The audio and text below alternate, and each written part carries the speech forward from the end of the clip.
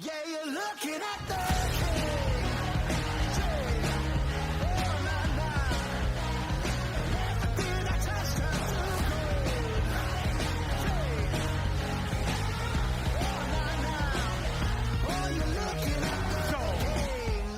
The largest motorcycle auction in the world is staged and ready to rock and roll into its final day at the South Point Hotel and Casino in Las Vegas.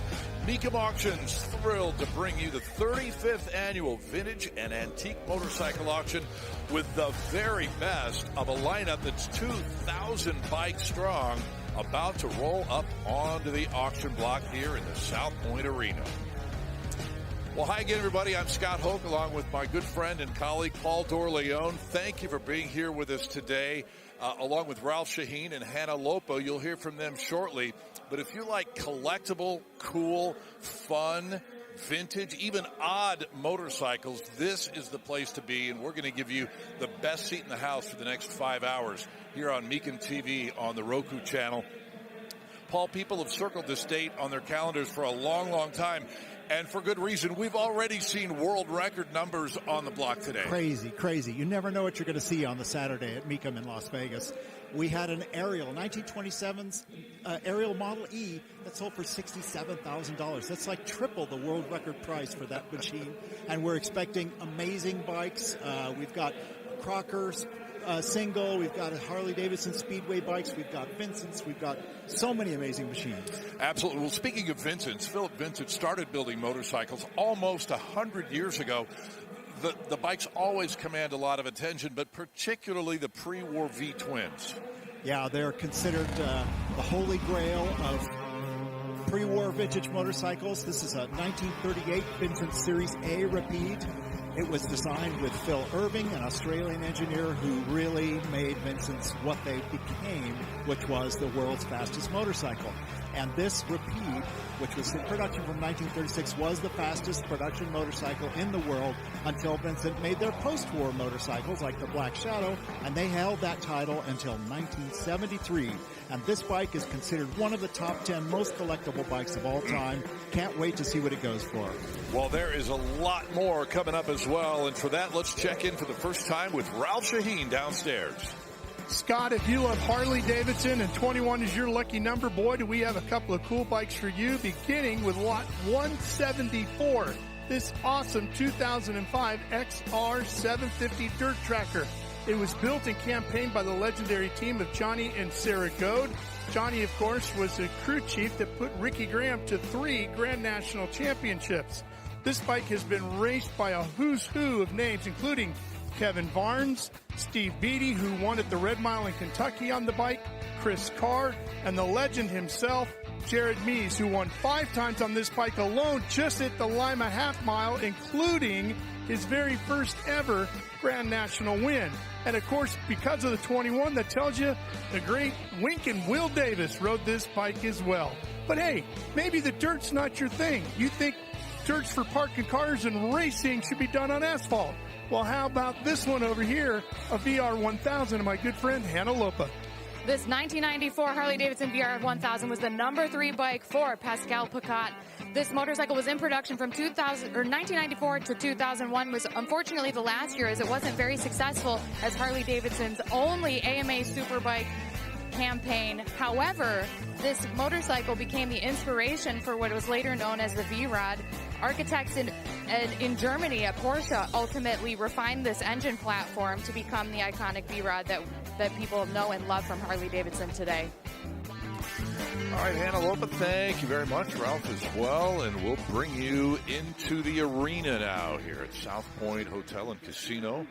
And we will start the proceedings with a 1952 Vincent, a Vincent Comet, actually, Let's Paul. jump right in on the good stuff. Yeah, Comet is the 500cc version of the Vincent Mark post-war Series C with girderic front forks. You can see their polished aluminum there. And that one just went for $22,000. Looks like a nice original machine. Well, and a good way to start the day today. It's going to be a big Saturday here at Mecum in Las Vegas. A 1951 Thunderbird. Beautiful Very Bluebird will be up next. 51 is like the second year of the Thunderbird. This one's a metallic shell blue sheen color. Beautiful, beautiful motorcycle. Of course, this is the bike that Johnny rode in the Wild Run. And Triumph's first 650cc model. It's a pre-unit. Love the 4-bar badge. Looks like a very nice correct restoration with a remote float amyl carb, cast iron engine, which is very, very quiet to run. I used to have a 51 Thunderbird. Lovely machine, and we're only looking at $8,000 right now. Get online, folks. Start bidding. Yep. Buy the motorcycle of your dreams. It's a great time to buy a motorcycle.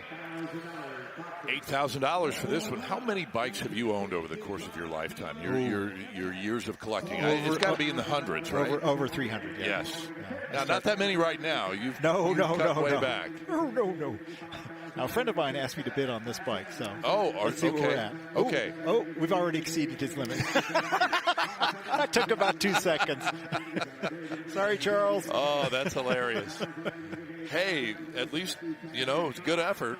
And, this is a very rare machine. It's a 62 last year pre-unit Triumph, and it's a TR6 SS, which is the desert sled, factory desert sled from Triumph. Single carb, kind of a little bit of a production racer intended for Southern California racing. Okay, we've had a couple of pre-unit bikes. Explain in layman's terms the difference between pre-unit and unit construction. Yeah, so pre-unit means the gearbox is separate from the engine. If you can see on there on the crankcase, the timing chest, there's a little bit of a gap there to the gearbox behind it. Mm-hmm. And in 1963, Triumph put them together, as with this machine, into the unit construction engine, which was more compact, lighter, and ultimately a little more reliable just because there was less more fuss. Efficient, perhaps, too. Yeah. Okay. No less beautiful, no less collectible. This is a first-year unit construction Bonneville, 63. There you get a great look at it right there. 7,000 on this Bonneville. Yeah, fascinating.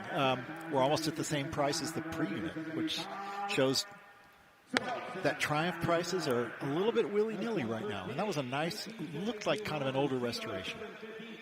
All right, $7,000 buys that Bonneville.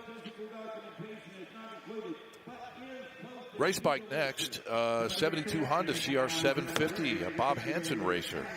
Yeah, Bob Hansen, of course, was the race manager. He was a Honda importer, one of the very first Honda importers in the United States. In fact, we've got a CB750 prototype or a pre-production bike that was sent directly to Bob Hansen because he was considered the most important dealer in the USA because he raced them. And they wanted to know if the CB750 was a likely race bike. Here you have the proof in the pudding. Honda made a race version called the CR750. And Bob Hansen was best known for sponsoring the Dickman Daytona winning CR750. And we will have that prototype motorcycle in a little while. That's right. Part of today's program here. Really curious to see what that goes for. I know the owner is hoping for 7 figures. I'm not sure we're going to go there, but it's one of the oldest Honda CB750s in the world. I'm not sure if there's an actual prototype in the Honda Museum. Well, those gentlemen right there are very happy because they just got that Bob Hansen racer at $35,000. Beautiful bike. I actually saw the original, the Daytona winning Bob Hansen bike, which is actually in the south of France. It was sent to a French dealer to race in the Bol d'Or 24-hour race, and never left France, and just languished in a garage for decades. And somebody recognized what it was, traded a Porsche for it about 20 years ago. Wow. And now he has one of the most valuable Hondas in the world. Cool. Well, how about this? 1952 Honda Cub F-Type, and the interesting thing about this, this has never been started, we're told. That's just wild. Ever. Well, this is well pre-import to the United States, so this would be a Japan-only motorcycle built within the first 4 years of Honda production. And the Cub was the little bicycle attachment motor. the very first Hondas were war surplus generator engines that Soichiro Honda just attached to a bicycle and started an empire. I guess maybe that's part of the story, Paul, because they're telling us that this was imported to the U.S. in 1952, and maybe they thought, you know what, we better keep it under wraps, and so we're not going to start it ever. Wow. How that happened, don't know. There was no dealer, so maybe a serviceman brought it in. Perhaps, yeah. That's so Who cool. would have known back then, with this humble little moped, what Honda would become? Motorcycles and cars. No doubt about that. Sold $8,500. And a lot of other things, too. Exactly. Generators, lawnmowers, aircraft. Yeah. Now they're looking into spacecraft. Race cars. Yeah. Yes. $8,500 for that little Honda Cub. Okay, now a 1942 Harley WLD Sport Solo here. I just love the look of this. It's got a Euro manufacture plate on it, 1942 from Wisconsin, the origin, place of origin, and this is a Sport Solo, which means it has a solo saddle. Love the leather with the conchos and studs, the wide handlebars with the spot lamps. Absolutely classic. 750, 45 cubic inch. You want a bid? This is probably the last of the pre-war WLs before they went exclusively to military production. Flathead. That you see, yeah. The last version of that engine would do 150 miles an hour at Daytona. Well, and I think the bid goes on that particular motorcycle. Plenty of Harley-Davidsons, as you would expect here today. And the next one is an EL Panhead from 1948. Actually, pretty year. This is pretty rare. This is a first-year Panhead, and almost all Panheads were FLs, which are 1,200 cc, 74 cubic inches. This is a 61 cubic inch or 1,000 cc Panhead. Rare bike, as you can see. It's the only year Panhead with the Springer forks and the rigid frame. It's an identical frame to a knucklehead. In fact, the bike is pretty identical to the knucklehead, except for the top end of the cylinders. This looks like a cake pan flipped over, or whatever kind of pan you have. That's where it came from. And the knucklehead rocker covers look kind of like a fist. Yep. We'll see plenty of those throughout the day today, but a high bid here of $28,000. All right, let's go to 1968 now and an FLH electric line. There we go. This will be a shovel head. Second year shovel head production, electrified. Love it in simple, basic black and white with a white dual seat and the white saddlebags and the chrome accessories, the bumper bars, the crash bars. Exquisite condition.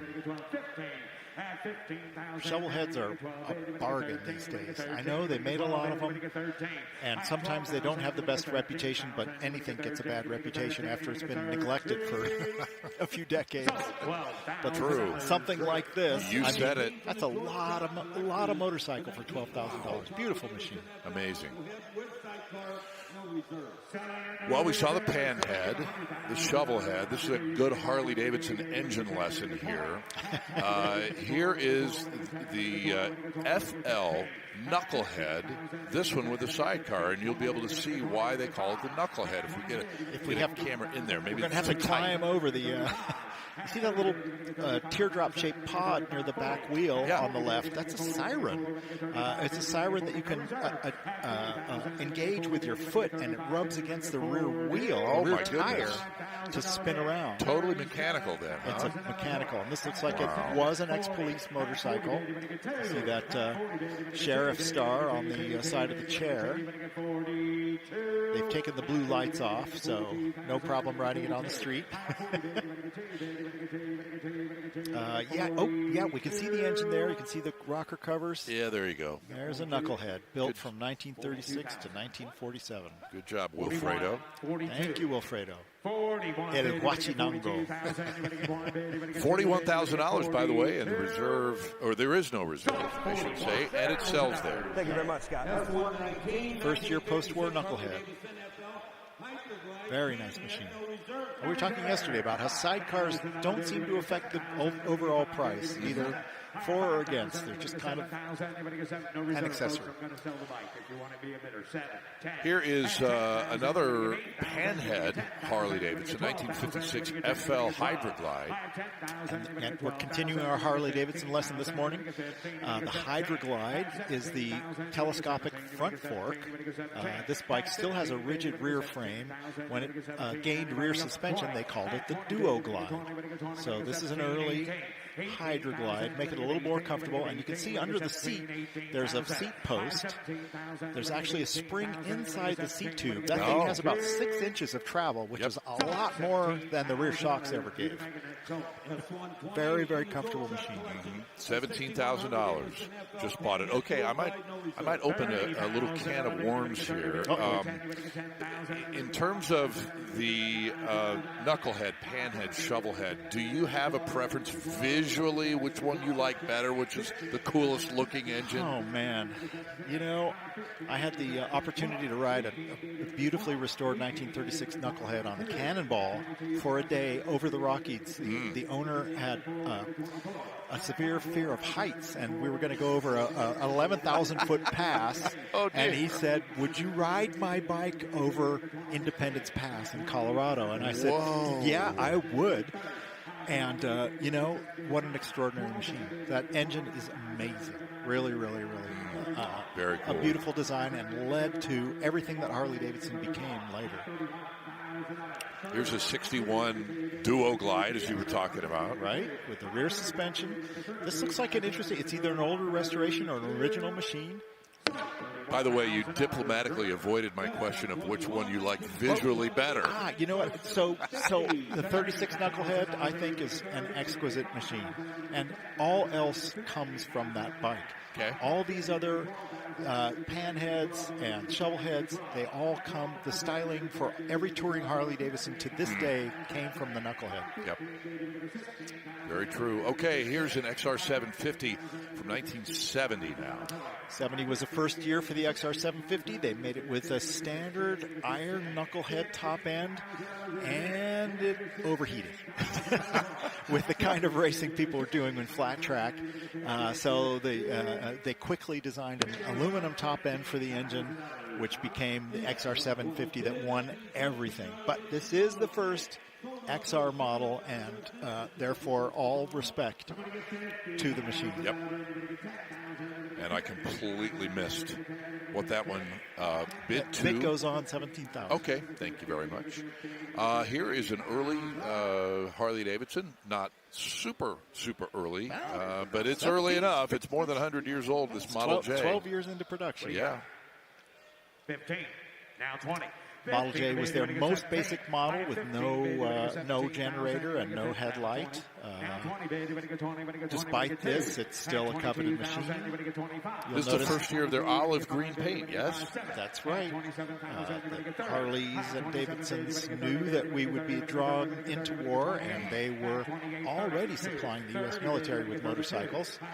Not only that, they were supplying spares and training schools, which is what really secured them the massive military contracts in the future, especially in the Second World War. They really backed their product, and that impressed everyone. And here we're at 32,000. The reserve is off. Whatever comes next is what they'll take it home for.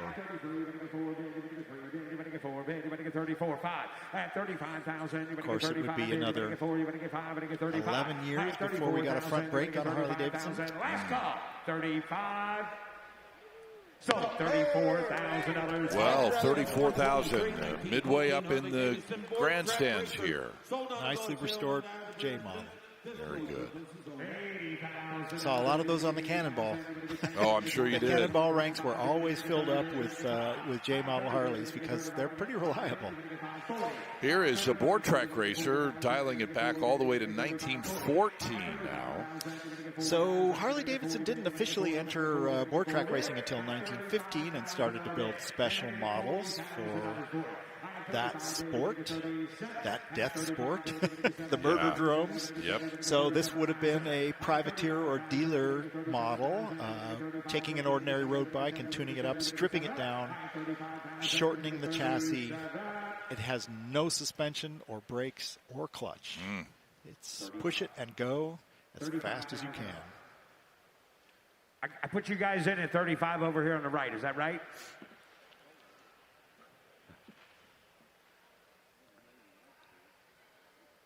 I'm good? That's what I thought. $35,000. 30 bid. Anybody get 35,000? Anybody get 30 bid? 35. That's Jimmy Landis's voice, and he'll close it at 30,000. So the bid goes on there. We need to take a break, and we will return with our live coverage from Las Vegas in just a moment.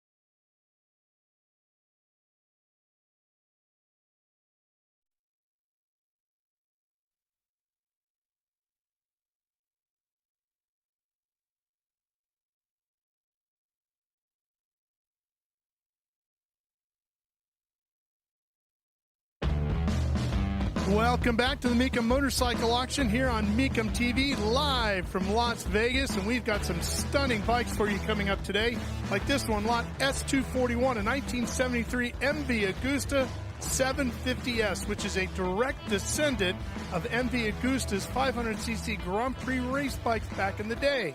Now, this bike was not built for the masses. It was built for the elite. It cost about $6,500 back then, which was about 3 times the cost of its Japanese rivals. But a stunning machine, highlighted by this incredibly shaped, what they called flying saucer gas tank, which is really unique and very, very cool.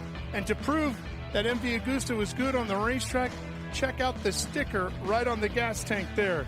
And that says in Italian, 37 Volte Campione del Mondo, which, Scott, of course you know, means 37-time world champion.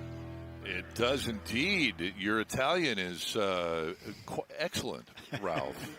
And I say, is that all? Yeah. What an extraordinary bike. Very cool. All right. Thanks, Ralph Sheheen. Out and about in our 303 staging lane here in Las Vegas. Up on the turntable now is a 1975 flat track racer, an XR 750. That's right. We saw 71, the first year flat track XR 750 with the iron top end. This is the one that became famous with the alloy top end. Very, very, very different motor than a Sportster. You'll notice the cylinder heads both have the carburetors facing backward. That was one of the distinctive qualities of the XR 750. 2 carburetors on one side, 2 exhausts run high on the other side. There's a lot of similarities with the Sportster engine, but really very, very little corresponds between the two.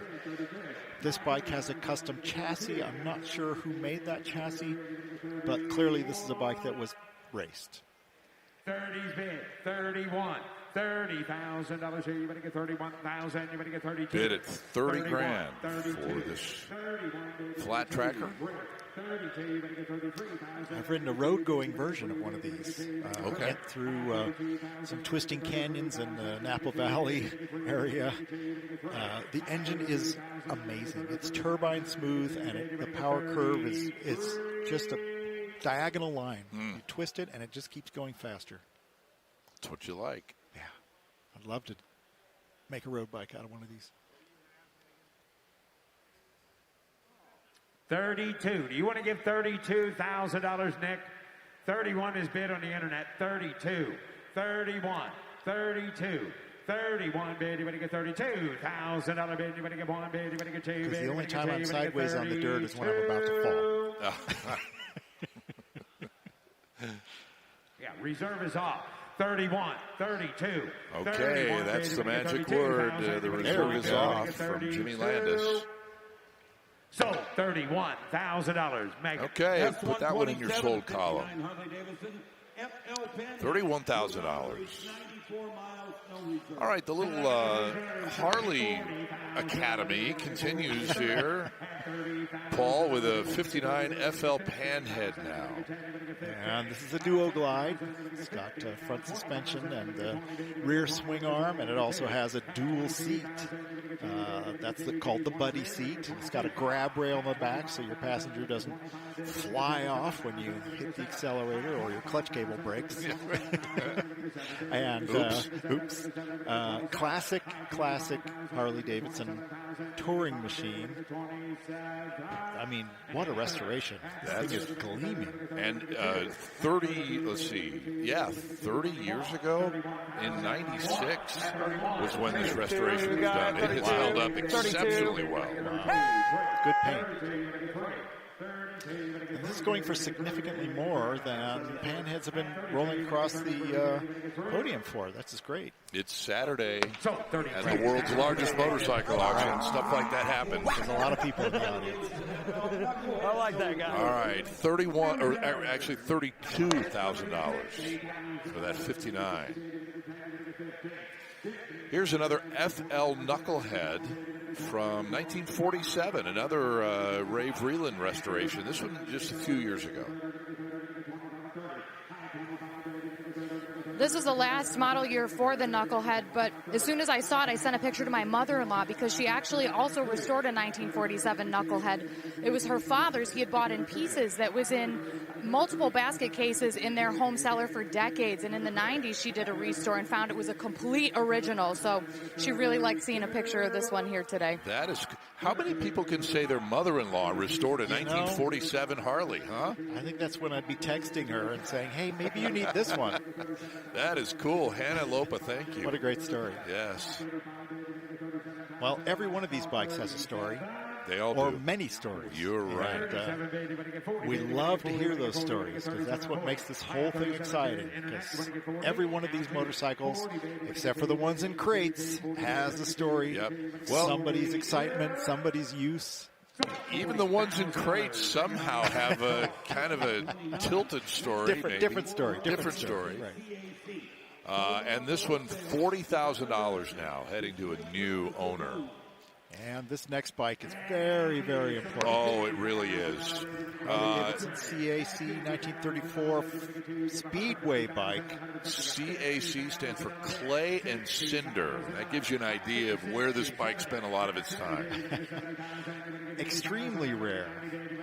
We think there's maybe half a dozen of these in the world. And this one looks to be an original machine. As we're seeing with the prices,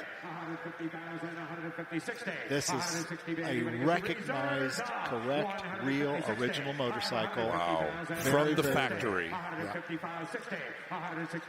And the reserve is off at $150,000. I was thinking more like $2 for this bike. Okay. And we're not done yet. 190, 190. I have 180, baby, but I get 90, baby, but I get 90, 190, or just give 200. We're already the most expensive bike we've seen come over the auction so far. Yep. 185 bid, 190 or 200.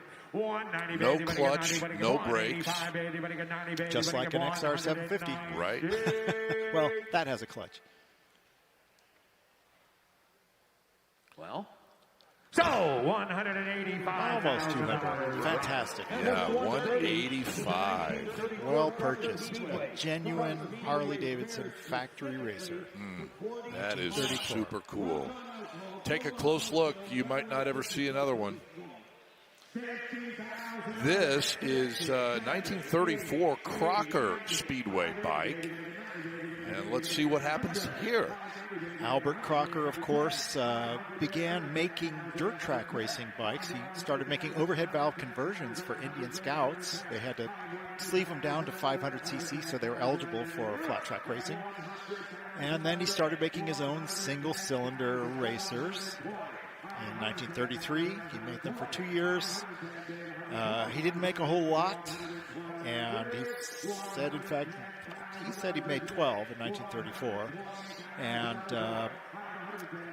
then he turned with Paul Bigsby to design the Big V Twin, which established his name forever in history. Conceivably, this Crocker was competing with that Harley Speedway bike we just saw back in the day. As a matter of fact, that was their competition. And in 1933, 34, they were really, really successful. But then in 1934, the JAP Speedway motor came out, and it was superior to the Crocker. And that was the end of their demand. Everybody wanted a Jap Speedway bike. Well, on this one, $115,000, good money, but not good enough. So the bid goes on that 1934 Crocker. More from Vegas straight ahead for you.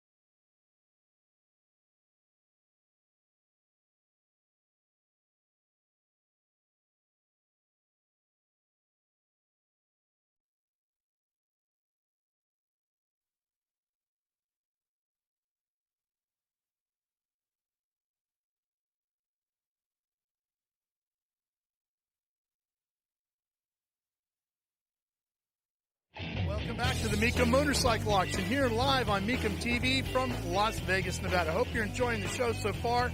And do we have a stunning bike coming up for you here in a little bit? It's lot number 156, a 1938 Brough Superior SS80. And joining me with the bike, my good friend Laurette Nicoll. Welcome to our crew here on Mecum Motorcycles.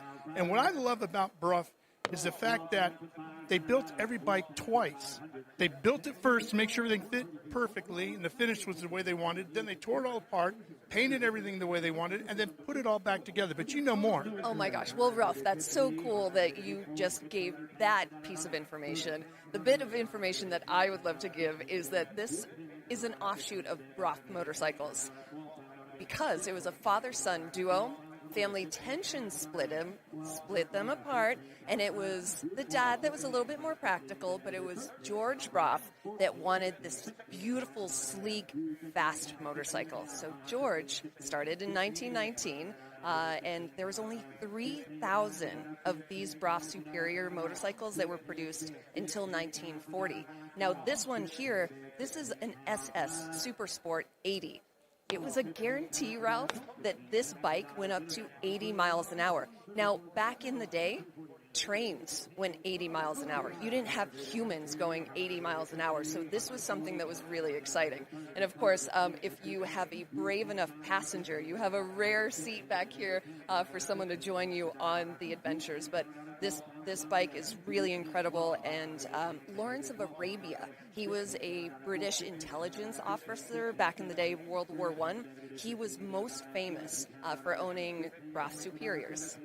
Well, and Scott, the SS100 was known to be a little bit quicker than the 80, but George Brough himself rode an SS80 as his daily machine because it rode a little bit smoother. And you know what? If you're George Brough, you can ride whatever you want. You've got your name on the motorcycle and the engine. You can do what you want. Thank you, Ralph, and thank you, Laurette, as well.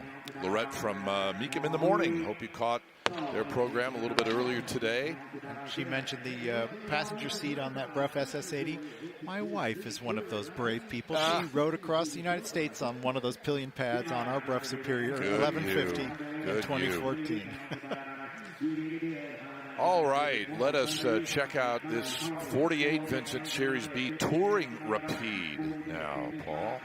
Touring Rapide means it has deeply valence fenders and 19-inch wheels front and rear instead of the 20 and 21 of the Shadow, or 19 and 21 of the Rapide standard.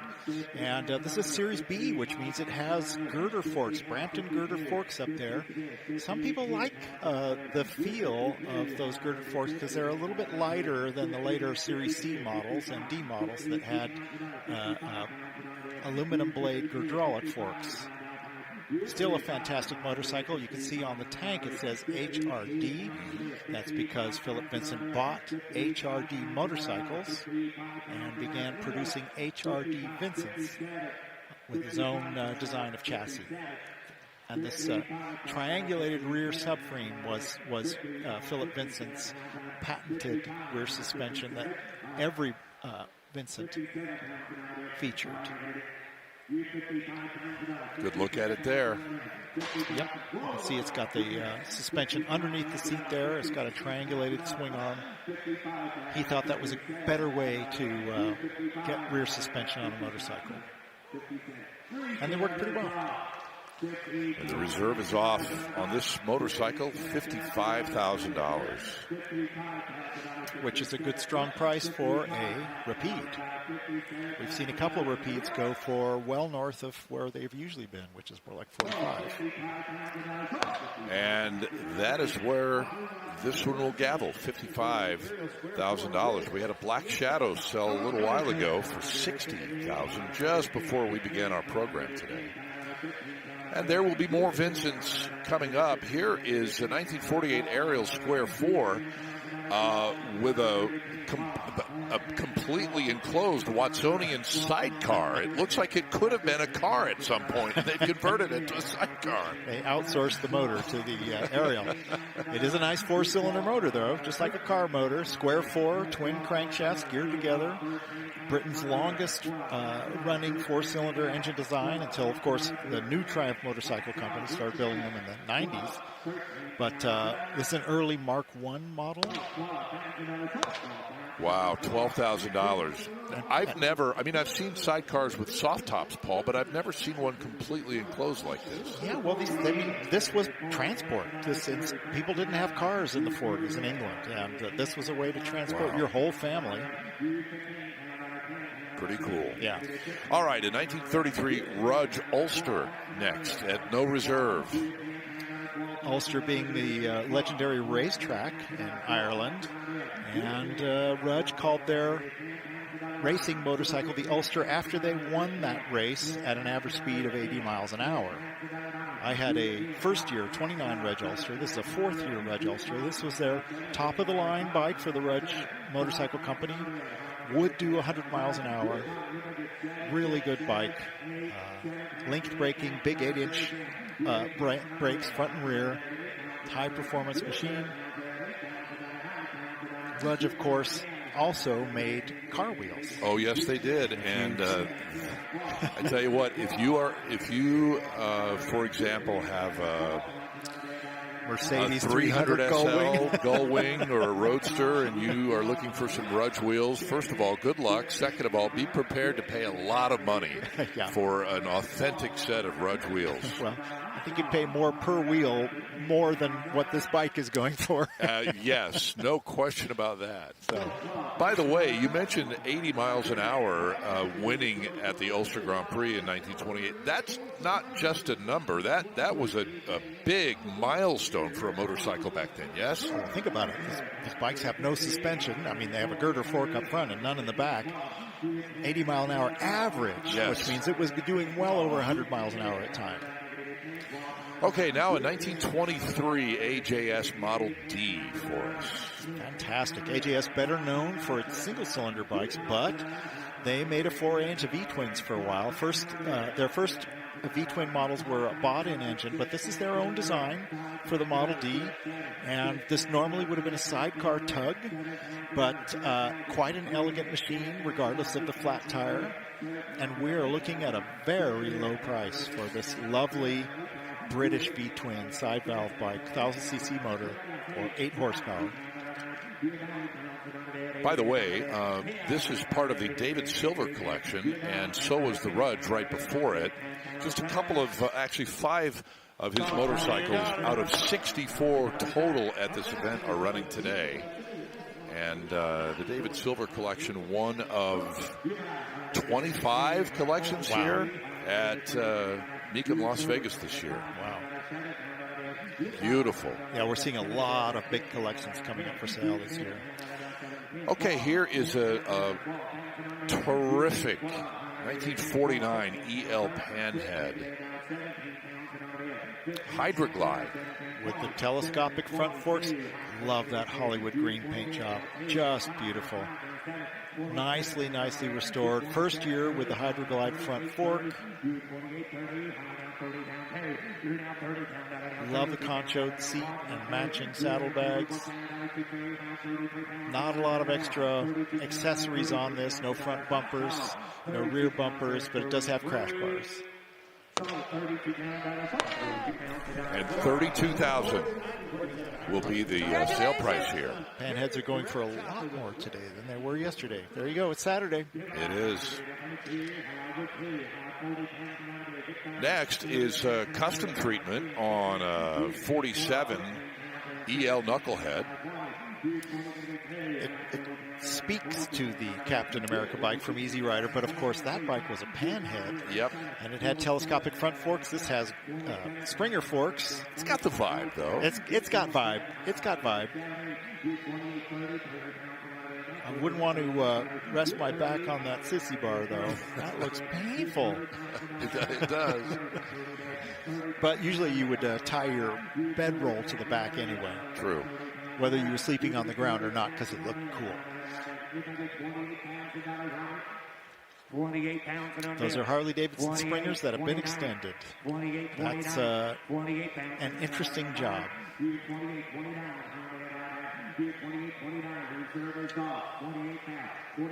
1947, also significant, the last year of production for the Knucklehead. That's right. Which may be what's raising the price on this custom.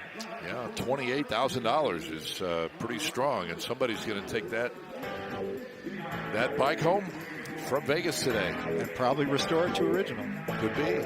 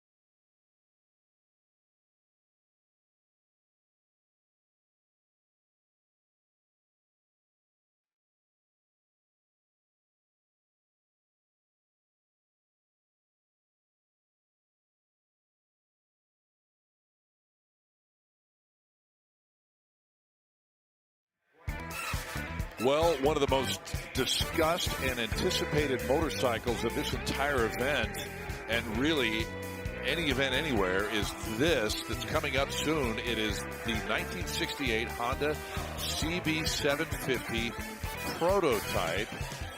Supposedly the very first CB750 sent to the U.S. That will be on the block in just a little while here, and we'll have it for you live. Definitely oldest Honda CB750 in the United States. I'm not sure if you call it a prototype or a pre-production bike. I think it's fair to call it a pre-production for sure. Honda usually destroyed their prototypes. So this bike was sent to Bob Hansen in Florida and to check out and get his feedback on, because they knew he would be racing them once they produced them.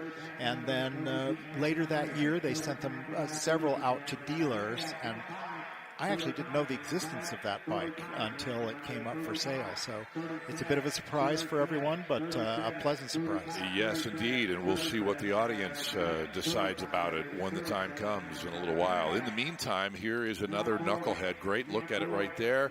From 1945 now, and bidding at $37,000.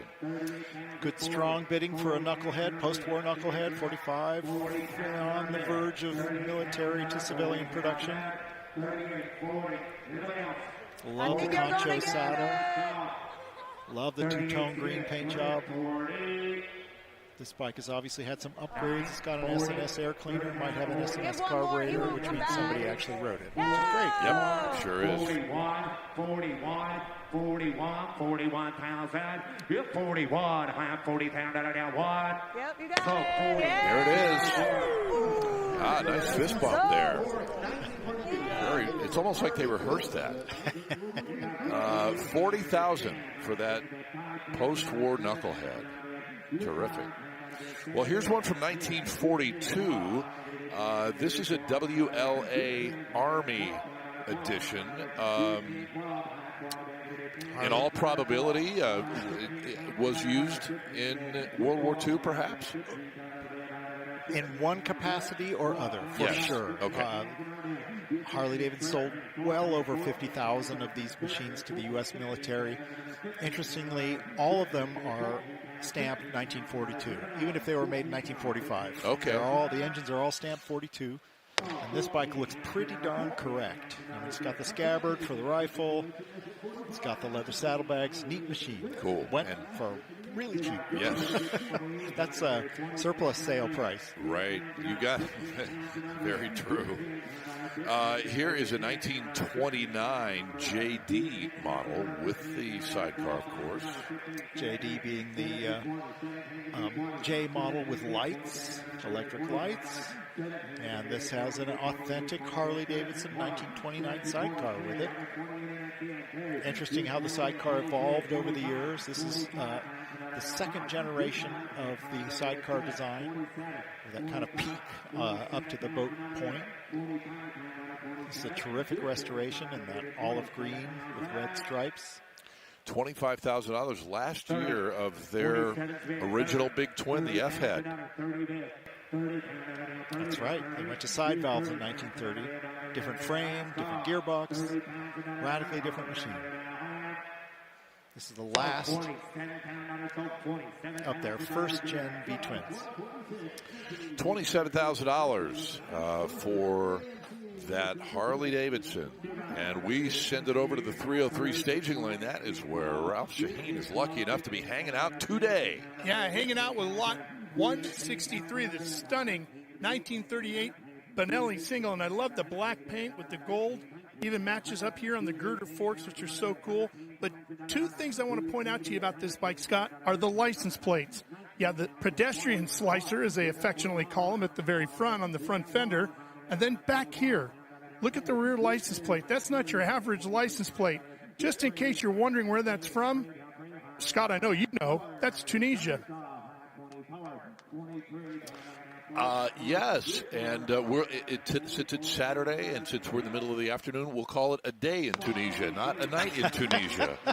Maybe it's a Benelli in Tunisia. Exactly. All right, Ralph, thank you very much. That's coming up. I'm going to use that trick for my license plate, too. Okay. Foil the plate readers outside of Tunisia. We will let us know how that goes for you, right? An Indian chief, post-war here from 1946. First post-war Indian chief. There weren't supposed to be any Indian chiefs after World War II. They were going to ramp up and make this modular design of single, twin, and 4 cylinders based on a 175cc engine, but they weren't quite ready for production, so they hurried the chief back into the production line. And with a new front fork that was based on their military machine, which became the iconic front end for Indians after the war. Still had a 3-speed gearbox. They never did get a 4-speed gearbox on the Big V twins. Well, the high bid on this Chief here is going to be $27,000. Okay, and that will clear the way for this 1919 Harley-Davidson Model J. It's green under there somewhere. Under the dust. You know, I took a good look at this bike. Pretty amazing. We just had another 1919 Model J go over the podium. This bike appears to be completely original. Wow. Original paint, original pinstriping, original stickers, all the correct original parts. Fascinating machine. That may not actually be as much dust as it is flour, because according to the consignor, this motorcycle was on display in a bakery in Ohio for a long period of time. So who knows what that's from. I was wondering why the dust was so pale on this bike. I said, that's curious. It's almost like desert dust. Seriously, in a probably bakery. Right. What was that we were saying? Every motorcycle has a story, right? Right. Yeah, this is a reference motorcycle. When you're restoring another machine and you want to know what's original, right, have a look at this bike.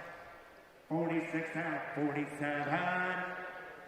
That's why we're seeing such a strong 47 price. pounds and out of it. Just don't find bikes from 1919 that look this good. Oh, that's good. No hill for Stepper. We're close bid at 46. Nick, Mecum rules in effect. Raise your bid to $48,000. I can drop the hammer. That's doable. He's a big J collector, and Matt Walksler, who runs the Wheels Through Time Museum, and they're thinking hard about that going to bid against you at 48. Because where are you going to find another one? It's at 48,000 sold. It's yours. But this is retail. Drop the hammer. This is not a bargain. And they've got bills to pay, but 46 sure you want to pay? Good in their museum. Give 47, split it with them. No, 46 is it. I got 46, Russ. That's it, guys. And now we'll talk to the 648. seller. See if they'll buy. Right. Come on, don't let $2,000. Buy it for him instead. We've come this far. 48,000. Somebody's got to buy. I'm with you. Hands across the water, folks. You want to do it? Get 48, sir. Get 48. Sure. Get 48,000. Now they're sticking to their guns. And 46 is going to be the number for now. You want 48? I think a phone call will probably solve this one way or another. Yeah, they're still thinking about it. I guarantee you that, because $2,000 is at that point. Exactly. Either somebody's got it, maybe meet in the middle. You were talking about that, so we'll see. In the meantime, in 1913, 9B single. And of course, Harley-Davidson made singles long before it made a V-twin. And these bikes are shockingly good. They get ridden across the United States on the Cannonball. The 1911 single is the earliest Harley-Davidson that ever won the Cannonball, made every mile on time. Single-speed machines with a clutch, chain drive. Really an amazing motorcycle. All right. High bid of $30,000. Well, this is fascinating. The 1924 Henderson Deluxe with the sidecar included, Paul. Pretty neat. Of course, William Henderson designed his first four-cylinder motorcycle. 1911, 1912, they began production. Motorcycle market is very difficult. He sold the brand to Schwinn, who owned the Excelsior motorcycle brand, so these became Excelsior Hendersons. And Schwinn made some improvements to the chassis and eventually to the motor. And by 1924, these were terrific machines. They're called the Duesenberg of motorcycles. They're long, they're elegant, they're reliable, they're fast. And you rarely see them with a sidecar. Yeah, that is so good. Sidecar included.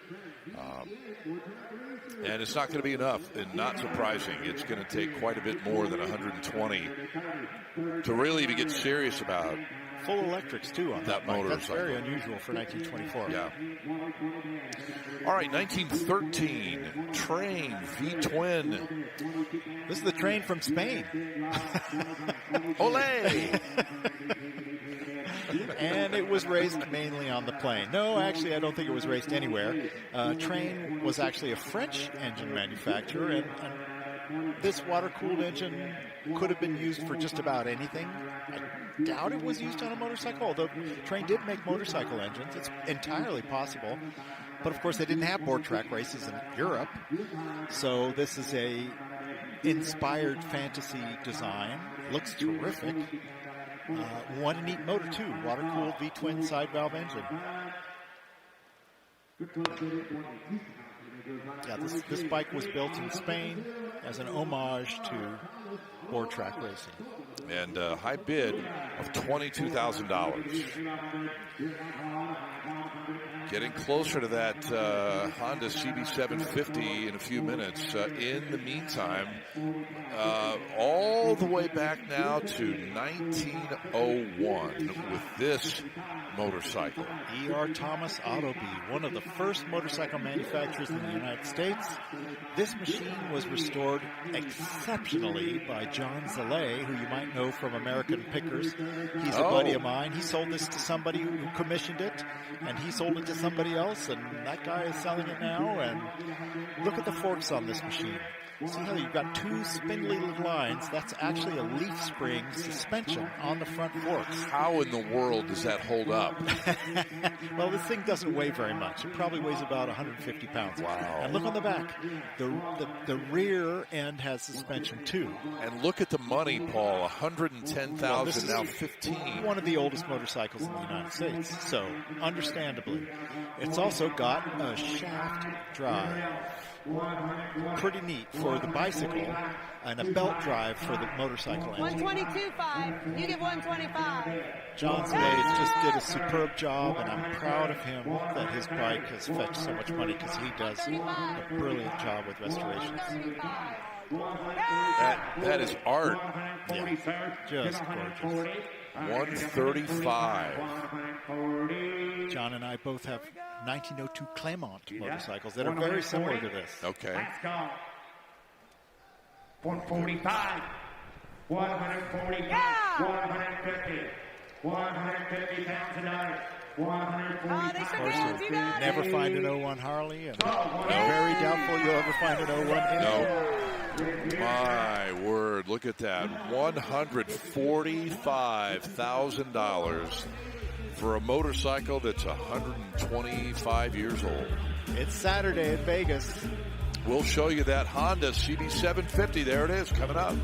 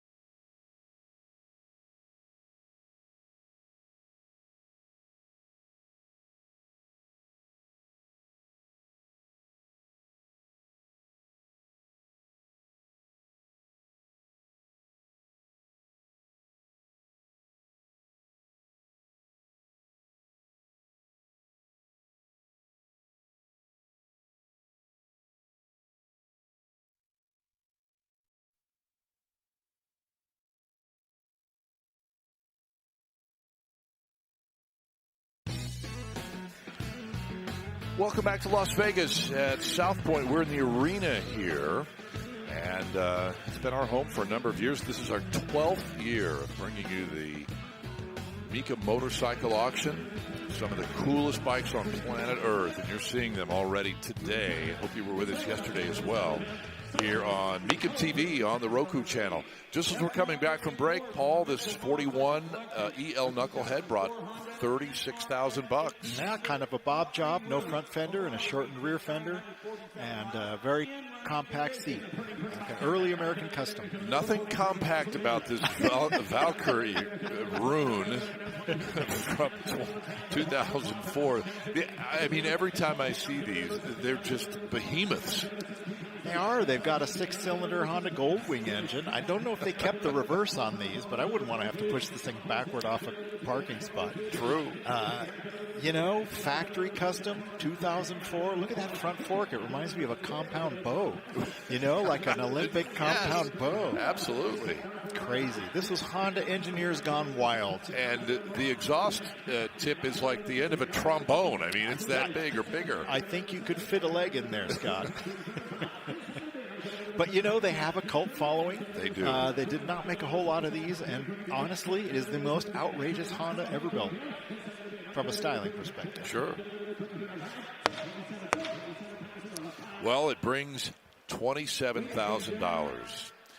And it brings us now to one of the most fascinating motorcycles and stories that we have here at Mecum Vegas in 2026. 1968 Honda CB750.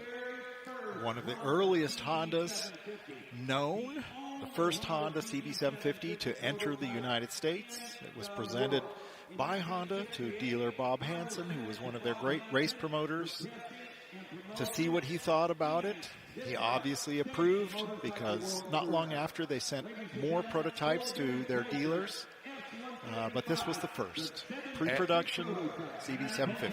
And, you know, we're told that this motorcycle has many, many features that you don't even find on those prototypes. That's true. That distinguishes it from the prototypes. And so how do you do comps on this bike? You can't. Nope. It's pre-production Honda CB750. Very, very few of these exist. This is the first to come to the United States. This won the first place Japanese and best of show at Quail 2024 in Carmel. You want to be 300? And I was the MC at that event and had the pleasure of talking with the owner. Yeah, do you want to be 285? Interviewing him on stage about just this machine. What a machine. We're way north of any other bike that we've seen. Oh, yeah. Yeah. I don't know what the owner expects on this machine. That's really what determines whether this will sell or not. Okay, no problem. It uses an accelerator pump.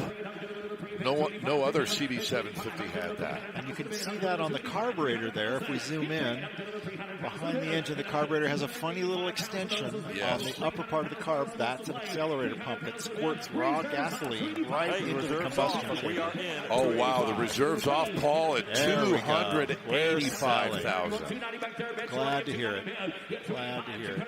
Sensible seller. When the market is showing you what they're willing to pay, take it. Because where else are you going to sell a bike like this but Mecum on a Saturday? Wow. Look at that. Yes, sir. Congrats. $285,000. Definitely the most ever paid for a Honda CB750. No question about it. And now we have kind of a reference point. Right. For the next one you find. Next one. Oh, wait. There aren't going to be any. What a machine that is, and what a story it is. On the auction block now, a legendary motorcycle, if there ever was one. 1938 Bruff Superior, the SS80. SS80 being the Super Sports 80 model. It's got a 1000cc side valve engine. It's built by Matchless. Square bore and stroke dimensions. Very, very reliable, very smooth. This has the Brampton girder forks up front. They call them the Monarch forks, built by Monarch forks. 8-inch brakes front and rear. Norton gearbox, still called Stormy Archer at that point. Very, very smooth. I have an 1150 model, which has a slightly larger engine, and went across the country on it in 2014 on the Cannonball, and it was a pleasure. With my wife on the back, we cruised all day at 70 miles an hour. Oh, man. Thank you very much. What a on ride. 1938 motorcycle. Rough Superiors live up to their reputation. I've owned one since 1989. Fair to call this the little brother of the SS100? I would say it's the touring version of the Rough Superior line. There were smaller overhead valve 680 models, which are the true little brother of the SS100. And were actually the most popular Roughs built. Well, there you go, $60,000. Buys the SS80. That's about where SS80s are running, $60,000 to $80,000 these days, with the Matchless engine. All right, Paul, this is your motorcycle that you previewed for us at the very beginning of our show, that pre-war Vincent HRD Series A repeat on the block now. Fastest motorcycle in the world in 1936. Designed with Phil Irving and Phil Vincent. Has a high camshaft motor. You can see how high the timing chest goes right up onto the cylinder barrel. That's to keep the push rods short and the valve action accurate. That's the kind of thoughtful design that the Series A repeat featured. It was basically a doubling up of their single-cylinder Comet and Meteor models. Weak spot on this bike is they couldn't find a gearbox that was strong enough to handle the torque of that engine. And so the Albion gearbox on this and the clutch is notoriously troublesome, but can be repaired or can be upgraded nowadays. And at this price, I should have talked to Mecum about their financing. I should be raising my paddle. Oh boy, these normally go for about $300,000. 170 is bid. We're not finished yet. No, we're not done yet. This formerly owned by Maurice Candy. He had it for well over 40 years. Yeah, and Maurice was an exceptional mechanic. He raced at the Isle of Man TT first in 1956. He was racing 2 years ago in Australia when he fell ill and sadly died, but that's a 70-year racing career. Amazing. He was legendary. Holy moly. That was a false alarm. The reserve is not off just yet. Now that's a tease. Somebody almost had a Series A for $180,000. 210. There is an original instruction book that goes with this motorcycle. Now the reserve is off at $200,000. Wow. That's going to give a little juice to the bidding, I think, knowing that they can buy it. Yep. There are factory engine spec sheets. There are works order forms from 1938 that go along with this motorcycle, basically documenting that it is the real deal. 215. Oh, absolutely, I'll take that. And we're not finished yet. 220,000 bid. I'm going to make a quick phone call to my very wealthy best friend. Go ahead. I'll hold down the fort for a minute. Give it a big round, folks. Sold 200. There we go. Congratulations. Wow. That's a great deal for a Series A Vincent. Which means maybe the next one that comes up for sale, I can point to that. Exactly. $215,000. Well chosen, partner. That is one of our top sellers here today. In fact, it's number 2 behind the CAC. It's actually number 2 behind the Honda CB750. CB750, right, and then the CAC. That's right. Well, here is another Vincent. This a Series A Comet. Considerably more affordable here. Well, perhaps, but not cheap. This is the engine that the V-twin was based on. You can see it's a single-cylinder version.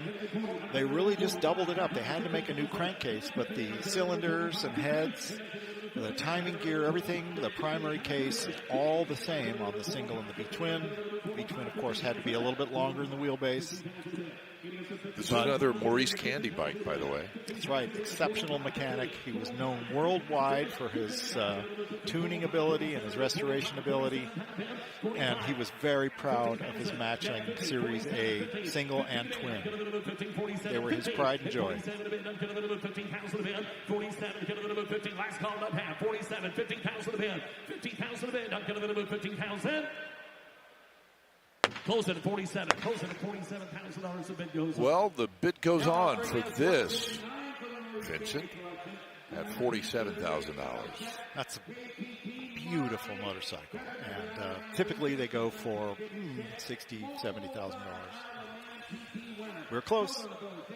1938 Velocette KTT Mark 8 next. Pre-war, I believe this is number 813 or 814. Velocette introduced the Mark 8 that year. Its notable feature was the rear suspension. It was the first motorcycle to feature shocks and a swing arm rear suspension. Velocette innovation, as is the foot shift gearbox with a positive stop mechanism. You can thank Velocette for your shifting on every motorcycle afterwards. Ah, okay.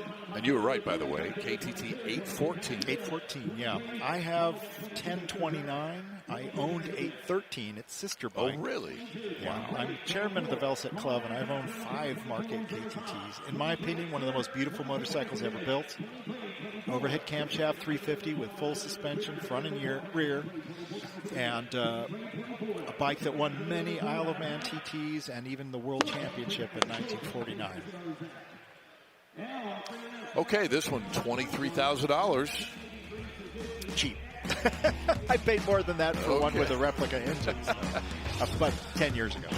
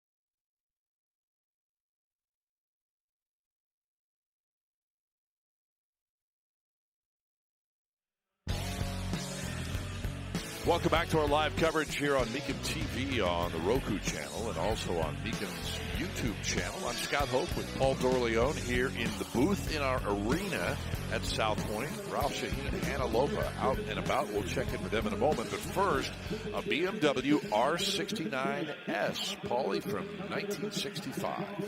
What a beauty.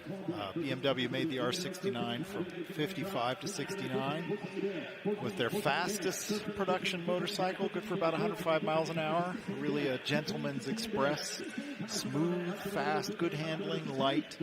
This was Europe's idea of a touring motorcycle. So compare this to a Harley-Davidson Panhead. This bike weighed about 380 pounds, whereas a Panhead weighed about 580 pounds. Different ideas about what made a good touring bike. $15,000. That engine number ends in 030. Did you have 029 or 031 at some point?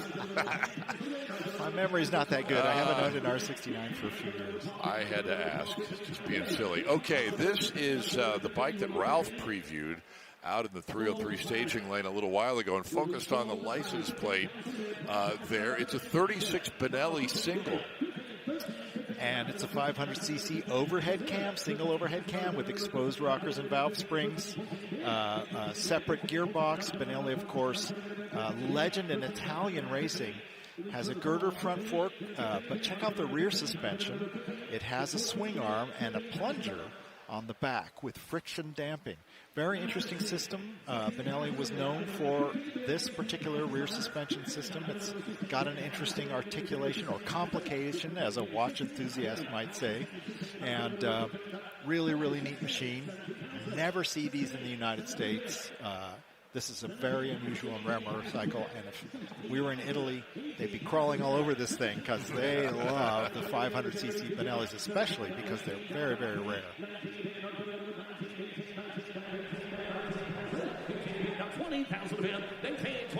They made a racing version of this bike that won the Italian Championship.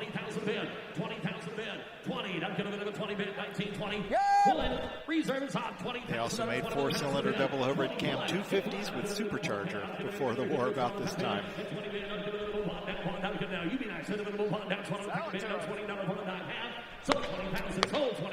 And that'll do it at 20,000 with Mitch Bartunik's guy. Very happy right there. Let's check in again with Ralph over in the 303 staging lane. Scott, this is lot 214, a 1912 Yale Model 27. Now, we've talked about a lot of different types of suspensions on motorcycles this week here in Vegas. And I want to show you one that's very unique that came here in 1912. It's called a cushion fork. If you notice, there's two arms that come down the length of the front here, attached to the front wheel, but the cushion is up here at the top. You see the big spring in there on both sides? That spring would compress, absorbing all the bumps of the terrible roads back in 1912, making it a lot easier for the rider to be nice and comfy over the course of a long day riding their 1912 Yale Model 27. And with three very cool Italian Ducatis, here's my pal Hannah. Taking us to the 70s, Ralph, you know, Ducati is synonymous with that classic Italian racing red, but in the 1970s, they wanted to distinguish some of their sport motorcycles doing some different colors. I have this 1975 Ducati 750 Sport, this original gel coat paint in this yellow color for marketing purposes to really make these stand out. You can see a nice patina on that logo there. That's lot number S221. Moving on down to S222, a 1977 Ducati 900 SS. This has highly original paint as well. You can see a beautiful patina on it. And then the S223 is the 1974 Ducati 750 SS green frame. Now, I was wondering why the frame itself was green, and Ducati used to produce a series of marine outboard motors that had this anti-corrosive green paint.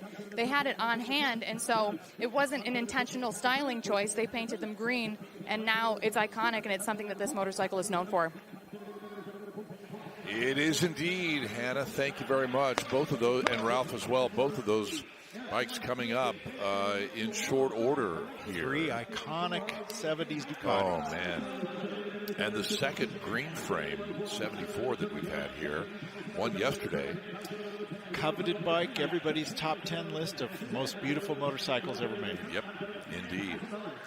All right, back to the live activity up on the ramp. On the turntable right now is a 1954 Harley Hydroglide.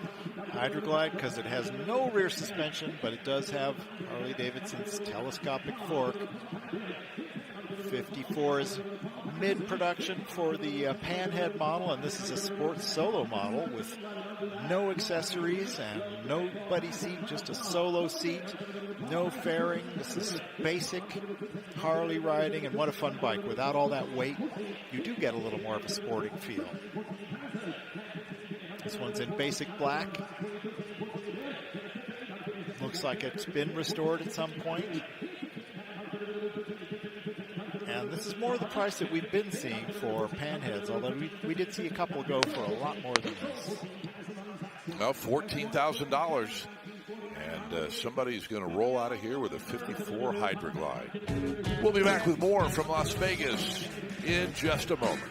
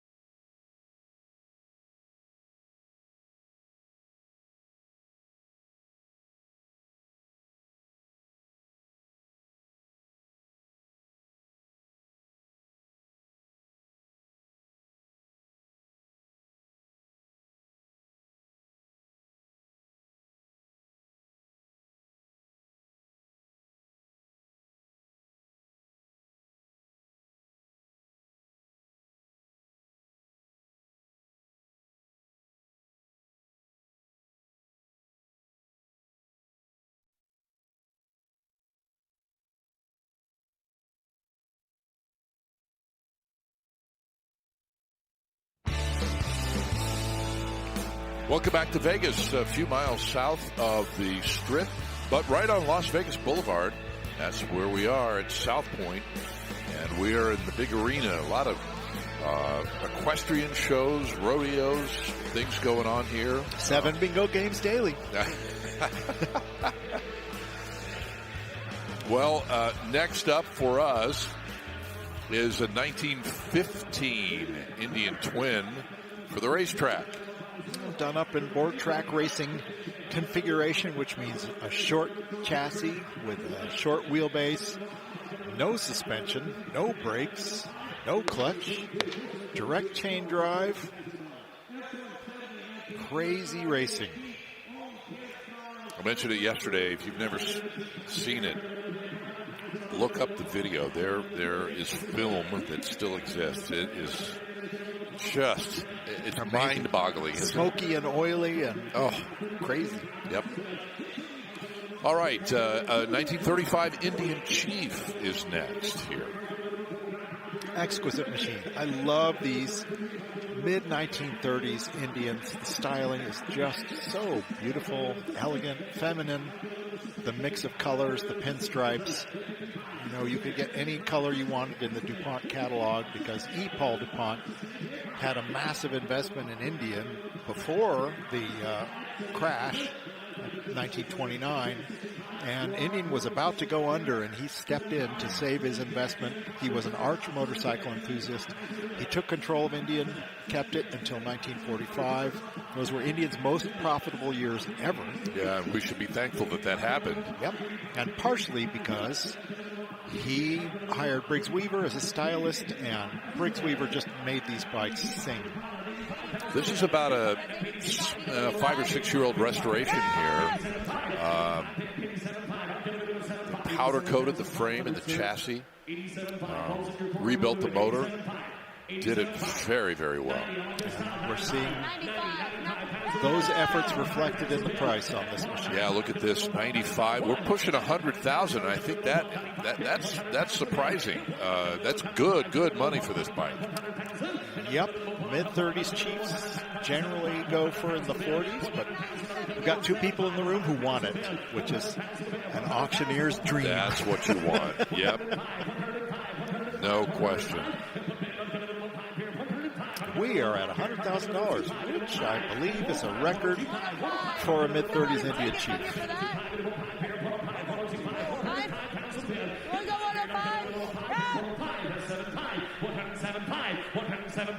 That's what I would have said if I was in your corner. But I would shoot bigger bullets if I had a rhino charging at me. Give 110. Give 110. Give 110. Man, you don't want me to knock the hammer down yet. You're not in.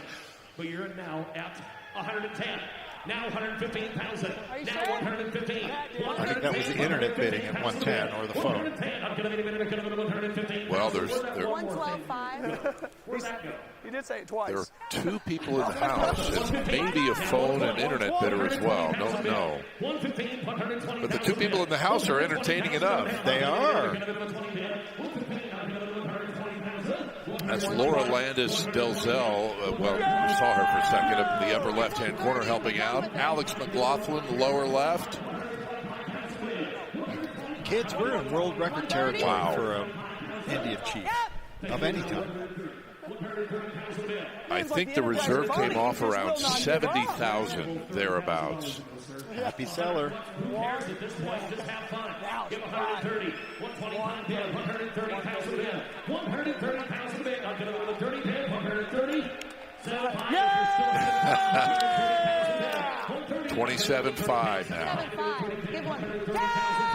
Well, it's a bit early to be drinking, but I think the waitresses have helped out considerably. Free drinks here. Free drinks here on the sales floor. 32.5. 35 is bid.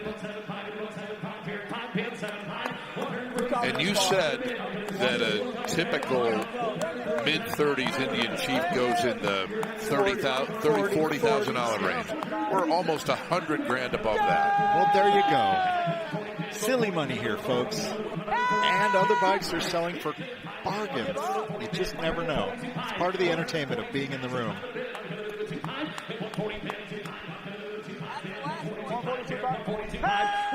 Oh my gosh.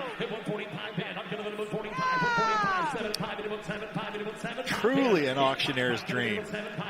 Two people who want that bike. Yep. And let me tell you, when you're standing there and the world is watching and the runners are in your face encouraging you and the auctioneer is encouraging you, they're looking your way, your friends are watching. My goodness. Wow. You know what? Hey, this is as good as any heavyweight fight that Vegas has ever seen, right?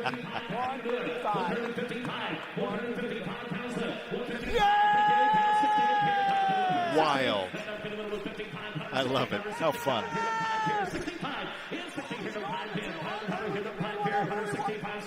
165. Take one more look before she goes. $165,000. 165. 165. 165 pounds of it. I'm going to go to 65. I'll do it. 170 bid. Now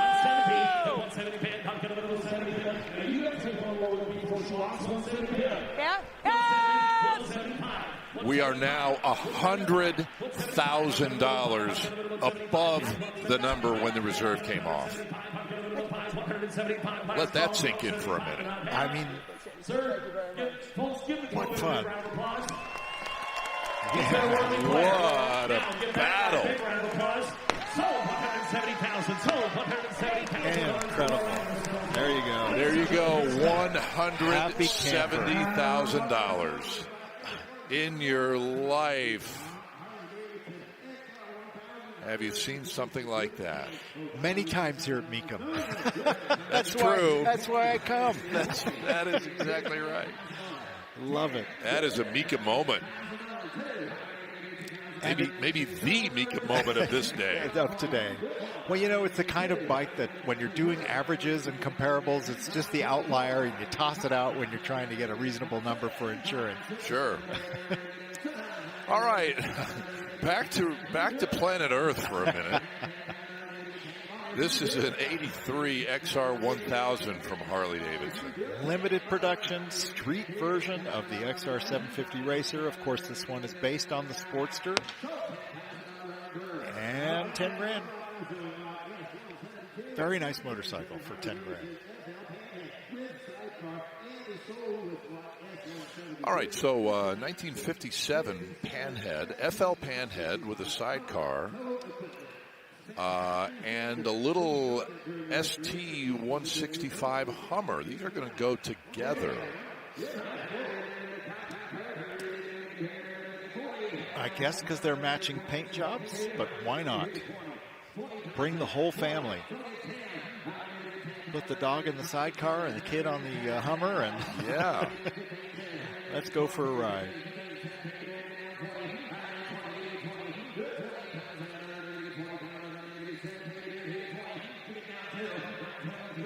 $17,000 is the current bid. A lot of Harley-Davidson factory accessories. A little 165 Hummer. That engine is actually based on the German DKW engine. RT-125 they developed before World War II. It's a little two-stroke single. And it was taken by many, many factories as war reparations after World War II. And so BSA's Bantam was based on that. The first OSA was based on that. Okay. The Harley Hummer was based on that. Many, many brands used that design. This one has a really interesting hitch for the front wheel. So actually you can carry all three bikes together. You don't need a rider on that. Yeah, and that's an OEM Harley accessory that allows the little bike to be in tow. Pretty cool. I've never seen one. You know what? I have not either. I did not even know they made that as an accessory. That's pretty cool. What a kit. Take it camping and putt around on your Hummer. Sure. To go get groceries and firewood. It's like the modern day version of the guy with the Prevost with a Jeep Wrangler in tow behind. Exactly. There's your Winnebago. Yeah. And your tow bike. There we go. The seller has decided to pull off the reserve and take the money. That is pretty cool right there. Yeah, really. Hey, you know what? I tell people all the time, Paul, come to a Mecum auction, whether it's cars or motorcycles, you're going to see one of two things, or maybe both. You'll see something that you've never seen in person before. Right. You've seen that. Or you'll see something you didn't even know existed. Yep. Like what we just saw. Yep. It happens all the time. So get out to one of our events. It's crazy. Here's a 1947 Indian Chief. It's our second 47 Chief today. This one has been completely stripped down to the bare metal, ready for restoration or restoration, as you might call, because bare metal rust, and you see the little splotches of rust all over it. Some people like that kind of patina. Otherwise, it looks like a complete, correct, original Chief. All right, and $20,000 hammer price for that. Wow, what a last 5 minutes, 10 minutes it's been here at Mecum, Las Vegas, the motorcycle auction. We will continue in just a moment, and as we go to break, we'll just promise you all kinds of good reactions coming up.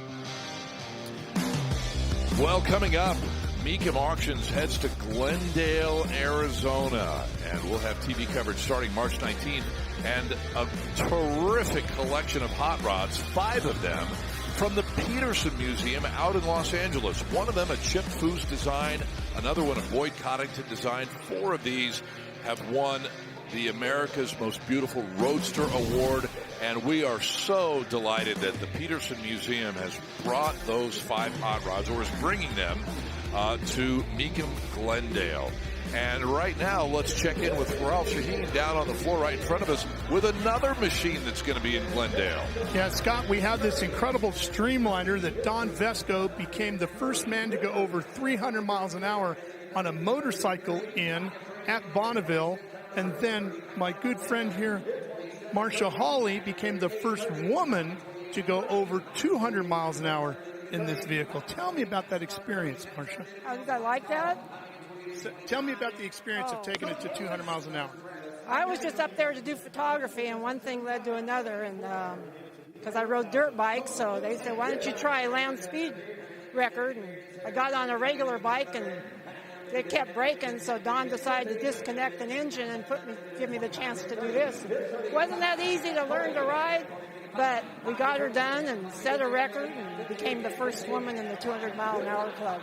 Well, let's take a look at the creature comforts you had inside this beauty here, which is going to go up for auction in Glendale. And I got to say, Marcia, it looks pretty sparse in there. It's pretty sparse in there, yeah, and it's hard to see out, but you just kind of hang on. It's hard. You can't really lean for your balance. It's all in the steering. And it took a few days to get it down, the balance down on it. I can only imagine. Scott, this will cross the block in Scottsdale in March. Glendale. In Glendale in March. Yes, indeed. Thank you, Ralph. That is pretty cool. In fact, we'll be anxious to see that on the block and see if it actually, see how it fits on the block. I'm sure they'll have plenty of room for it. That will be the block. Yes, no doubt about it. All right, 94 Harley VR 1000 just off the turntable now. And look at the bidding here, Paul. Yeah, this is the bike that Hannah was talking about earlier that has Porsche engineering inside. Harley was looking to move into a more high-tech racing and road bike. Eventually, the engine from this, the development design went into the V-Rod. They did make a road version of this machine, the VR 1000. This is the race version. Pretty cool bike. I've always thought, what a neat road bike that would be. All right, the high bid on that at $83,000. So they're actually still have, or they've reopened the bidding on this one. I think this woman needs this bike. 85,000 one time. You can try that. 85,000. You want to try that one time? 85. Okay, she ready for you at 85. She met you right in the middle. Now let's put the pressure on the seller. Who thinks he should sell it? Yeah, for $85,000. Would you let that young lady have it for $85,000? Take the reserve off, let her know it's for sale. 85 pounds is no pressure on the seller. Live TV telling you lower your reserve and sell it to this woman. 87,000 it is. Reserve is off. 85. Okay. Success. I get 85. 87,000. Last protocol. I didn't get 85. 87,000. Sold. $85,000. Shay. 85,000. Congratulations. All right. $85,000. Very happy new owner of that VR 1000 from 1994. Just a few minutes ago, before that, we had another of these bikes that came across the block. 2005 XR 750 that sold for $28,000 on the block here. And there you see it. I don't know what the exact production figures for the XR 750 are. I've heard various reports, but they didn't make a whole lot of them. Next up is a 1980 Harley FXB Sturgis bike. Paul? Shovel head Sturgis model built for the it was for the 40th anniversary of the Sturgis Rally. And all black, black on black, highly tuned motor, the FX chassis, which is the kind of chopperish extended chassis with the Sportster front end. This is the first of 5 bikes that we have today, or at least the next 5, from the George Schott collection. He brought that collection 46 motorcycles, 16 of them running today. Wow. Most of them Harleys. And this one at no reserve. So it's going to sell. Yeah, they're all no reserve, in fact, and it does at $12,000. Okay, 1940. Indian Scout. No, I think well, wait a minute. I think we're back in Harley land. Have we? The 78 SMX 250 Harley Davidson. We had one of these yesterday. These very rare 250 Harley dirt bikes, and they weren't produced for long because they're honestly kind of heavy. If you look at that belt buckle holding the gas tank on, that's the kind you hold up your trousers with. It's not what you would think of as lightweight racing material. And these bikes were known for being kind of heavy, but I think they look terrific. I love the factory Harley-Davidson orange. I love those AMF 1970s graphics. Cool machine, very collectible. That's why, even though they weren't particularly successful on the racetrack, they fetch pretty good money.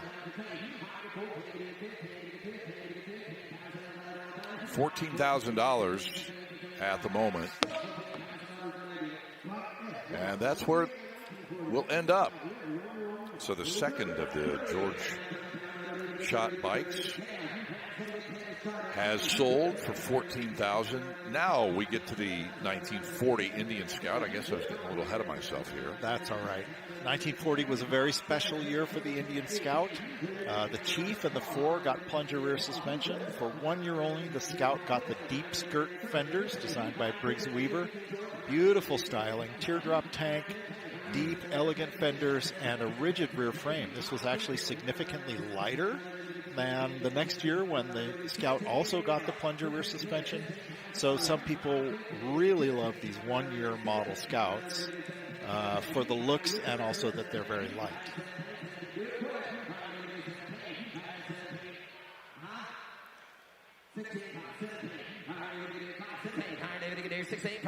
There you get a look at that side valve air-cooled V-twin 2-into-1 exhaust. Very cool. And it is a 45 cubic inch, 750 cc. Some Scouts a little earlier were 500, 600 cc. Baby Scouts, but this is the full 45, which Indian stuck with for the rest of their production run. Okay, beautiful bike, $17,500. Well bought. Well bought. As it rolls down the ramp, a 1971 FX Super Glide Night Train is up next. Well, it's not a night train because it's white. I mean, it may have originally been a white train and been repainted white, but this is the FX Super Glide. This is Willie G. Davidson's first big design for Harley when he was hired on as chief designer during AMF's tenure. And his idea was to put a Sportster front end on a big twin, and it was very successful. Well, if it is the night train, it'd be the glow-in-the-dark version of the night train, right?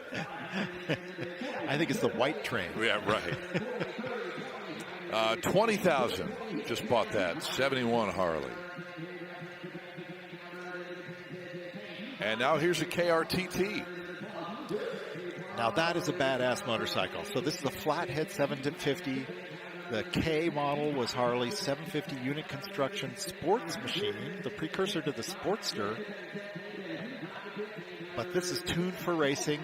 The KRTT this year, 1968, clocked at Daytona during the race at 150 miles an hour.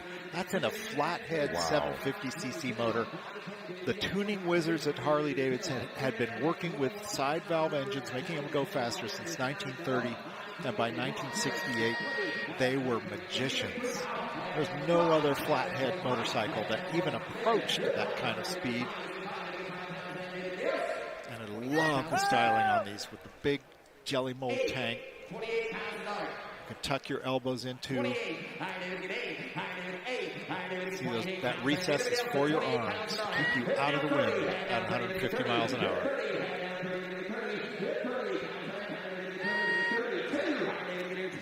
Multiple bidders on the internet. Megan has that covered down there in the lower left-hand corner. Looks like Matt Walksworth from the Wheels and Through Time Museum was considering it.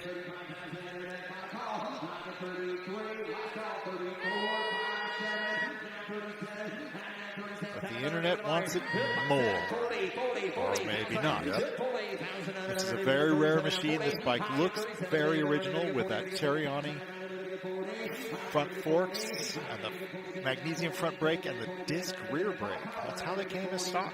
Because by 1968, disc brakes were around. Less than 20 of these made, roughly, yeah. Pretty cool. $37,000. Just bought this one. I had an opportunity to buy one in 1985 for $3,500. I thought it was too expensive. Oh, man.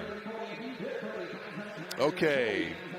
Important motorcycle here, 1949, debut year of the Black Shadow. First series Black Shadow was the Series B, called thus because it had Brampton girder forks. Some people really like the steering with those forks better than the gird Rollick. They consider it's a little bit lighter in the handling department. But it's still a Black Shadow, which is a legendary motorcycle name. The fastest production motorcycle in the world till 1973. And there was a method to the madness. I mean, they painted the engine black, yeah. And, yeah, elegant, fast. Very cool. Philip Vincent knew a good name. Rapide, Black Shadow, Black Lightning, yes. Comet, Meteor. Fantastic.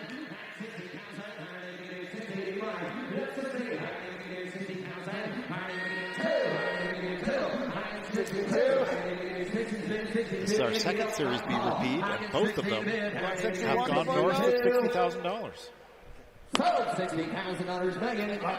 There we go. A little fist bump takes care of that one for 60 on the button. So that will wrap up this segment. More still to come from Vegas. Stick around.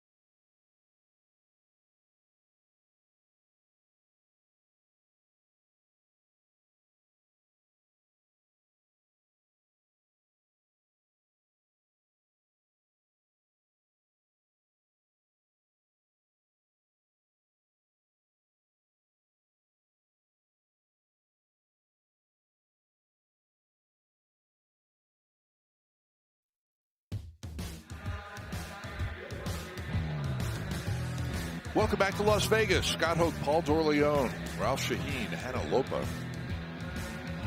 And a 1937 Ariel Square 4. As we continue with our live coverage here on Mecum TV on the Roku channel. Glad you're with us on what's been an absolute blast of a Saturday with you. A lot of fun. And more to come. $9,000 for this 37 Ariel Square 4. This is the first 1000cc Square 4. The first production models were 500cc and 600cc overhead camshaft. This is a pushrod engine, all iron on the top, which means it's very quiet running. And this is a 95-mile-an-hour motorcycle from the 30s. Elegant styling. I love the sweeping fenders and the tip on the rear fender. You've got an instrument panel up on the top. It even has an inspection light you can pull up and see if your plugs are fouled at night. Really lovely machine. I love these early iron Ariel Square 4s. And, wow, very reasonable, $11,000. You know, they're kind of an education in collectability because back in the 70s, an Ariel Square 4 was a big deal. And nowadays, they're not fetching as much money. And that's just, or it's kind of like Manx Nortons. They used to be $35,000. Everybody wanted a Manx. Now, maybe they're going for half of that. Yeah. So it's very interesting how tastes change. Exactly. Here is a 1939 Indian 4, 77 cube, inline 4, there you see. 39 has the reversion to the inlet over exhaust system after the unsuccessful upside down 4. Love the styling. This is Briggs Weaver styling again, with a sweeping front fender and rear fender and the teardrop tank. Beautiful paint colors, red and silver with gold pinstriping. Straight through exhaust, emphasizing the speed and mimicking the fins on the motor. One of the most beautiful four-cylinder motors ever made.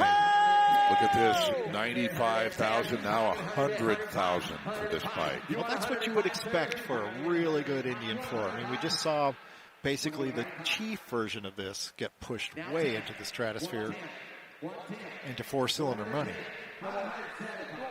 Yeah, that was $170,000 after an incredible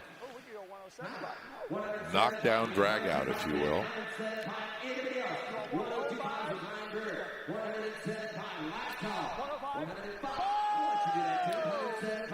Restoration about 6-7 years ago.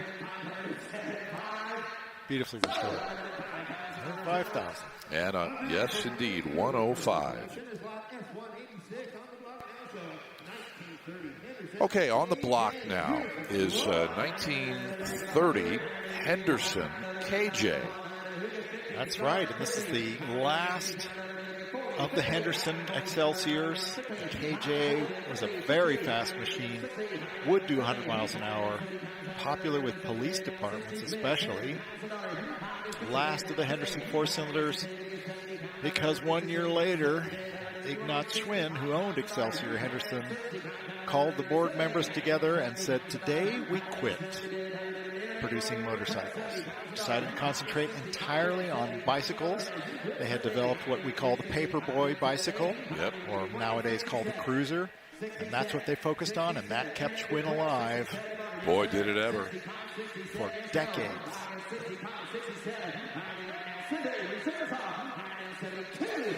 Trev Morvac, our auctioneer, says reserve is off. That happened at $67,000. It's the only late Henderson on the auction today, and they're very rare machines. You usually see one a year here, if you're lucky. KJ stands for... I actually don't know. I think J is just the latest series, number in the series. Okay. Wild Coffee 175. And K was the sort of the production code. $72,000 Megan. Okay. And that'll go to the internet bidder with Megan at $72,000. Okay, a Harley-Davidson 1933 VL. Big twin flathead. One thing I really like about these mid-30s Harleys is Harley-Davidson, after all those years where you could only get gray or you could only get olive green, suddenly they decided Indian was doing way too well with those DuPont paint jobs. And they started offering much more interesting paint jobs and really beautiful tank schemes with those. This one has that wonderful bird logo on the side. Very elegant, very Art Deco. They seem to change their tank and their sticker scheme every year in the mid-30s. So you get these one-year-only tank designs. I think this particular one is the most beautiful of all. That is gorgeous. $27,000, Megan. And it brings $27,000.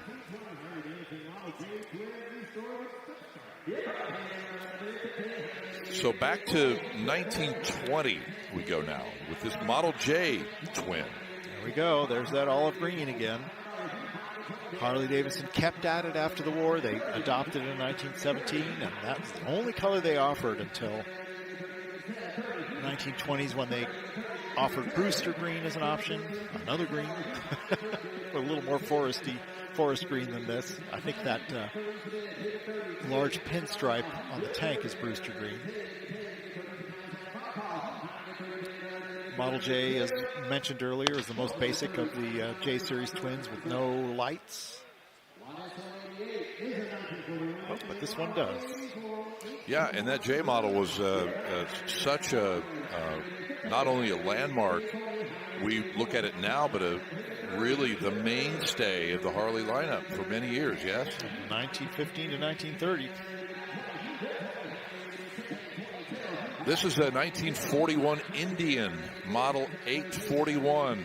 Now, this is a very, very interesting machine because Harley-Davidson never produced a civilian version of this transverse V-twin. This was commissioned by the military, and they built a few of these as prototypes for the military for testing, but they really never, they produced a few of them, none for the civilian market. Now, E. Paul DuPont considered this his favorite machine. He built one for his personal use, and the owner of this machine suggests that this is one of the only other ones that was built for civilian use. Very unusual machine. Still working on this at $23,000.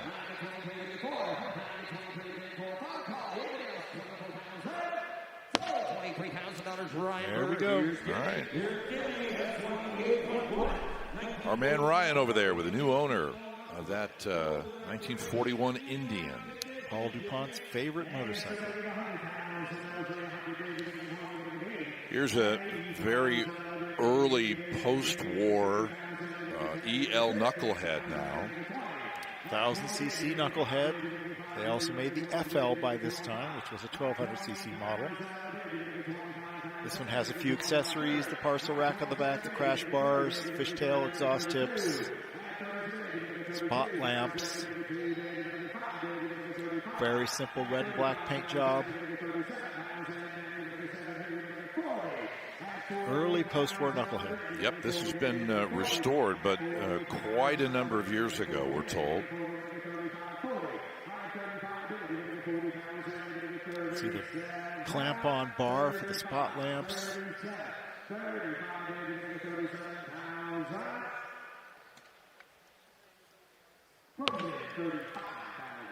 It goes on. Yep, 35 is the number. All right, let's go way back to 1912. And, you know, it's so cool when we talk about these old motorcycles. Bikes from this time period are not unusual at all for us to see. 120, 130 years old. And this is a rare late Indian single cylinder. Of course, the first Indian singles had the rearward angled cylinder as part of the frame. This one has a full loop frame, but it's an early full loop frame. Very, very simple. You can see there's a hole behind the engine. That's for the bicycle pedal crank, because this bike would have been started by pedaling it. Yes. It kind of looked a little odd. It looks very odd without that. There's a hole in my frame. Okay. Restoration project. Exactly right. You said it. $11,000 is the high bid here on that bike. More still ahead. Stay with us.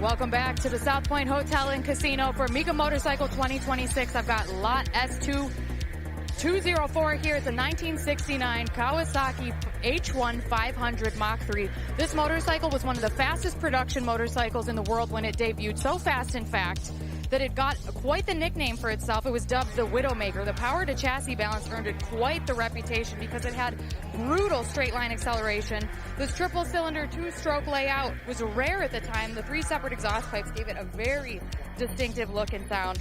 And its performance focus really set it apart from the more conservative late 60s models of motorcycles. All right, Hannah, thank you very much. That's coming up. Hannah Lopa over there in the 303 staging lane. And here's one for you, Paul. Woohoo! 2020 HTBA Bloody Mary Custom. This is one of the wildest bikes we've had here. That's right. Look at this. Big wheel bagger. A whole genre of motorcycle we haven't even discussed yet. You are right. This is where custom motorcycles ended up in the 2020s. 30-inch front wheel, extravagant styling, matching saddlebags with sound systems integrated inside. This one with that wild Bloody Mary paint job. Bloody Mary, of course, being a legendary bearer of disease and death. And $21,000. So I'm sorry to tell you this, but you need to work on your scary voice a little bit. You're not. It's not really that scary. Bloody Mary. That is one incredible bike rolling right in front of us right now. Okay, here's a nearly brand new 2025 Ducati Street Fighter V4 Supreme. Supreme being the supremely coveted brand, which is famous just for being a brand. And people, they have retail stores in various cities, and whenever they have a new drop of T-shirts or merch or whatever, people line up outside the door because They want their Louis Vuitton bag that has that Supreme logo on it, or T-shirt, or whatever. Now you can get a Ducati with your Supreme logo. How much are you willing to pay? About to find out. Let's have a look. Not too many motorcycles have Supreme logo on it from new. Taillights still in plastic. Amazing. It's basically a new bike. It is, sure. And the high bid at $30,000. Do you think somebody bought it thinking they could make a killing on the Supreme thing? Pretty much. Because people do that. People buy all kinds of Supreme merch and put it on eBay. Absolutely. All right, here is a 97 916 SPS now. Looks like a good track day bike. Lots of performance upgrades. 916, of course, designed by Pierre Terblanche, considered one of the most beautiful contemporary designs of the 1990s and 2000s, along with the MV four-cylinder bike. Extremely high-performance machine you could ride on the street. Lots of carbon fiber extras, goodies there. It's BMW people who call it farkling, but that's a farkled Ducati. Yep. What do they call it in the car world? Well, the same. It's funny you mentioned that because J.K., the professor, used to call them farkles. Well, there you go. A lot of farkles on this one. There we go.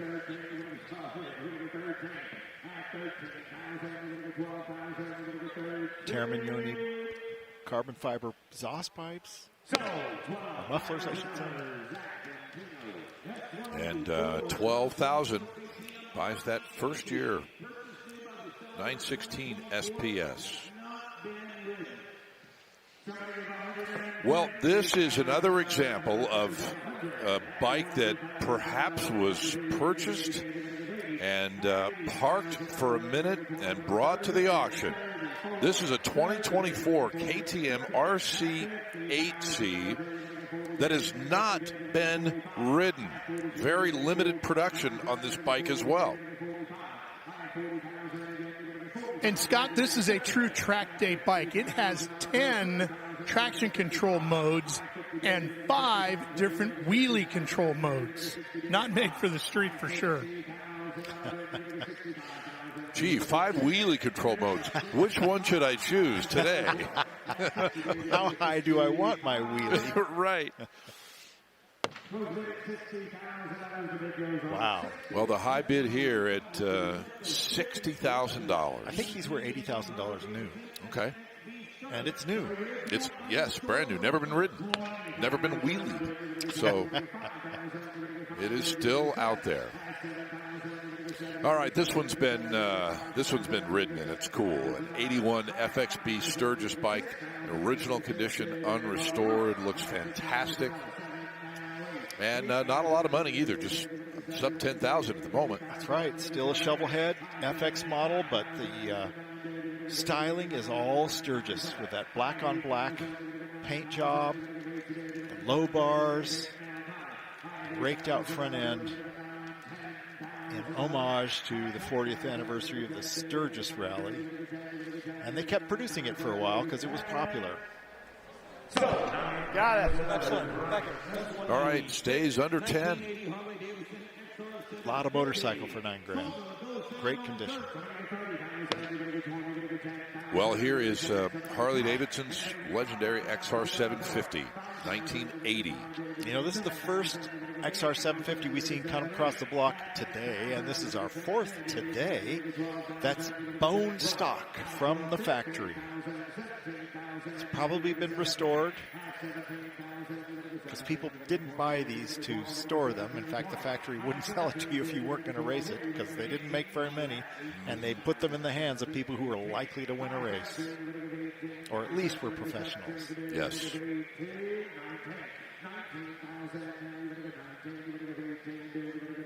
No reserve on this bike. If you wanted to buy an XR750 in original condition, so $18,000, Jared Collier. Yep. You just had your chance. Don't rub it in. All right. 18 for that one. Here is a 71 FX Super Glide. Next. Super Glide is the proper term for the red, white, and blue FX. Willie G. Davidson's first masterpiece in his attempt to grapple with the trends in American motorcycling that were happening in 1971. Think about this. This is 2 years after Easy Rider came out. Chopper Mania was sweeping the country. And Willie said, hey, if we put a Sportster front end on our big twin, it's going to look good and it's going to sell. That one just sold for $27,000. And that gentleman is on a buying spree. Yep, indeed he is. He's the guy that bought that 1935 Indian Chief a while ago after that gigantic arm wrestling match. Yep. There's a flat track racer from 1936 now, a WR model. I do believe 36 is the first year for the WR. Of course, the W is their 45 cubic inch side valve V-twin. Their old workhouse, but the WR was the racing bike because I can't remember, 34 or 36, the AMA introduced Class C racing, which was for catalog motorcycles only. No special factory racers allowed. It had to be able to be purchased directly from Harley-Davidson or Indian.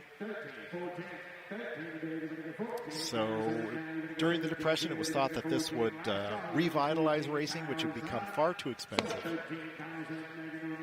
And I've ridden a WR, one of Dale Waxler's bikes from the Wheels of Time Museum through Death Valley, and it was a lot of fun. Very smooth, very fast, handled great. On our block right now here in Las Vegas, 1936 EL race bike. This is a national champion hill climber from back in the day. Pretty cool. First, well, this is an interesting one. He's got a panhead top end on it. So perhaps as it was continually raced, it was developed. I don't know the story on this machine, but very cool bike. It was the 1940 national champion hill climb bike ridden by Hank Ryman. And it's currently fitted with a 74 FL. A 1946 FL. But a 74 cubic inch V-twin, and it's got later panhead top ends on it. So very common with race bikes that the engine would be upgraded if it was still being raced. This was obviously raced post-war. Takes $150 to buy it. What's it take to buy it? Well, $75,000, the high bid here. What does it take to buy it? No, a little more. And yeah, they're going to let this one go at $75,000. So we'll take a break as well and return with our live coverage from Vegas here in just a moment. Stay with us.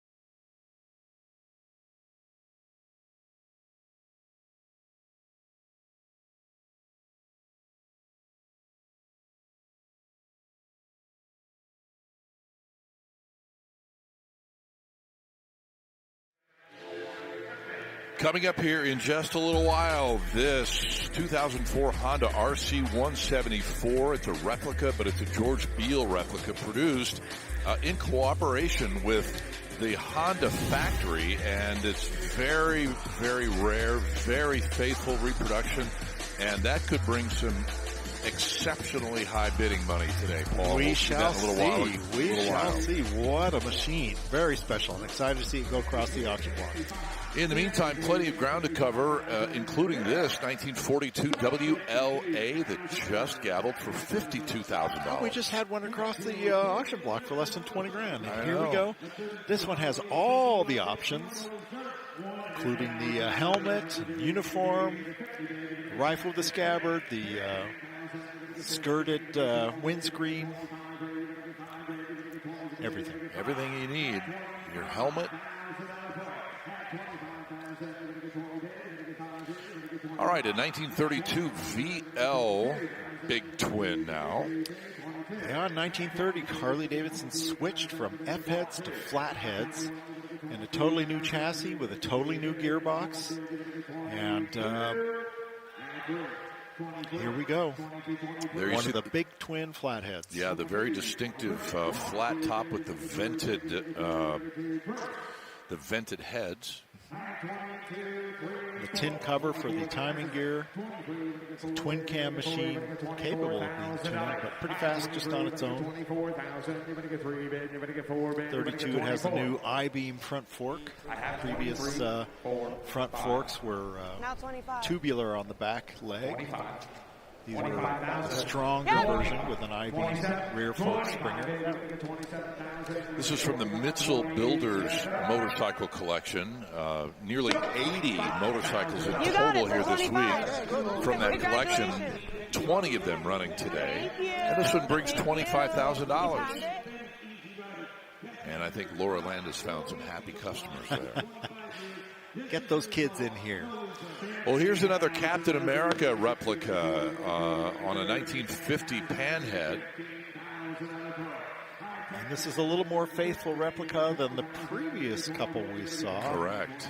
Very accurate. Got some extra tail lights on there. But they kept the no front brake setup. A little scary out on the streets today.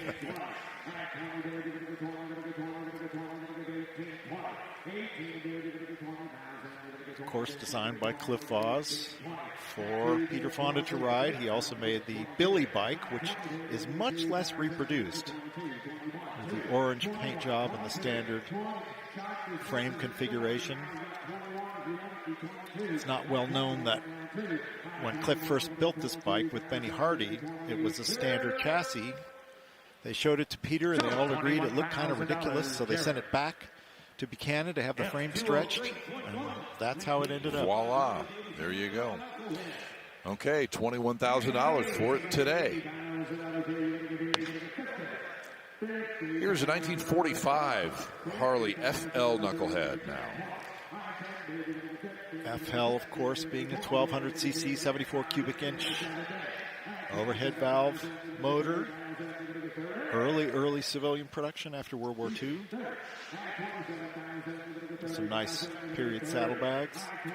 By the way, with this bike, we are 30 lots away from that George Beale replica Honda. Just to kind of give you a point of reference, if you will. Yeah, don't stay away too long. Exactly. So you're going to want to see this one. Yep.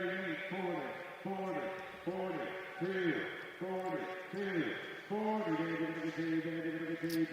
A little bit of extra chrome there on the fork legs. We don't mind. Looks like a nice, well-used machine. Well-loved. 42. 45. 45. 42. You better get 45. Jimmy Landis, our auctioneer, has it at $42,000 at the moment. 45, 47. I have 45,000. You're going to get 47,000. You're going to get 47. I have 45 bid. You're going to get 70. You're going to get 70. You're going to get 70. You're going to get 47. Bid's 45. Of course. Need you to be 47.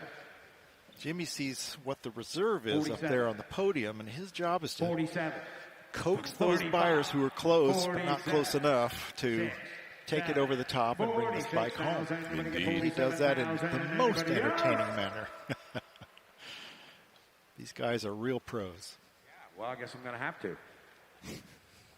Right? I'm going to close the bid at $46,000, but wait, Mecum rules in effect, $50,000. It's yours. Okay, here we go. Yeah, I mean, that's nothing. Oh, you spent more than that last night. Go to the Eagles concert. Explain the Mecum rule. Go to the Eagles concert. Yeah, that's good. The Mecum rule is essentially this. Gentleman has the high bid at $46,000. It's not enough to meet what the consignor would like to get for his motorcycle. So the Mecum rule is the high bidder can raise his own bid to that number, which in this case was $50,000. And if he does, the motorcycle belongs to him. Nobody else can bid. Case closed. Sometimes it happens just like that, and other times it doesn't. And the high bidder might raise his own bid a couple grand or whatever, which happened here, and so the bid goes on. And the seller was unwilling to lower their reserve. Correct. So we have a standoff for a while. Usually for a minute. The lineup at the bid goes on. I've checked it several times. It keeps getting shorter because people keep buying these bikes. And that's a good thing. Very good. Okay, so next up, 1969 Kawasaki H1 Mach 3. This is the bike that Hannah talked about. Absolutely wild. 500cc, but capable of an 11-second quarter mile, or a quarter mile in the 11s. And short chassis with the engine kind of towards the center of the bike, and a light switch power delivery meant that a lot of people learned how to do wheelies on these things. There was not a wheelie control. That was your right hand on this bike. 23, 24, 23, bid. You better get 4. Reserve is off. I have 23. You better get 24. Well, the reserve is off on this Kawasaki. You better get 24,000. You better get 3. Bid. You better get 24. So $23,000. And this one sold at $23,000, and we're told that FL Knucklehead also sold. The one that was bid goes on. So you were right. We'll take a break. After all that, be back with more in a moment.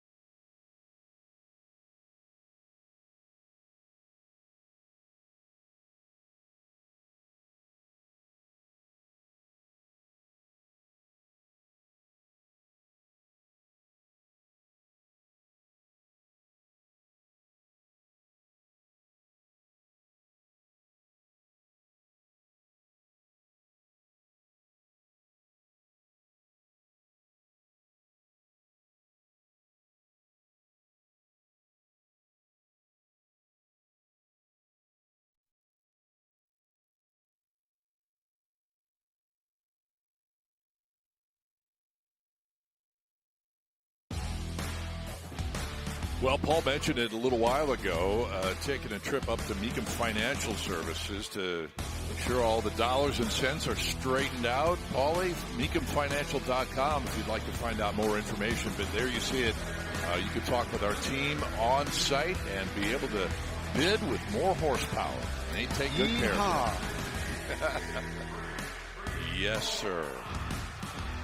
Here is 2004 Valkyrie Rune, the NRX 1800, and still magnificent, even all the way back in 2004. This is our third Rune, which I think almost makes a sentence in Runic, the language of the Vikings, which is where the Valkyrie comes from. I'm not sure how the styling relates to a Valkyrie, but there you go. Certainly aggressive. And unique. Operatic. Maybe that's it. Well, true. Yes. $15,000. Just bought that Rune. So right behind it, in its shadow. Did you get that? We have a Vincent Black Shadow, 1954. But I think the Rune will be in the Vincent's shadow. Yeah. Yes. But it's no reserve machine. It's its most famous model, the Black Shadow, capable of 125 miles an hour or more. If you were Raleigh free and you took it out onto the Bonneville Salt Flats, 250 miles an hour in your bathing suit. Yep. 54 is a very late Series C with those Gergrolic front forks. That's the big 5-inch speedometer, 150 mile an hour speedometer. Beautiful aluminum fenders, beautiful cast hinges. You know, that photograph you referenced is so legendary that people who aren't necessarily even into motorcycles know of that photograph, you know. I think it's the second most famous motorcycle image after Peter Fonda and Dennis Hopper on their choppers in Easy Rider. Is Raleigh Free stretched out in his bathing suit doing 150 miles an hour. Amazing. Okay, on the turntable right now is a 1904 Alcyon. Is that right? Am I saying that right? You are saying Alcyon. British machine. One of the earliest motorcycle manufacturers in Britain. Notice the front suspension, which is a leaf spring short leading link design. Very interesting, very light. 248 cc's, inlet over exhaust. Classic de Dion design of 1898. Updated for Albion. Acetylene lights. Bulb horn. Lever throttle. Pedal starter. Direct belt drive. And a cozy sprung saddle. And it just sold for $20,000. Could I get you a cup of tea, sir? I would love it about now. Good for my throat. Hey, this is a very special bike coming up. Yeah, it is. This is a 1955 Triumph T100R Don Vesco bike. That's right. This is the bike that Don Vesco started out on his flat track career. Very special Triumph Racer T100 500cc. Fine pitched aluminum finning with a full race kit on it for the American flat track scene. Look at those pipes.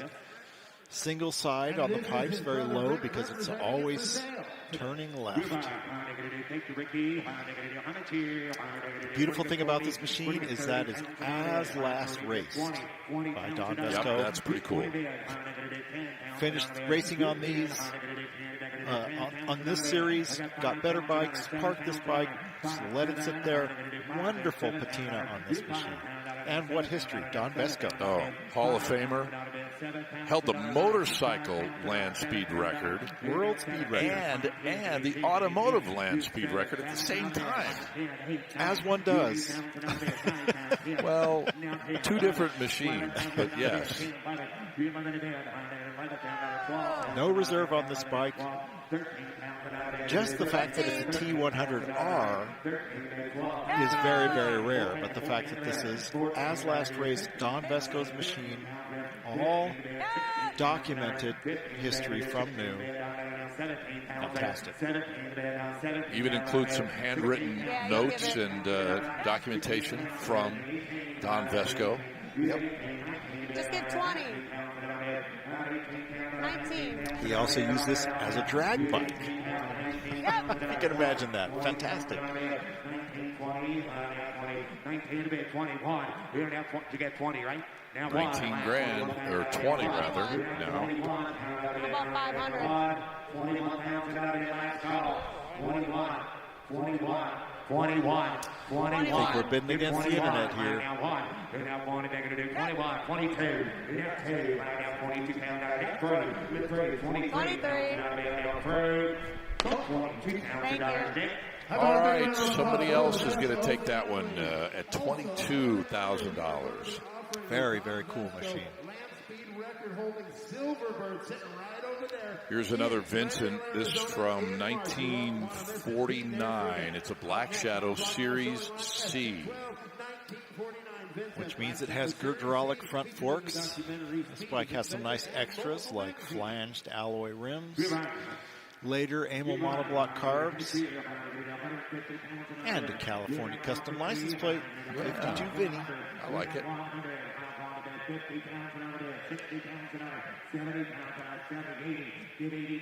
Looks like a nicely restored machine.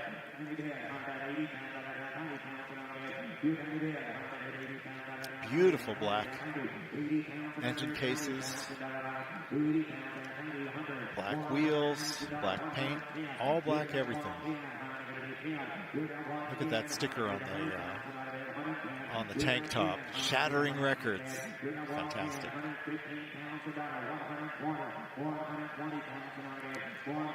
$110,000 is bid. Gotta wonder what it's going to take to get that reserve lifted. Yeah. Oh, not much. The reserve just came off at 120. This is a very interesting machine, actually. It was sold as an engine only for racing, and its nickname was the Saigon Shadow because that's where this bike was found. Actually, this bike is pretty well documented in books and films. Interesting, because it's so interesting to find a Vincent Black Shadow in Vietnam. So it was the engine, it was sold as a crate engine, and essentially then the rest of the motorcycle was built around it. That's right. Wow, that is super cool. What a story that has. I've never heard of a motorcycle engine being called a crate. Like a car. It comes in a box. Yeah, comes in a box. I actually have a crate engine Velocet racer. Okay. Sold as an engine only to a New York dealer. I guess he already had a 1928 chassis because that's what it's in today. It was a 33 engine. So now I can call it crate motor. There you go. It's a great bike with a crate motor. Very cool. 1946 Indian Chief here. No longer owned by DuPont, but still you could get great color schemes post-war for Indians. Love this blue and white. Augmented by a tan chummy seat with fringe on it.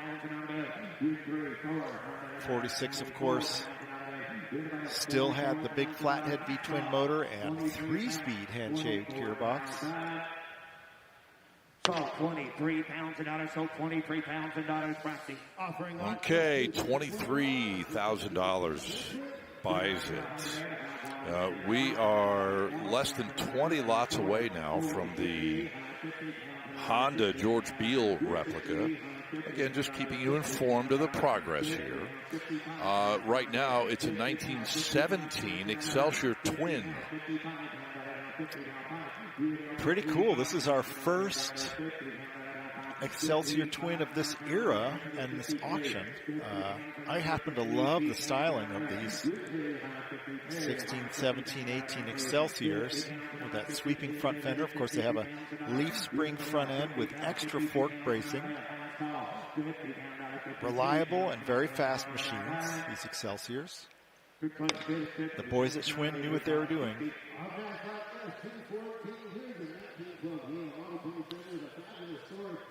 $50,000, and the bid goes on that Excelsior Twin. All right, let's take a look at this. We've seen a preview of it earlier. I think Ralph had this. A 1912 Yale Model 27. With the Sager cushion fork up front. Actually sold it as well as the Regus. They just put their name backwards. Very funny. As a way of rebranding. You might recognize the design because Harley-Davidson basically used an identical design with straight fork legs. And Sager never sued them because Sager copied their design from FN in Belgium. So people say George Brough copied the Harley-Davidson front fork, who copied it from the Sager fork, who copied it from the FN fork. Who are you going to sue? Nobody. Beautiful Yale, very limited production motorcycle, 7 horsepower V-twin. That's what that curious logo is. It's not a 7-P, it's a 7 horsepower motor with a little muffler down up front. Still a single speed model, even with all that horsepower. Started by pedaling on the bicycle pedals on the stand, get the engine fired up, pull the clutch in, drop it down and go. And then try to stop. Well, stopping slows you down. Oh, the high bid, well, for now, is going to be $72,000. Beautiful machine. What a restoration. All right, 1921 Indian Power Plus is next. Not just Power, it's Power Plus. Well, and it was an accurate description in the day because Indian, like Harley-Davidson, started out with the variation on the Dion engine, which was an F-head inlet over exhaust. And in 1915, they changed their lineup to a side valve. Of course, it took Harley another 15 years to make the same move.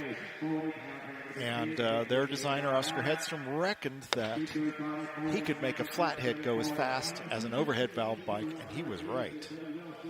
This bike could be tuned to go as fast as their 8-valve racer and was a lot simpler to work on. Okay, high bid at $40,000 there. The next bike on the turntable is another Harley, a WLC this time from 1941. This is actually a Canadian military bike. That's right. This is a 51st state machine, the WLC model, C for Canada. And this looks like an older restoration with great patina, the old leather scabbard and the old Thompson submachine gun there. Leather saddlebags. Cast iron timing cover. Early production, of course, Canada entered the war as an English colony long before the United States did, so that's why all the WLAs, which are A for Army, were 1942 models.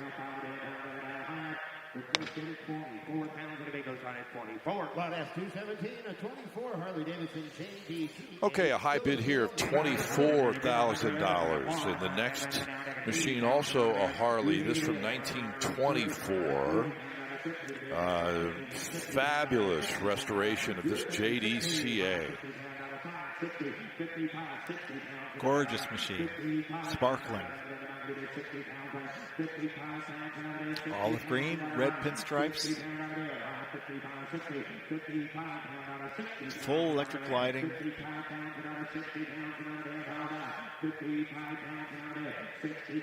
Generator.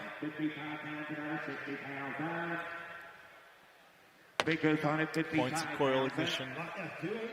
And a high bid of $55,000. We're going to take a break here in a minute or two, but first let's send it over to Ralph Sheheen, hanging out in the 303 staging lane with a look at something that's coming up on the block.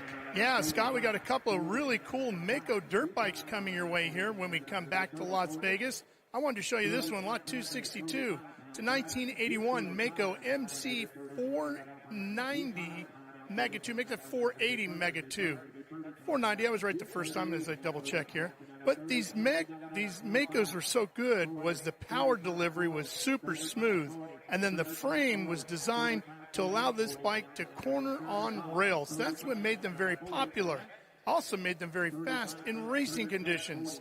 Steve Stackable, back in 1975, took Mecum to their first U.S. championship in Supercross. All of a sudden, the German brand was the one to have because Stackable won Daytona, he won Dallas, and he won that Supercross championship, and he almost won the Outdoor Motocross championship in the same season. So, as you know, win on Sunday, sell on Monday, and all of a sudden, because of Steve Stackable, Mecum was almost a huge overnight success. And we're going to be right back here to Vegas on Mecum TV live with more of the Mecum Motorcycle Auction coming your way.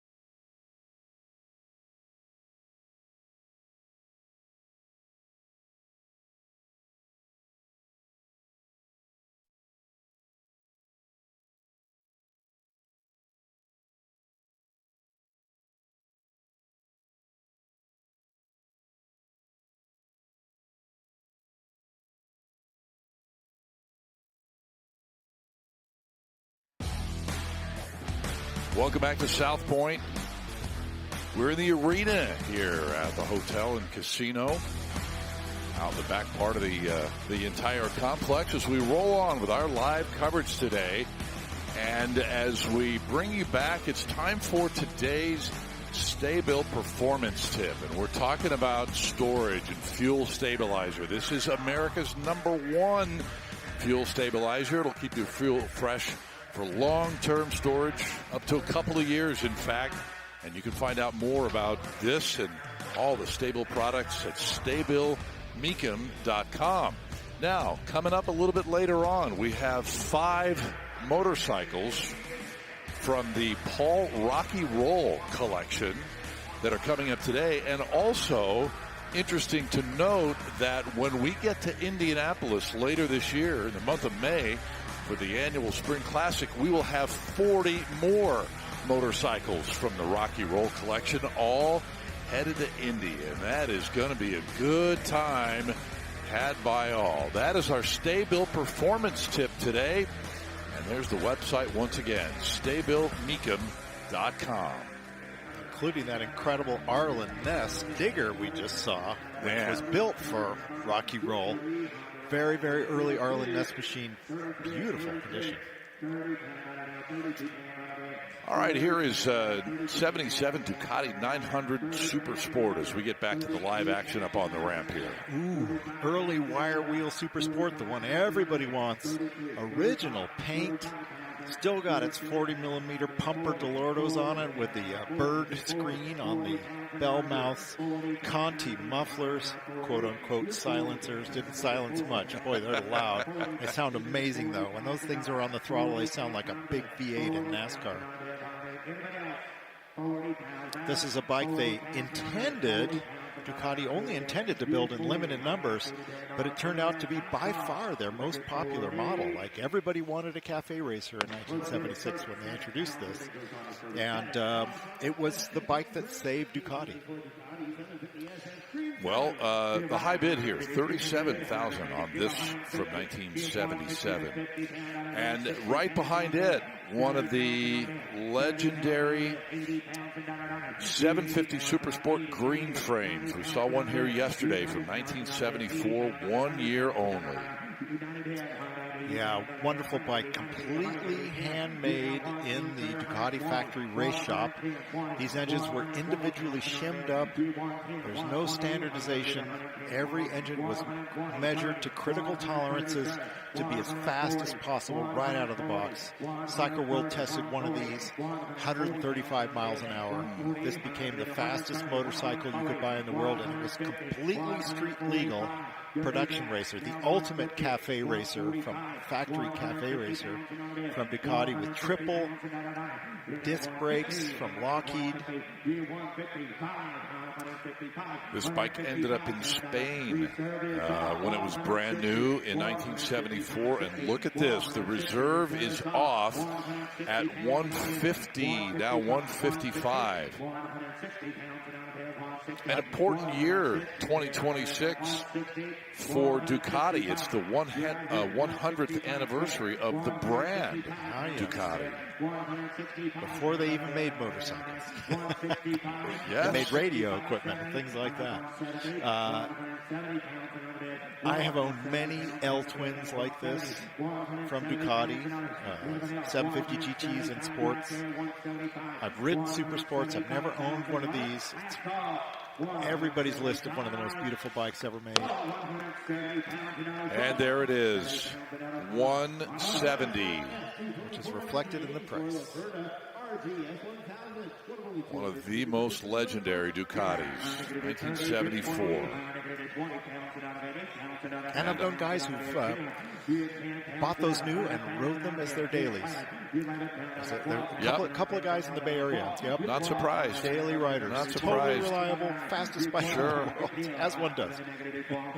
Here is, I think this might be our first Laverda this last couple of days. I think we're shy on Laverdas. On the program. People should be consigning. Yeah. Now, the RGS was their touring motorcycle, but still had the thunderous 3-cylinder engine. Very, very fast motorcycle. 150-mile-an-hour motorcycle with that fairing. Check out the gas cap on the fairing. That's how you filled the gas. The tank is actually underneath that cover there. And that rear seat is actually a cover that can be removed for a passenger. Pretty neat bike. Yep. That's a rare U.S. market bike. They only let 250 into this country back then, and it's a bit goes on bike today. All right, absolutely spectacular visual appeal on this 1969 FLH electric line. And look at this. This is 1969. It's a shovel head motor. You can imagine this in 1936 with a knucklehead motor in it. I mean, it's amazing how little changed. I mean, of course, this bike has full suspension, but the styling and the vibe was really laid down in 1936 by the knucklehead and just kind of evolved. Got heavier and more solid and more powerful as the years grew by. And this is quite a spectacular 69 FLH. H for high compression piston, a little more power, 105 mile an hour top speed. $17,000. Wow. Looks great with white walls. Yeah, it really does. That talk to the seat, and it just has the look. So cool. $17,000, the high bid. Here's an FLH Electra Glide from 1966 now. Always love the black and white paint job. In fact, I talked with someone who bought one of the black and white panheads we discussed yesterday. Okay. He bought it to match his black and white Sportster and his black and white Aramaki, all from the same year. He's made a little family. Well then. Well done him, for sure. And $20,000 will be the high bid on this Electra Glide. We're about 5 lots away from that George Beale replica Honda that's coming up here, but we'll take a look at this 1948 Indian Chief. What a machine. Look at that. Extraordinary leather work. Tan, conchoed, studded, fringed saddle with matching saddlebags. Chummy seat for a passenger.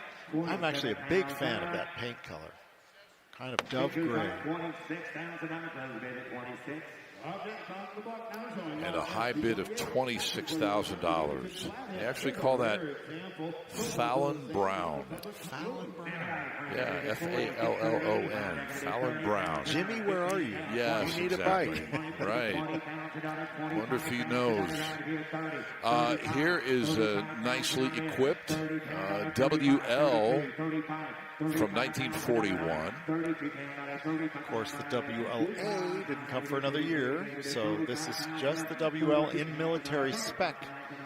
And it comes complete with a scabbard, a Thompson submachine gun, leather saddlebags, gas mask, a few tools. On the other side of the bike, you can see the big old air cleaner, just in case you were running in the desert. And a high bid of $32,000 on a bike that we're told somehow was recovered from South Africa. That's right. These bikes went all over the world. Yep. Wherever the U.S. military was, you would find a WL. Here is a 1936 Indian Junior Scout that's gone through a thorough, comprehensive restoration. Beautiful. This is the lightest of Indian's V-twins. It's a 3050, which translates to 500cc V-twin. Very, very light. Has an open frame. The engine is part of the chassis, called a stressed member. Helps make it lighter and smaller, and that was a quick $40,000. Boy, was it ever. I mean, you look away for a second, and there it is. My goodness. Love that, though. Beautiful. Here's a 1926 Harley-Davidson board tracker. The legendary pea shooter. Frame based on the Rudge Speedway frame. Very short. A little bit of suspension on the front fork there. It's about what Speedway bikes have today. About 2 inches of suspension. No rear suspension, single speed. No brakes. Pure horsepower. Okay. We'll take this one for $21,000. All right, one more bike before we get to the George Beale replica Honda, and this is a good one. This is an 82 Kawasaki KR500. It's a replica of the bike that Cork Ballington ran to 9th in the Grand Prix World Championship in 1982. Not a replica in the way that the Honda is. This is actually all Kawasaki. It was just assembled into a bike, so it's more of an homage than a replica per se. It's an homage to Cork Ballington's bike, but it's all Kawasaki from the factory, just pieced together from racing bits. Sure. And it's a bike that Ian McLean built in homage to Cork, who raced for him. He didn't race Kawasaki's for him, but he was enamored of these two-stroke Kawasaki's. And to build one. The high bid of $80,000 for this Kawasaki. Well, there are replicas, and then there are replicas. This is the 2004 Honda RC174, a factory replica of a 67 bike done by George Beale, we've discussed him and the quality of this build. It's amazing. George Beale sponsored a few extraordinary replica race bikes, which he built in very, very limited numbers for select clients, and this is one of them. This was the most complicated of the bikes he commissioned. It's a Honda 6-cylinder, 297cc. Honda also made the RC race bike as a 250. This was the larger capacity bike that they could race in the 500cc Premier class in the Grand Prix World Championship. Nobody has these. Honda Factory had one. They sanctioned the replica because they knew George Beale would make an accurate machine. And there's a difference between doing it that way and just piecing together an homage bike, as you were explaining earlier. And look at this. The reserve is off at $300,000. We have a new top seller, no matter what happens from here out. And this is actually more than George charged for the original bike. I think he charged about $250 for these when he was selling his first 10. Nobody! Yeah! That is so cool. Awesome. Handshakes all around. What a beautiful bike. My goodness. $300,000.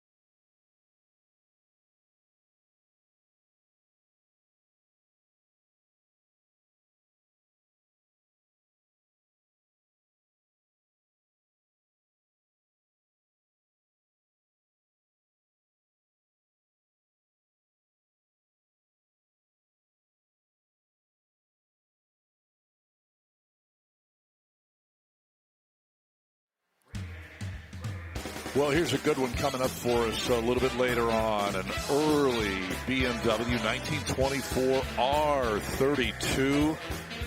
Complete total restoration. 494cc side valve boxer twin.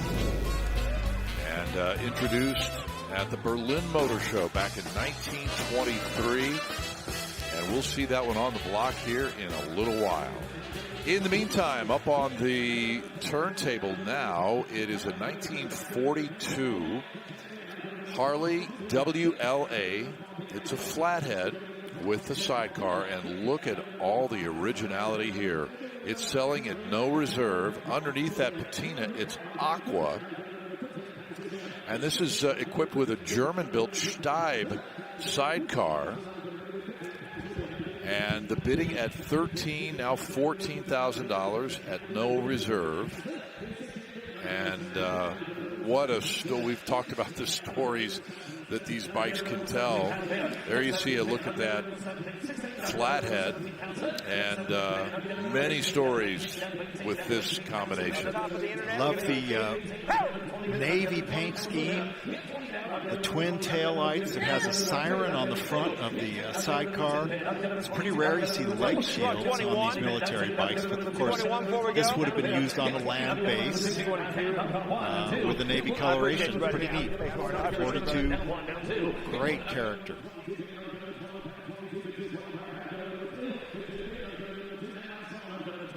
$21,000 is the bid. Internet was in for a minute, I think, but it's going to stay here at 21. But it won't stay here long because it's found a new collection. Great patina on this machine. Okay, 1924 Henderson Deluxe 4 next. Henderson, designed by William Henderson.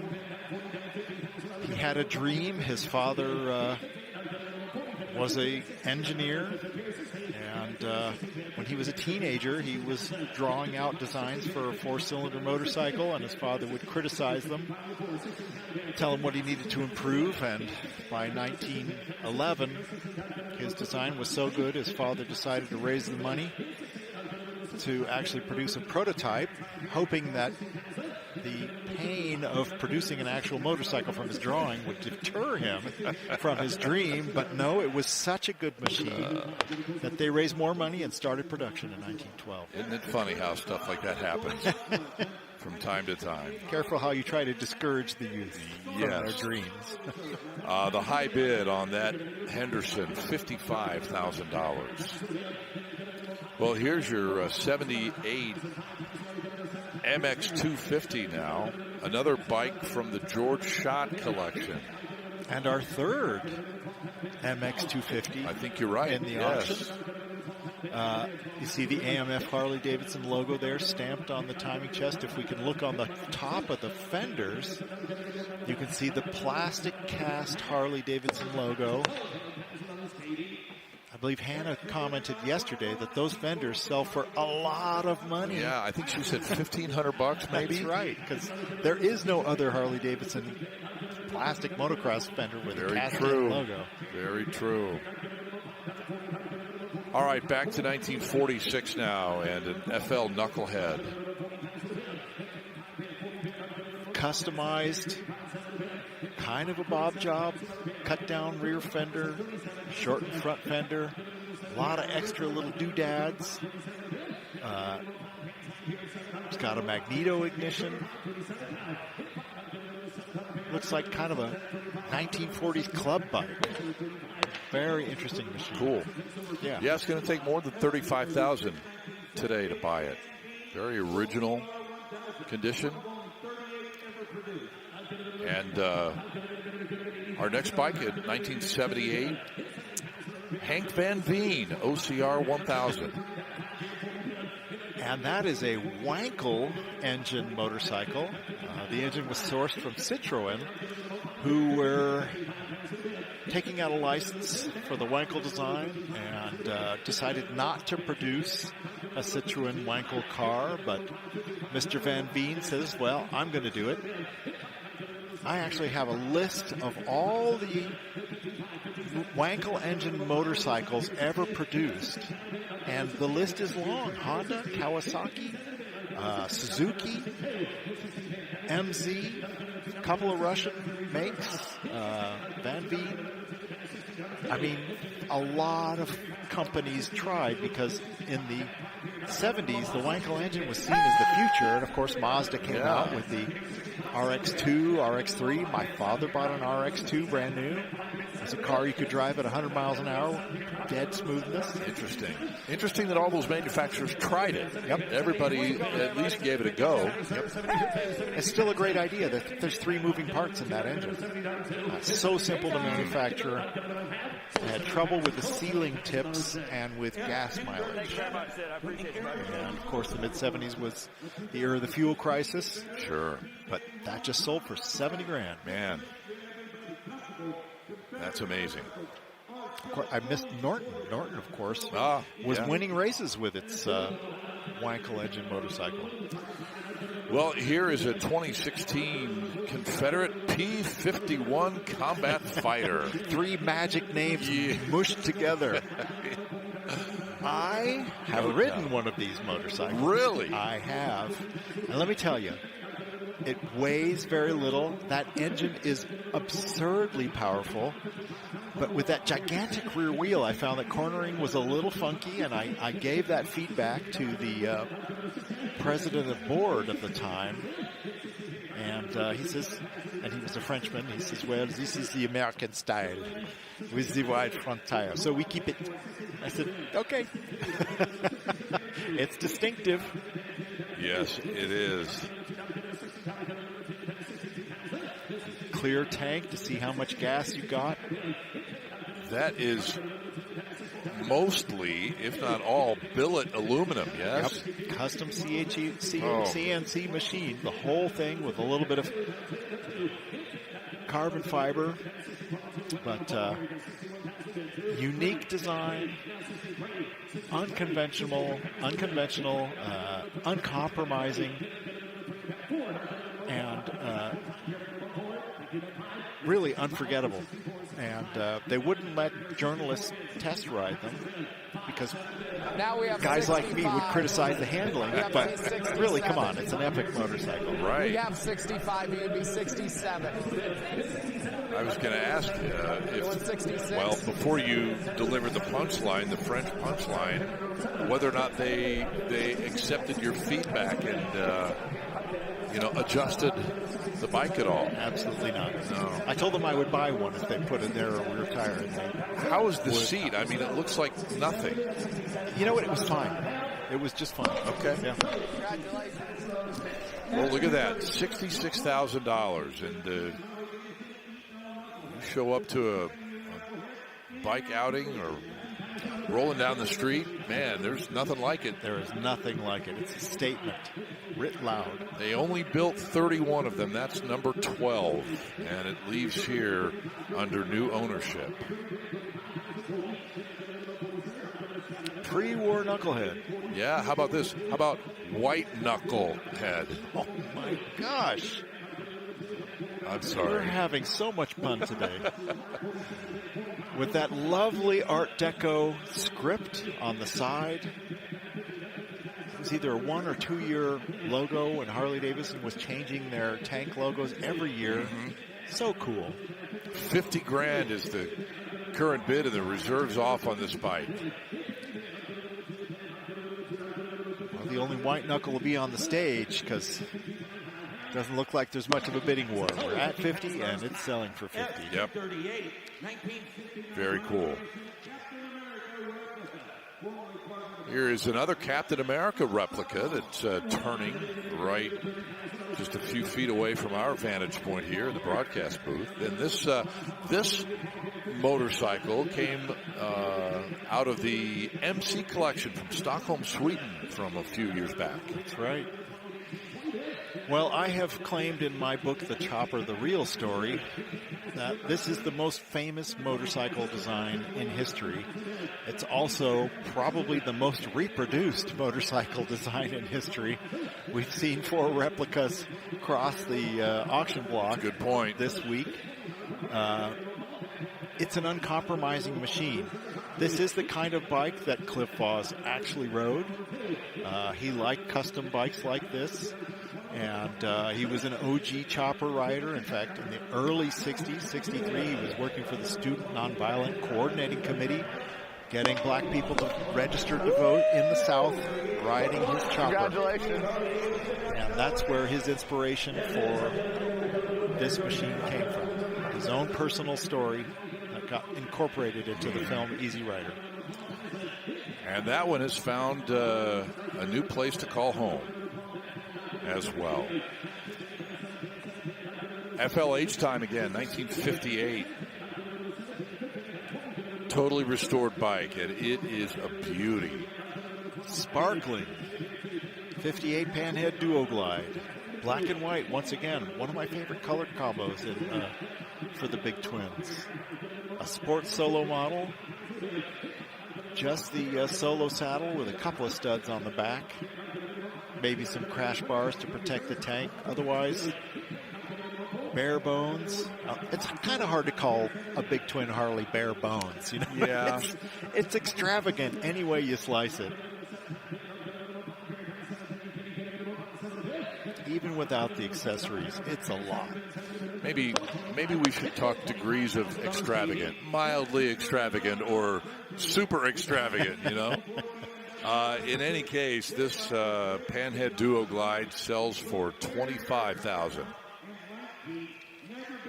Very important motorcycle on the auction block from 1924 and BMW, their legendary R32. And the owner who I met yesterday, his name is Ben Kauger, and today he chose to dress period correct with his lederhosen. So that's him, and you see standing there with the motorcycle. Met him yesterday. He told me he had a fantastic story about this particular machine, and I didn't get to hear it, so I can't repeat it for you right now. Maybe I'll write it up on the Vintage. This is a second-year production. R32, BMW's first motorcycle. These very, very early bikes had the twin leaf spring front suspension. This bike has a little extra nickel on it from standard, but it's an elegant machine with an optional speedometer, full electric lighting, reliable, sophisticated, and elegant. And reserve is off. And we're going to sell for around a couple $100,000. This motorcycle has been part of a collection in Switzerland for a number of years. $190,000. Got her, 190. And 190 buys that BMW Legend. Sehr gut. Sehr special. Indeed. Very cool. Ein bisschen teuer, but the good price. An accurate price. Yep. And here's another one. I was going to say 190 makes it our number 4 bike of the day today. And yes, an R32 from 1926, a couple years later. A patina R32. This is something you very, very rarely see unrestored. I don't know if it's original paint, but it is. We're told it's original. Amazing. The pinstripes are long gone. Hello, that was over 100 years ago. But this bike is in remarkable condition for a 100-year-old motorcycle. This bike, to give you an idea of a little bit about its history, was at one time part of the Otis Chandler collection, the well-known LA Times guy who, in the automotive world, we see his name connected with a car, and we know instantly that car is special, is very special. And with that bike, indeed. And I did not see what the final number was, but I don't believe it's sold. It was around 90,000, and the bid goes on. Okay, thank you. 73 MV Agusta 750S next on the turntable. And this is one we discussed earlier with that flying saucer-inspired tank. This is a first-gen 754 from MV Agusta. After those 37 World Championships, people were clamoring for a road bike version of their 4-cylinder racers, which were only 500 cc's. Their first response was a 600cc 4-cylinder bike with very unusual styling called the Black Pig. Was a nickname, of course. Sure. I think they're cool. But then they came out with this masterpiece, gorgeous cafe racer, MV Agusta. And a couple of years later, they evolved it into this America styling, or the 750S. And all of them are exquisite. This one has the Arturo Magni chain drive conversion and the Arturo Magni exhaust, those beautiful swoopy curved exhausts. Yeah, you mentioned those yesterday. A masterpiece of tube bending. I'm sorry, that's really amazing work. They're seamless, they're gorgeous. The whole bike is gorgeous, a work of art. And a high bid at $45,000 for that MV Augusta from 1977. Well, you mentioned some of the model names that Philip Vincent came up with through the course of the run of Vincent's. This is a 1952 Comet now that's up on the block. Series C Comet, hydraulic front forks. Same chassis as the V-twin, but with a single-cylinder motor.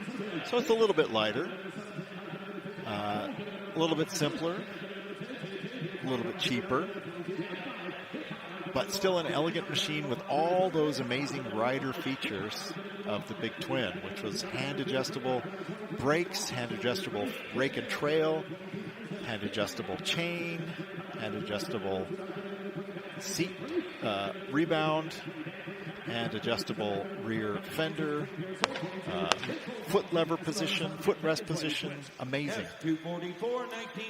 And just like that, the Comet streaks past at $22,000 for a hammer price.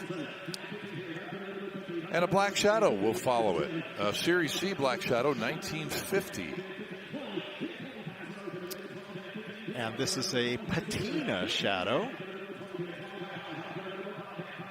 Full disclosure, I tried kicking it over and it would not.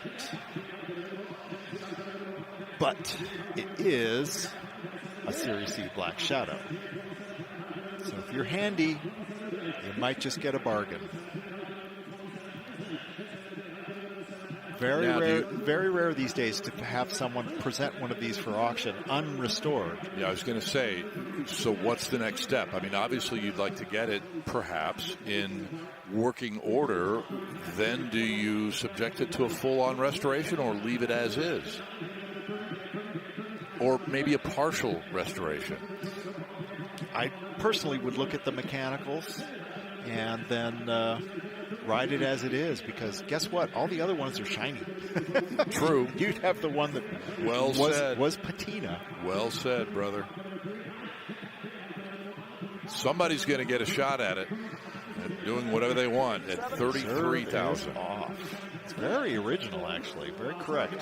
Correct carburetors, correct exhaust, correct fenders, correct suspension. I didn't check to see if the numbers were correct. No tank decal. Maybe it was sprayed over. Perhaps, I don't know. But that's something that is interesting. You could start there, perhaps. $40,000 now bid. 42. Doesn't have the 5-inch speedometer on it. 150 mile speedometer.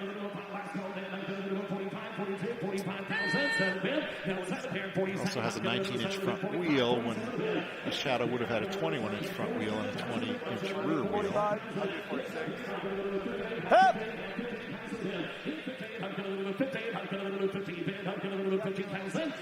Interesting motorcycle, regardless. Yeah, we're seeing pretty strong money for this machine. It looks like it's coming from online, although someone's in the room. Yep. The guy in the upper left-hand corner had the high bid for a moment, but you're right, the internet is back in play.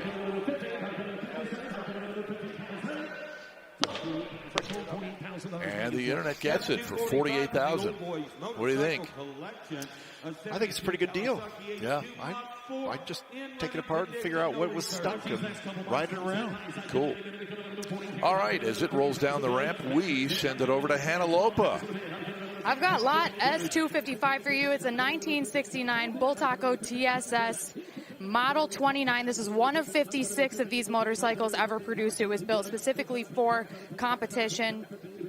This bike is capable of approximately 135 miles per hour in race trim, depending on the track and gearing, making it one of the fastest 350cc single-cylinder road racers in the late 60s. This bike was quite successful in racing. In 1969, Ginger Beloy raced to 4th in the Spanish GP on a TSS 350.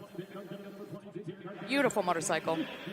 All right, Hannah, thank you very much. Out there in the 303 staging lane. That and much more coming up as we continue live from Las Vegas. Stay with us.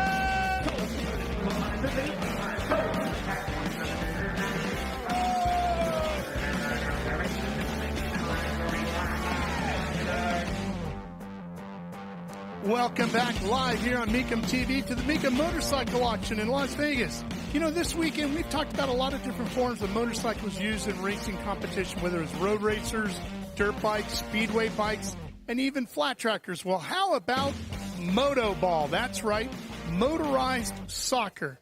Well, it was very big in France back in the 1930s. It still is today, believe it or not. And in 1935, you wanted one of these, lot 290, a Kohler Escoffier, if you wanted to be the motorized Messi of Moto Ball. This was the bike to have right here. And Scott, if you think you could be the Ronaldo of riding, or maybe the moto version of Maradona, buddy, you better get practicing because the World Championships for Moto Ball are coming up in Lithuania in 2026. So get your Kohler Escoffier today and get going, pal.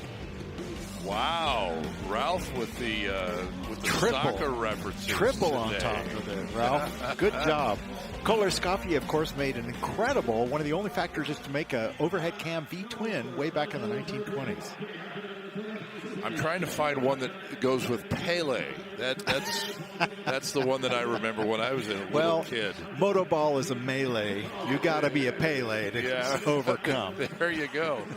Thank you, partner, for getting me out of that one. Here is a 105th anniversary Electric Glide Ultra Classic. 105 years from the idea of Harley-Davidson, 1903. This bike is complete, original, correct, amazing. It's 18 years old and it looks brand new. And can you believe that?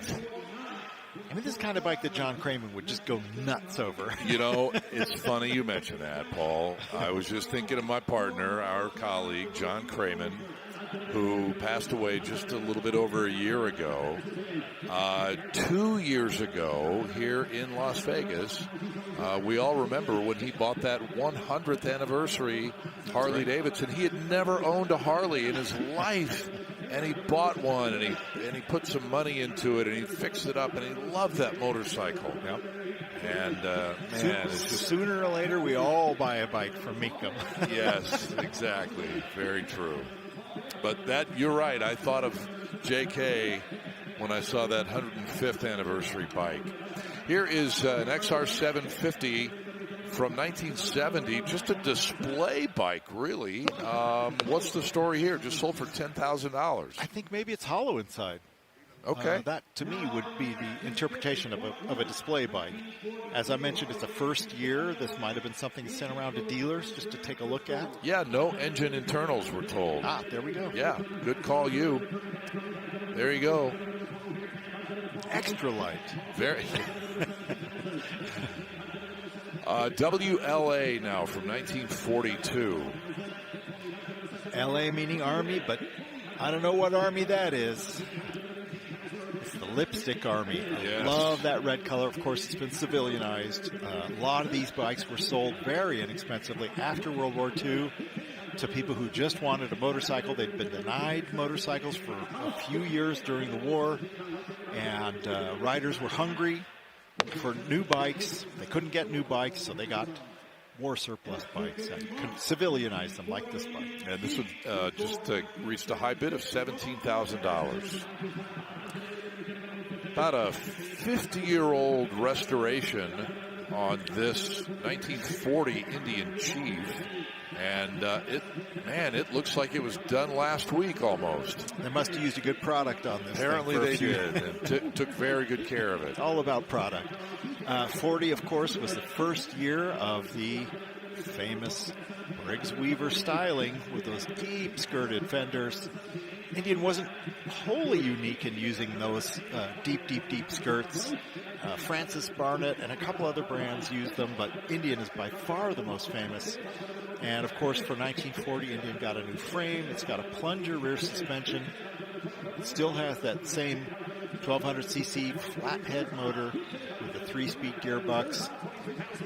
Left-hand throttle, right-hand shift, although I think this one's been reversed. Right-hand throttle, left-hand shift. 22,000. Love that close-up look at the bags. Very, very cool. Here's another Knucklehead, 1944 this time. Wartime production.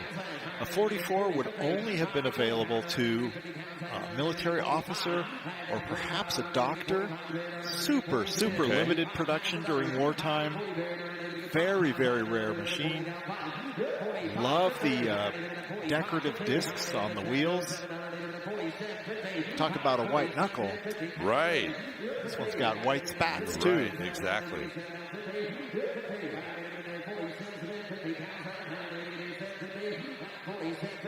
Pretty cool. $47,000. Those just insert right into the wheels, correct? Yeah. You screw them onto the spokes. Mm-hmm. Or to each other, actually, between the spokes.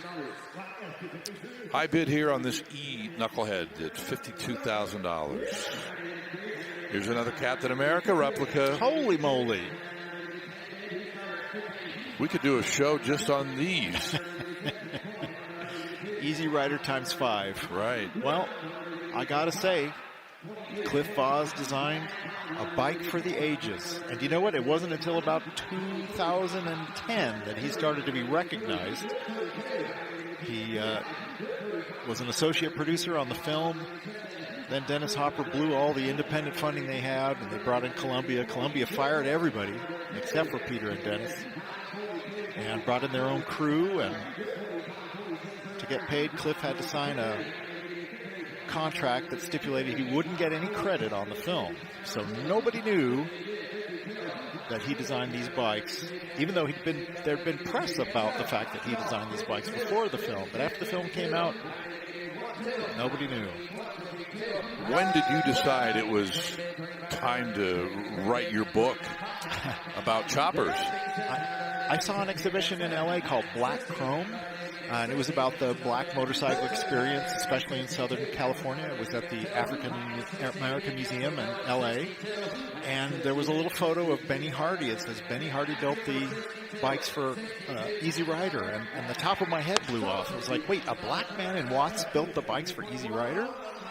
And I published something on the Vintage Inn, and someone wrote in and says, no, you need to talk to this guy, Cliff Oz. He's been living on a boat in the Caribbean since 1974, and he's the guy who actually designed that bike. Interesting. Yeah. Wow. Great story. And about 4 years later, I wrote my book, The Chopper, The Real Story. Cool. Here is 09 FXD FSE. Harley-Davidson Alphabet Soup. It's a Fat Bob, which means it has those smaller diameter wheels with big wide tires. Of course, a lot of the Fat Bobs had full disc, aluminum disc wheels. This one's been customized a bit.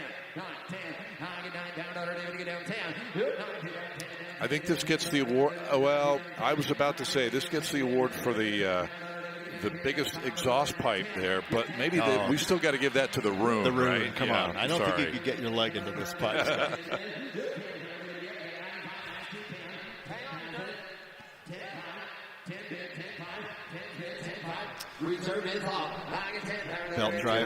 Belt drive for the rear wheel. Still has a chain in the primary drive.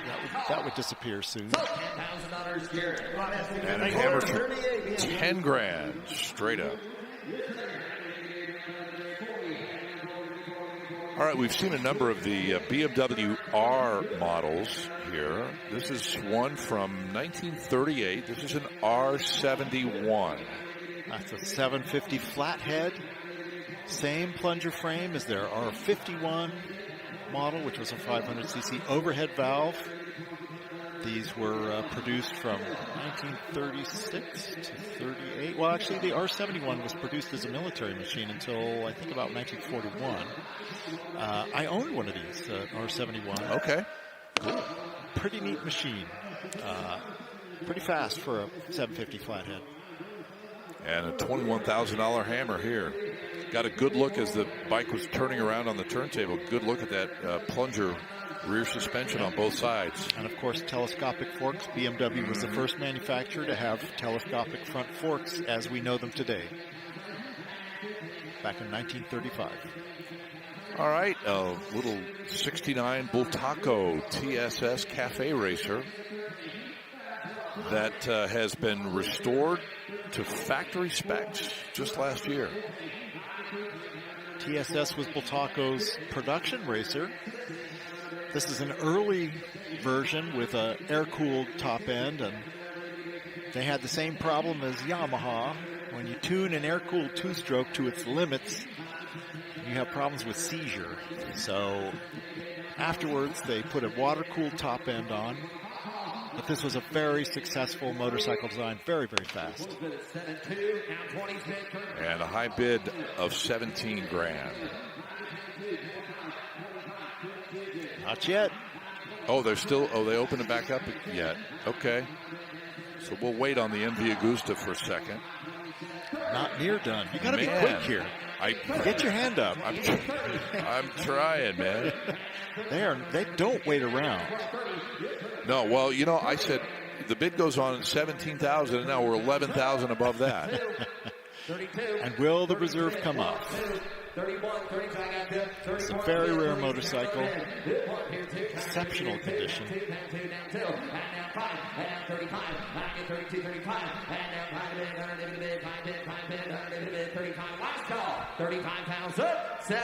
Now going to be 37, sir. Stand there. Now 39, 39, yes, sir. 39, down to 39,000. How about 38? You want to get $38,000? Yes or no?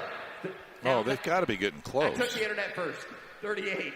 40, 38, 40, $40,000, 40,000. Last call, 40,000. Hey, reserves on. They beat There you we to it. go. I'm sorry. 38, 40, Okay. 40,000.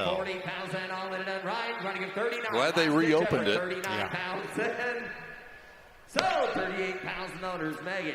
On the internet, Megan's way for $38,000. And you too can bid on the internet. Yeah, for anything you see here. Super easy. Yeah, you've got to get pre-registered.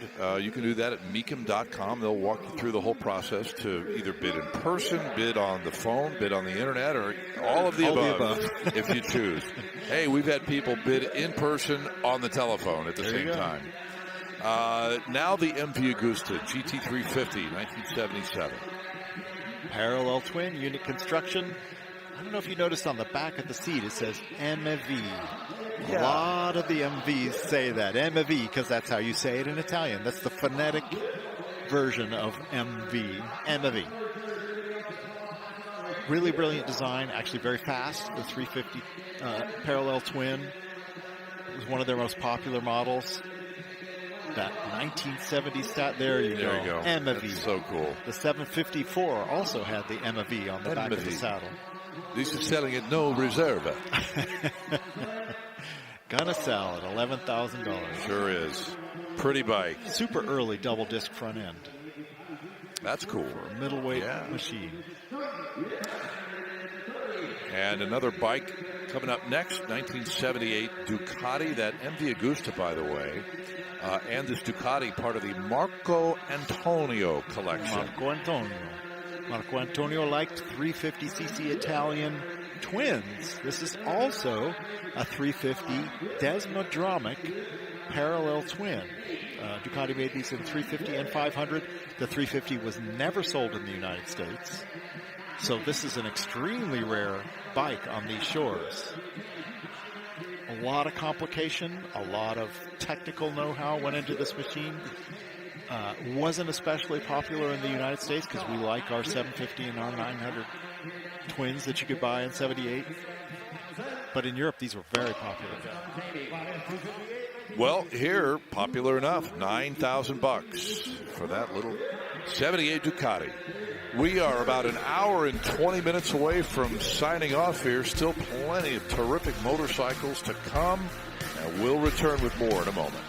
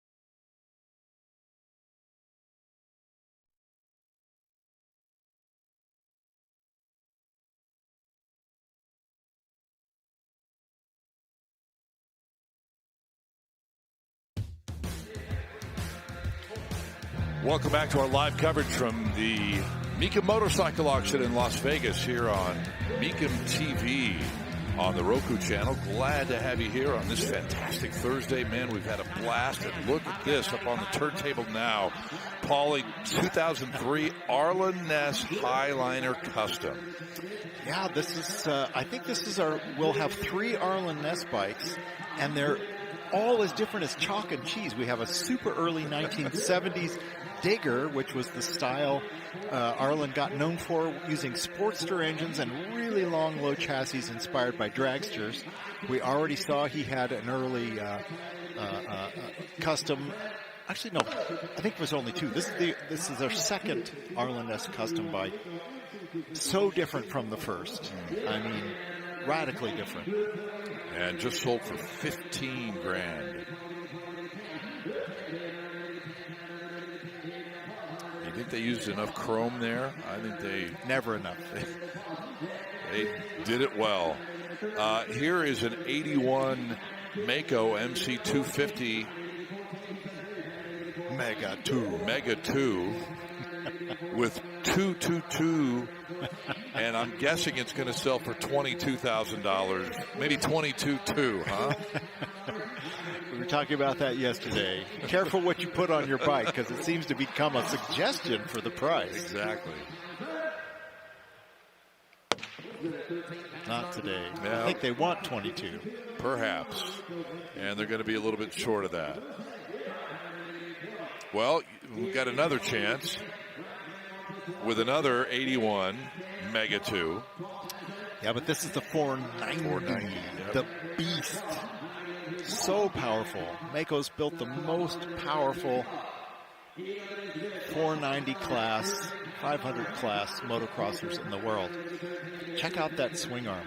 We were talking about this yesterday. They discovered that they could get a lot more suspension travel if they located the lower shock in the middle of the swing arm. This is when we were evolving towards the exceptionally long travel forks and swing arms that you see today. And we're still figuring that out. But that swing arm is very robustly constructed of aluminum, lots of gussets and tubing. Keep it from breaking on a really, really big jump. All right, the high bid here at $14,000. Here's a frame off restored 1944 Indian Chief. Very rare wartime Chief. Interesting paint job. I think it's black with a midnight green panels. Dark and sexy.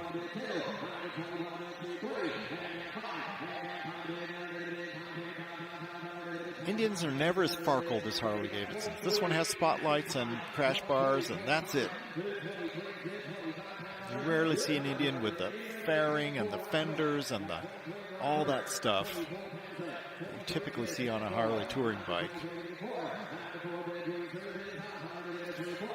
That paint is really super cool. It's kind of almost, you mentioned green, it's kind of a blue-green, depending on the light.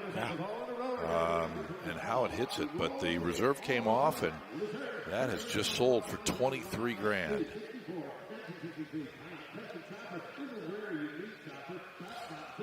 Well, this is the first bike of 5 today that we'll see from the Rocky Roll collection. Paul Rocky Roll Estate Collection. And I mentioned this. These 5 will kind of whet our appetite because there will be 40 more of them coming to Indianapolis at the Spring Classic in May.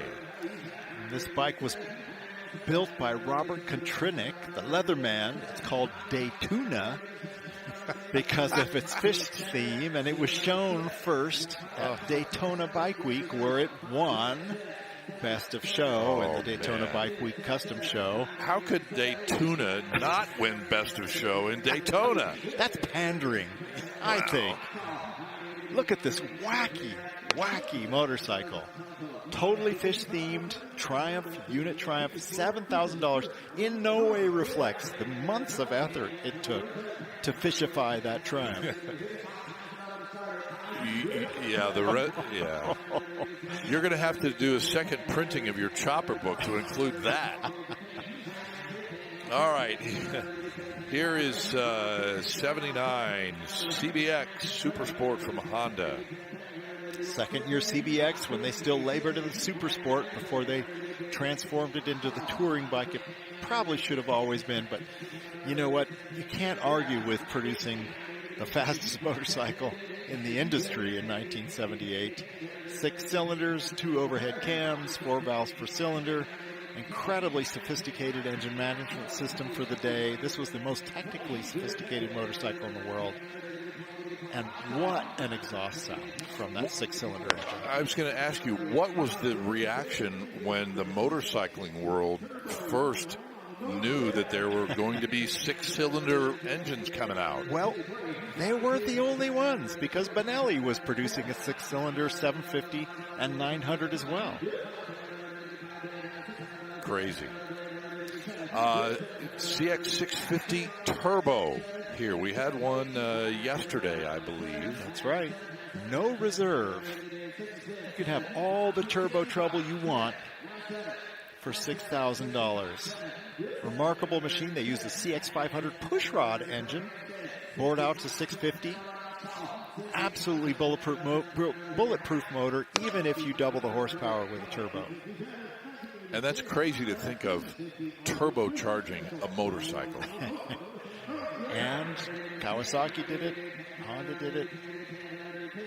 A few people did it. Also from the Paul Roll Estate Collection, the Rocky Roll Estate Collection, here's a little Honda Z50 RD Christmas Special. These bikes were only sent to dealers.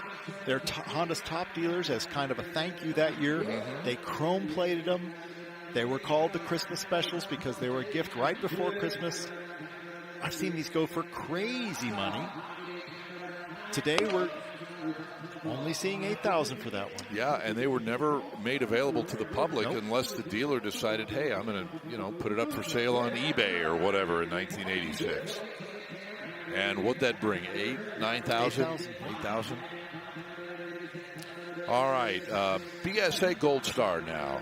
That's a Catalina Gold Star, named after BSA's victory in the Catalina Grand Prix. Little island off L.A.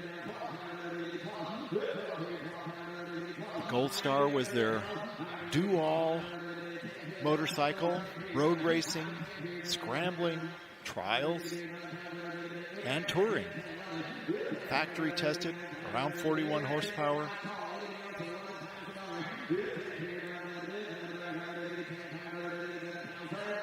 So $10,000, Megan. Well, Trev Morvac hammers this Gold Star at $10,000.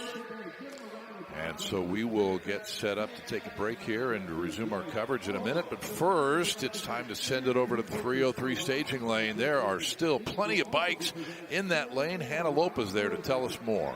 There are, Scott. I've got lot S296, a 1977 Harley-Davidson XLCR. We talked a little bit about the specifications of this bike yesterday, but on a personal note, this was one of Willie G. Davidson's very close personal projects and personal favorite. He actually kept the first one of these that was ever made and also gifted one to each of his sons after they graduated from college. Now, this model was also famously ridden in the 1989 film Black Rain by Michael Douglas, which is a cool little Hollywood background there for you. Some interesting history on this motorcycle. There is still plenty more to see here at Mecum Motorcycle Auctions for 2026 on Mecum TV. Back in a few.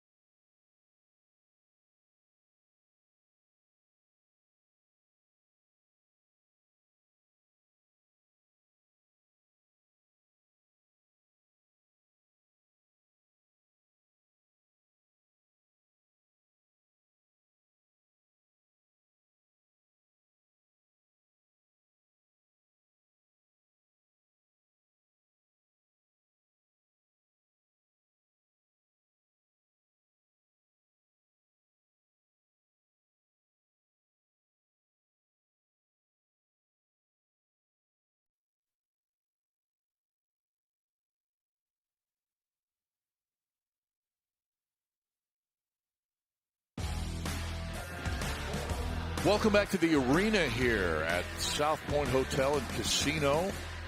And to look at what we have coming up in terms of the car side of our Mecum auction schedule. These are the next half a dozen or so this year, starting off in Glendale on March 17th. How about that? And then the Big Spring Classic in May.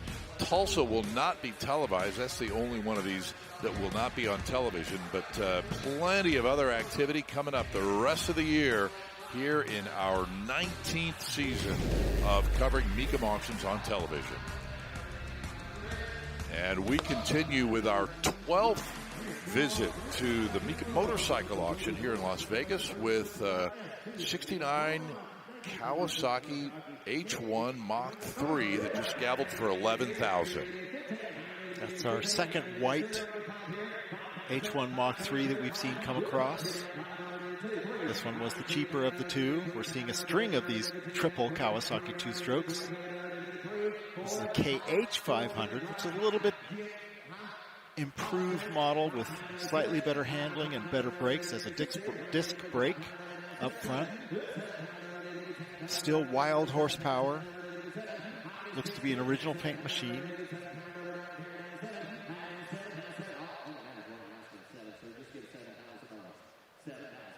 Yeah, we're told the odometer just not even 11,000 miles yet, so that would kind of give you an idea that that might be original paint. I think it probably is. $7,000. All right, roll that one away to its new owner, and we'll investigate the details on this 75 Rickman Kawasaki 900. Wow. In Put On Your Sunglasses Green. That's an original Rickman color. The Rickman brothers, Don and Derek, were champion motocross racers who started building their own frames and kept beating the factories. And a clamor arose for them to make replicas, so they started selling first motocross, then road race frames, and then they started selling whole motorcycles as a sanctioned manufacturer in England, and to which you could put a Triumph or a Velocette or a Honda eventually, or a Kawasaki motor. They sold these over the counter. Rickman Kawasaki 900, much lighter than a standard Kawasaki Z900, and much more stylish cafe racer. And $7,000 later, somebody's got a new bike, or at least new for them. Now, CB750 K1, 1970. Almost the same paint scheme as that prototype machine we saw earlier. Right. Lovely teal blue and green. As I was saying earlier, these Honda CBs tend to be beautifully restored and very accurately restored. There's actually a whole thick book called Honda CB750, which details every single change ever made in the production of this bike. So there's practically a manual out there. It's a huge book. Parts availability, not a problem, apparently. A lot of reproduction stuff available now because so many people are restoring these bikes. $13,000 just bought that one. Oh, how about this 56 Harley WL? Light blue, black seat. Oh, man. This is not a civilianized model. This is a civilian WL model, a 45 side valve version of the bike that, quote-unquote, won the war. The military Harley, WLA, WLC, same engine. This engine was in production from 1936 to 1974 in the Cervicar three-wheeler, one of the longest productions of any Harley-Davidson engine, and it didn't change a whole lot from one end to the other. Well, here it gavels for $16,000. Boy, that is so beautiful. All right, here is a 1979 Electra Glide Classic, an FLH 80. 80 cubic inches of raw power and full touring setup with the handlebar mounted fairing, saddlebags, top box, backrest, and crash bars and bumpers from new. The Electric-eyed Classic, the FLH, was a touring motorcycle in that specification. It's like a very original machine. A shovel head engine. Little FLH badge down very, very low on that front fender. And that even littler AMF badge next to the Harley-Davidson name. Oh, yeah. If you get out your microscope, you can barely make it out. There you go. See, they have kind of a repro of the old 1930s tank design. The roundel with the wings. Very cool. This is a 77 XLCR now, selling at no reserve.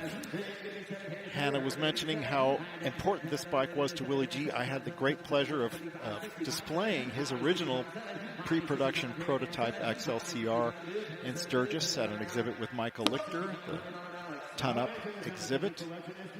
And that is probably the lowest price I've ever seen for an XLCR. Really? In that condition. Wow. I think it's a masterpiece. It was a brilliant combination of European cafe racer styling on American flat track pieces with that all black exhaust. Amazing. Beautiful machine. 6,500, I think. And now the 81 FLH Heritage.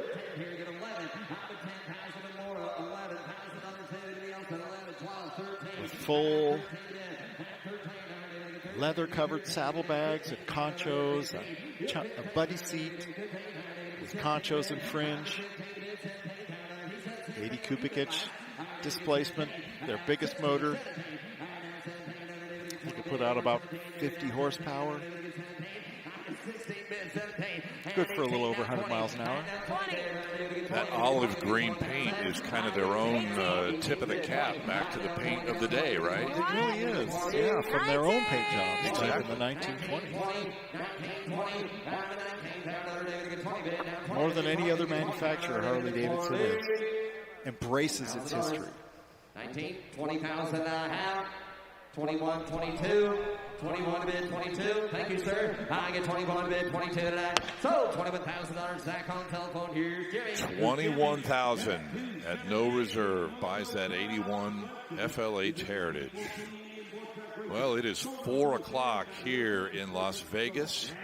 It is 7 o'clock straight up back on the East Coast. That means we have 1 hour to go with you here from the Mecum Las Vegas Motorcycle Auction here on Mecum TV on the Roku channel. I'm Scott Hoke, Paul Dorleone, Ralph Sheheen, Hannah Lopa here, our entire crew, producer Taylor Rollins, director Tony Williams, technical director Todd Gordon, and everybody in the truck. And we thank you for joining us today. And we continue in our final hour with a 1914 Indian board track racer. Look at this.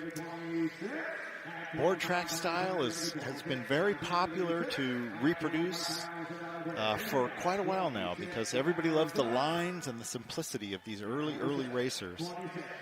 Very little fenders, just an abbreviated rear fender, no front fender. Gas tank, oil tank, that's it. Short stack mufflers, exhaust pipes, no mufflers at all. No clutch, no gearbox, no brakes. What you see is what you get. Yeah, no clutch, no gearbox, no brakes, no problem. Let's go. Here's another one from 1922, a JD model board track racer. And this is what an ordinary Harley owner could race back in the 1920s if they weren't a top-tier racer. You could take a road bike and modify it for local races, and a lot of people did that. This bike is built kind of as an homage to the factory So $30,000. Board track racers of the 1920s. Look at that. Yep, $30,000. That motorcycle was part of the collection of a gentleman named E.J. Cole, and if that name rings a bell. We had, I think, his entire collection. We did at one point, and there were some unbelievable world-class motorcycles in that group. Legendary collector. Yep. Of authentic machines, mostly. Right, right. 1936, new Imperial Model 30. One of those now obscure, then famous manufacturers from England. New Imperial was always in the running in the Isle of Man TT, generally in the 250 class in the 1930s. And they made, you see there's a TT on top of the tank there, just to remind you, hey, we're famous winners of the lightweight TT. And $5,000 is all it took to buy that new Imperial. That's not new at all, 1936. All right, here is 1968 BSA. 441 Victor. This one might have been the victim of some abuse in its day, but that's kind of how they would scramble them. This one was rid hard and put away wet. They did keep the headlamp ears there in case anybody got in the way. We're sure to finish them off. So $2,500, Katie. S282, 52, Sunbeam S7. And somebody gets $20,000. Could stand a few parts and pieces eventually, but pretty complete though. Somebody is gonna buy that motorcycle and have fun. Well, we've not had a Sunbeam on the program. On the program, though, there was a Sunbeam single that went earlier, a little 3.5 horsepower Sunbeam single from the 1920s. Yep. Of course, the name got sold. It was no longer part of the Marston Corporation from the 19-teens and 20s.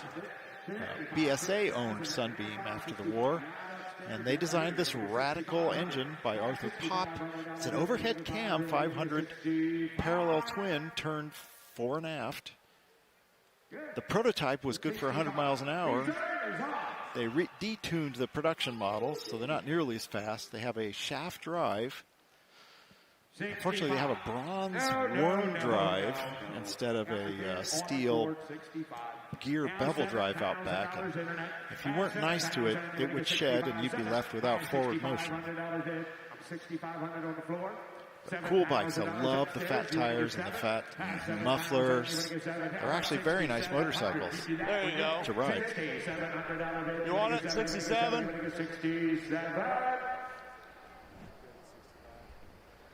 I'm with you. Were you there?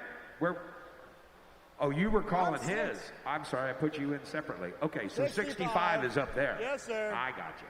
Okay. Keep an eye on those funny waves. My first day. I was just 67 schooled on what they mean. 67. And yes, they could be repeated in polite company. They're about how much money someone is bidding. Yes. Well, in this case, somebody bid $65,000. Did it sell? Yes. Or $6,500. Yes, thank you. And it did sell, and we send it over to Ralph Sheheen right now. Scott, this is lot 289 coming up very soon. It's a 1961 Moto Morini Settebello, which translates to 7 of diamonds. Now, this motorcycle is a type of bike that many future racers would begin their career on. It is a race bike, but could also be used on the street. So you have to be very careful with a machine like this if you're looking to buy one at an auction, because a lot of racy type bikes could have been and probably were modified to one level or another for the racetrack. So you have to be careful when you go to buy one if you want to get a good one. This one comes from the folks up in Carmel, and we know this is a really good one. So there's no doubt that you're buying a quality motorcycle here, this Moto Morini Settebello, and we'll see it soon here.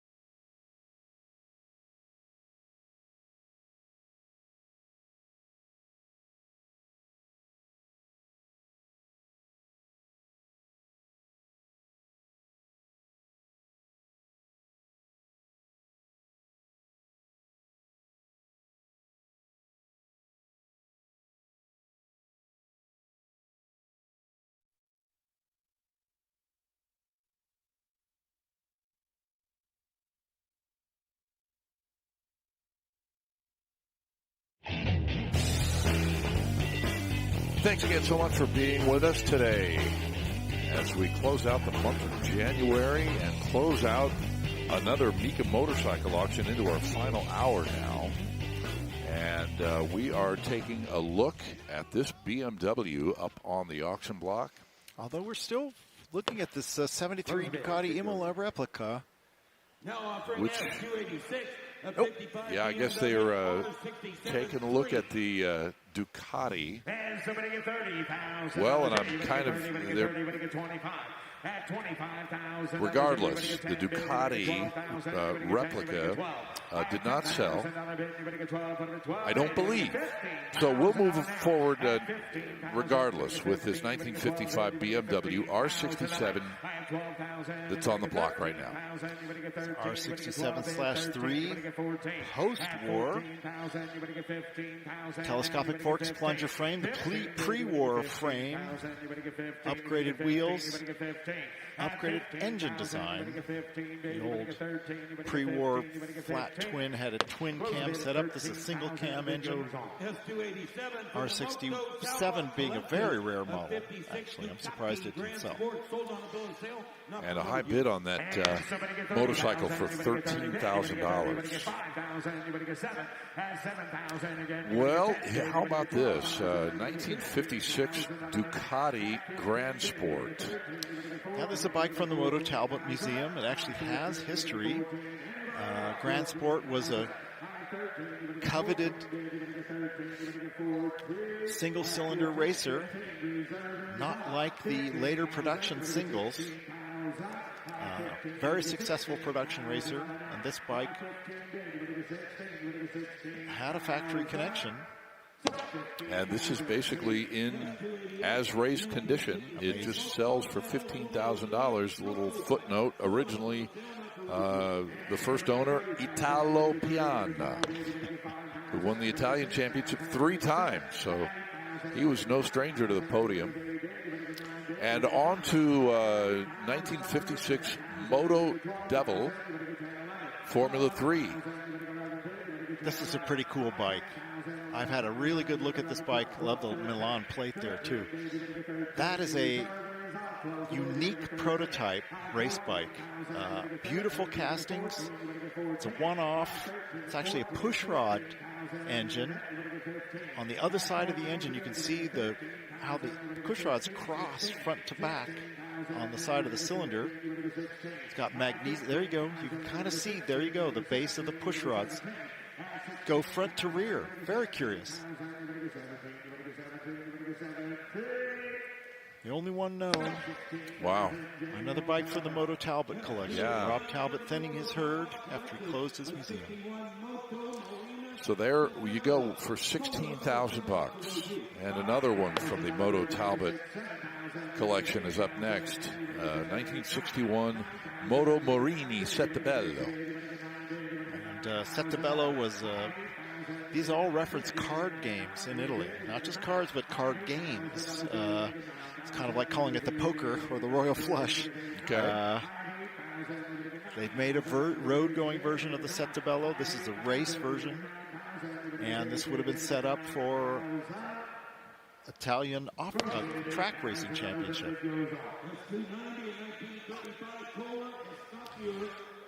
And a high bid for that at $8,000.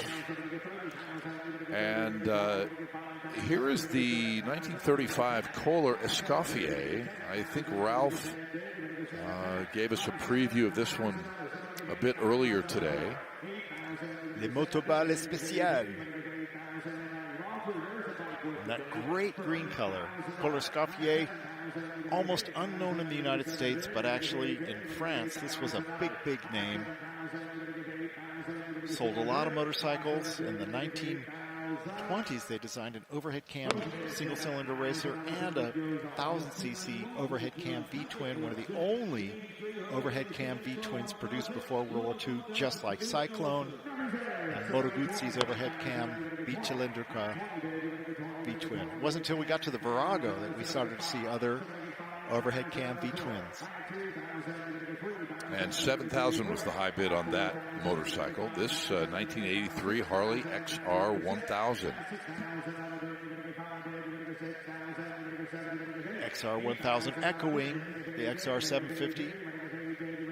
Sportster platform, but different heads, different barrels, aluminum. You see how it's got twin carburetors. Typically, a Sportster has a single carburetor between the cylinders, but this one's set up just like the race bike, with the tin carburetors coming out the side and the high pipes coming out the other side. This looks to be an original machine. These are fun bikes to ride. Reserve off, and somebody's going to get a bike for under $8,000. And there you go, $7,500 to be exact. An FX Super Glide, as you can see right behind it, from 1971. That's what what we will take a look at next. I think this is at least our third today. 71 FX Super Glide. Amazing. Maybe four. Maybe four, yeah. Coming out of the woodwork, because these actually fetch quite a bit of money. As mentioned, once again, Willie G's first big design for Harley-Davidson. Yes, this is number 4. All of these have been beautifully restored. All of them selling north of $20,000 because they're a legendary bike with that boat tail rear end that's typically thrown away, but when they started selling for $20,000, suddenly they all reappeared from people's garages. Let's go to the trash bin and not let them take it out yet. $22,000. That one's going to go away to a new home. Let's see what happens with this KH now from 1954. Model K Sports Twin. This is not a Sportster. It's a side valve V-twin Model K H with high compression pistons. Not easy to do on a side valve. But nobody knew more about side valve racing than Harley-Davidson. This was their first unit construction V-twin. 4-speed gearbox, very advanced machine. And I love the styling that carried on into Sportsters forevermore. And they even found a way to put that little bronze badge on the front fender, little 50th anniversary Harley-Davidson badging there. Kind of a... Well, Harley changed their mind between their 50th and 100th anniversary. Yeah, they did. 50th was 54, 100th was 2003. Yeah. What happened? Hey, they're Harley-Davidson, man. They can do what they want. They can bend time. Yes. This is our third Sturgis today. It is. And at no reserve as well. One of the most coveted shovelhead models. Of course, number 1 would be the FX model. This is the FXB for black. And it just gabbled for 10.5. All right, here is the bicentennial edition. Speaking of anniversaries. Yeah, that's a date they couldn't mess with. Yes, exactly right. 76. Even Harley can't bend time when we're talking about our nation. 7,000 for this XLH. Once again, I've mentioned it before, those wonderful Peter Max-inspired stickers on this anniversary edition. They went bold, including on the logo on the side of the oil tank there. This bike is bone stock. Very wonderful cool. condition, yeah. Love these. Fun.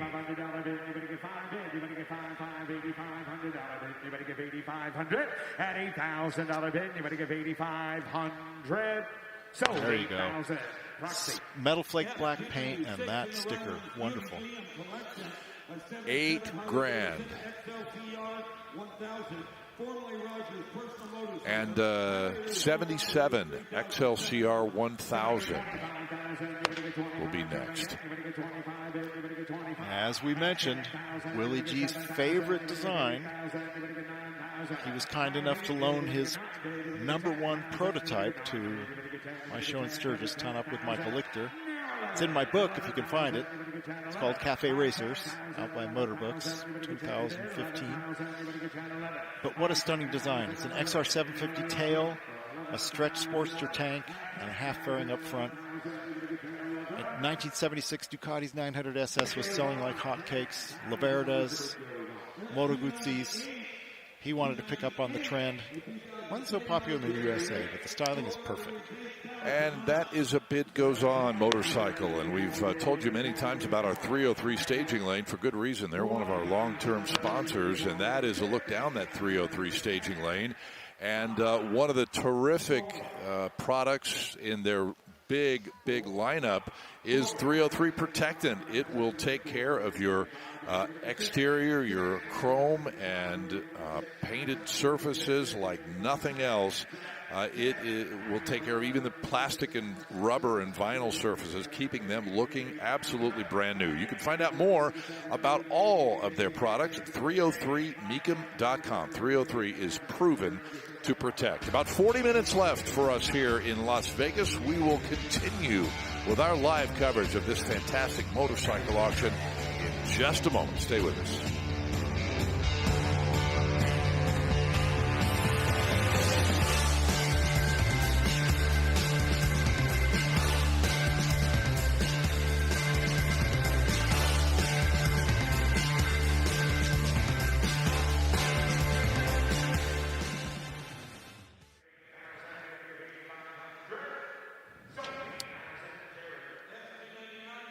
Oh, cool. Ah. That's Kim. That's Kim demonstrating. Can you put that in the ISO? And I don't know if our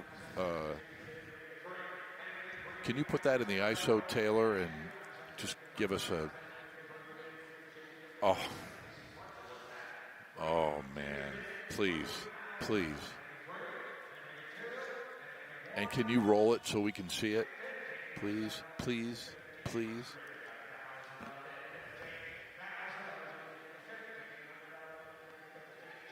And his last name is Kerouac. Jack Kerouac. Kerouac, yeah. That's from On the Road.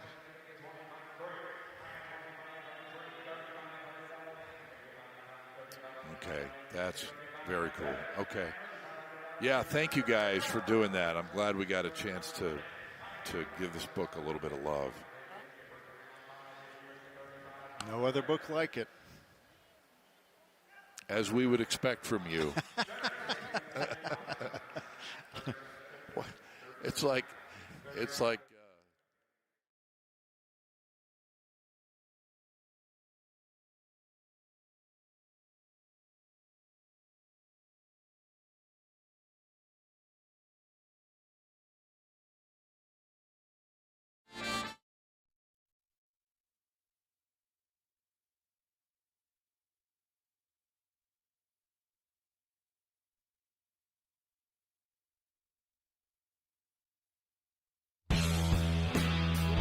we are back here in Las Vegas. That is Kim, one of Paul's assistants, and getting a chance to take a look at this amazing book that Paul has published along with his wife, Susan McLaughlin, called The Long Way. And this photography, tintype photography that you did, Paul, is absolutely spectacular.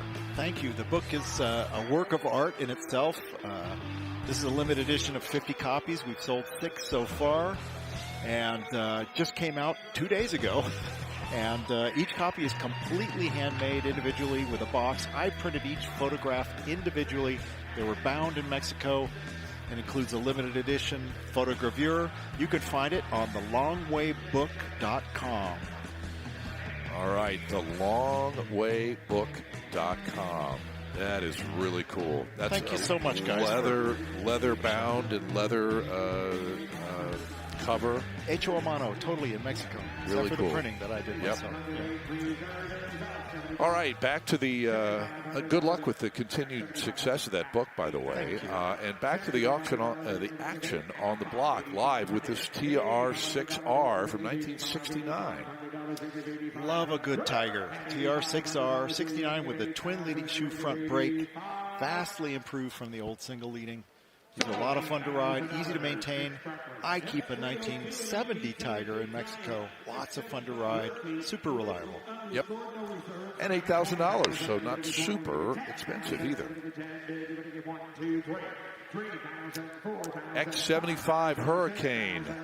This is Craig Vedder's baby. when the English factory, this is actually intended to be a BSA originally, and they were accused of smoking a lot of weed in Umberslade Hall, where the brass collected to design, and one of the younger ones says, hey, we should hire this Craig Vetter guy to see if we could do a factory custom. This is the original factory custom motorcycle. It was originally intended to be a BSA. BSA went out of business in the meantime. It became a Triumph, the X75 Hurricane. He was trying to mix flat track and chopper styling with cafe racer, kind of like Willie G did with the XLCR. Love those bikes. Super limited production. Very cool, too. And brought some good money just now here in Vegas. All right. A Scott Flying Squirrel from 1963. I need to bid on this because 1963 is the year I was born. How poetic. One should always own a motorcycle from the year you're born, especially if it's called your own name. Yeah, I know. Alfred Angrith Scott designed this engine in 1911, and believe it or not, the only difference between then and 1963 was water cooling, which they added in about 1914. This has a 4-speed gearbox from Velocet, actually, with a positive stop foot change, telescopic forks, swing arm frame. This is the very, very last iteration of the well-known Scott two-stroke design. It's a 600cc engine, parallel twin. You want 95 on it before it goes? Comfortable, dead smooth, quick. $9,000, George. And very rare. I'll keep an eye out for a Scott for you, Scott. Okay. Deal. $9,000 is all. That is very, very cool. Here's a 74 Honda Elsinore, the CR250M. Now we saw a 175M yesterday. Of course, this is Honda's first two-stroke and Honda's first motocrosser. And actually, it did pretty well in the marketplace. The Elsinore was kind of a game changer. It was inexpensive, as most Japanese bikes were. And this is an original machine. You can see a few scars on the expansion chamber and the tank. There's no arguing with originality, as Ron Christensen loved to say. Anybody get 3 and now 5 bid. Anybody get 3,000. Anybody get 3,500. I have 3,000. Anybody get 3,500. 35. 3,000. Anybody get 35. You want to bid 3,500, sir? So $3,000, Nick. Well, 3,000, and gentleman right there waiting to sign the paperwork, and he'll take that one home. Bet you $1 that he had one of those when new. Oh, sure, absolutely. That's so much of it in this world and the car world too is nostalgia. Yep. And either I had one when I was a kid, or my dad had one, or I my wanted next door neighbor. What? Yeah, yep. Exactly. CB 160 now from 1969. And these are the bikes that just secured Honda as the world's largest motorcycle manufacturer. Sophisticated technology, overhead cam, 160cc parallel twin, unheard of at the price Honda was able to offer, and it was anything but cheap because these were incredibly reliable and beautifully engineered. $3,500.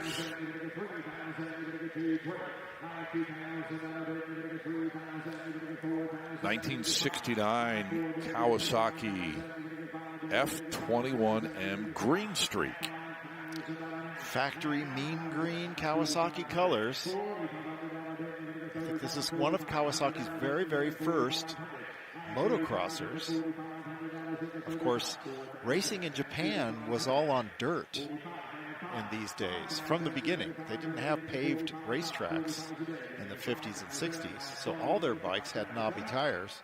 But this is a full-on motocrosser, super rare, 69. Ralph and I were talking about that a little bit with Ronnie Jones last night at dinner, and how well known and how amazingly popular he was in Japan. Yeah. and he never got a chance to race there. But just the fact that, as you said, a lot of their racing was on dirt, and they identified with it. Here's a 1972 Husky 250 WR selling at no reserve. World champion. Husqvarna was on top of the world motocross championships, with riders like Torsten Hallman dominating. In fact, Torsten Hallman was brought to the USA by the American Husqvarna importer Edison Dye to launch the brand in the United States. He kind of told him a white lie, had him fly into Chicago. What Torsten didn't know was Edison had a couple of Husqvarna racers in the back of his truck, and they were going to drive all the way back to L.A., hitting every racetrack they could en route. And, of course, Torsten just decimated literally every race he entered, being the world champion. And that launched Husqvarna. Everybody realized, oh, my, this is the best motocrosser I've ever seen. Here's the 400 version from 1970, the 400 cross version from 71, just sold for $5,000. The big bruiser. What a motorcycle.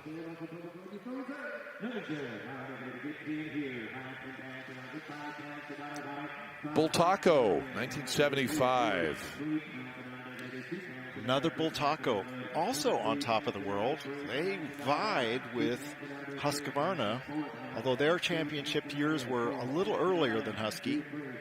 Same concept, lightweight, two-stroke, reliable, super fast, good handling chassis. Persang, Bull Taco's full-on motocross bike. They have many others. They had ISDT bikes, they had enduros, they had road bikes.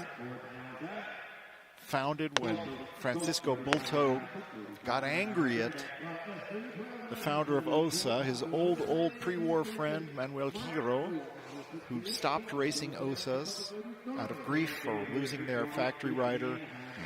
Francisco Bulto took the entire race crew with him to found a new company called Bull Taco. Well, I hope you're enjoying Dirt Bike O'Clock here at Mecum, Las Vegas. Here's the last of this little group of dirt bikes, another Bull Taco from 1970, also no reserve. Mark IV Persang 250. Lots of changes, lots of improvements every year. Little changes in the frame, lots of changes in the bodywork.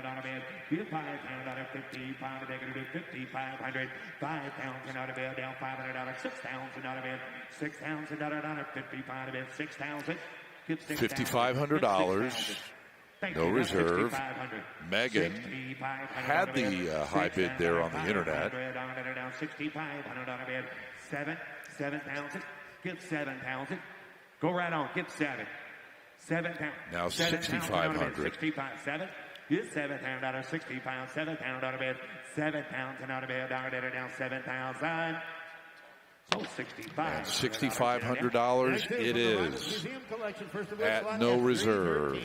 Very nice. All right, let's send it over to Ralph Sheheen. Scott, lot 325 is a 1975 Norton Commando John Player Special, and I think these are really cool. Now, if you ride your John Player Special Norton Commando to bike night in your town, not going to be trouble finding yours when you get ready to leave. There is less than 200 of these made, and they're very distinctive. You got the dual headlights up front, this massive fiberglass fairing that was made by the folks at Avon. It is functional, but it's very top-heavy and slow corners on these bikes. Now, there's a large, long-distance fuel tank, metal fuel tank, hidden underneath this fiberglass cover here. And then, of course, at the back end, you have the single hump that also works as a storage area. 1975 Norton Commando John Player Special. And if all of that's not enough to pick out your bike, how about that very distinctive John Player Norton livery? Really, really cool.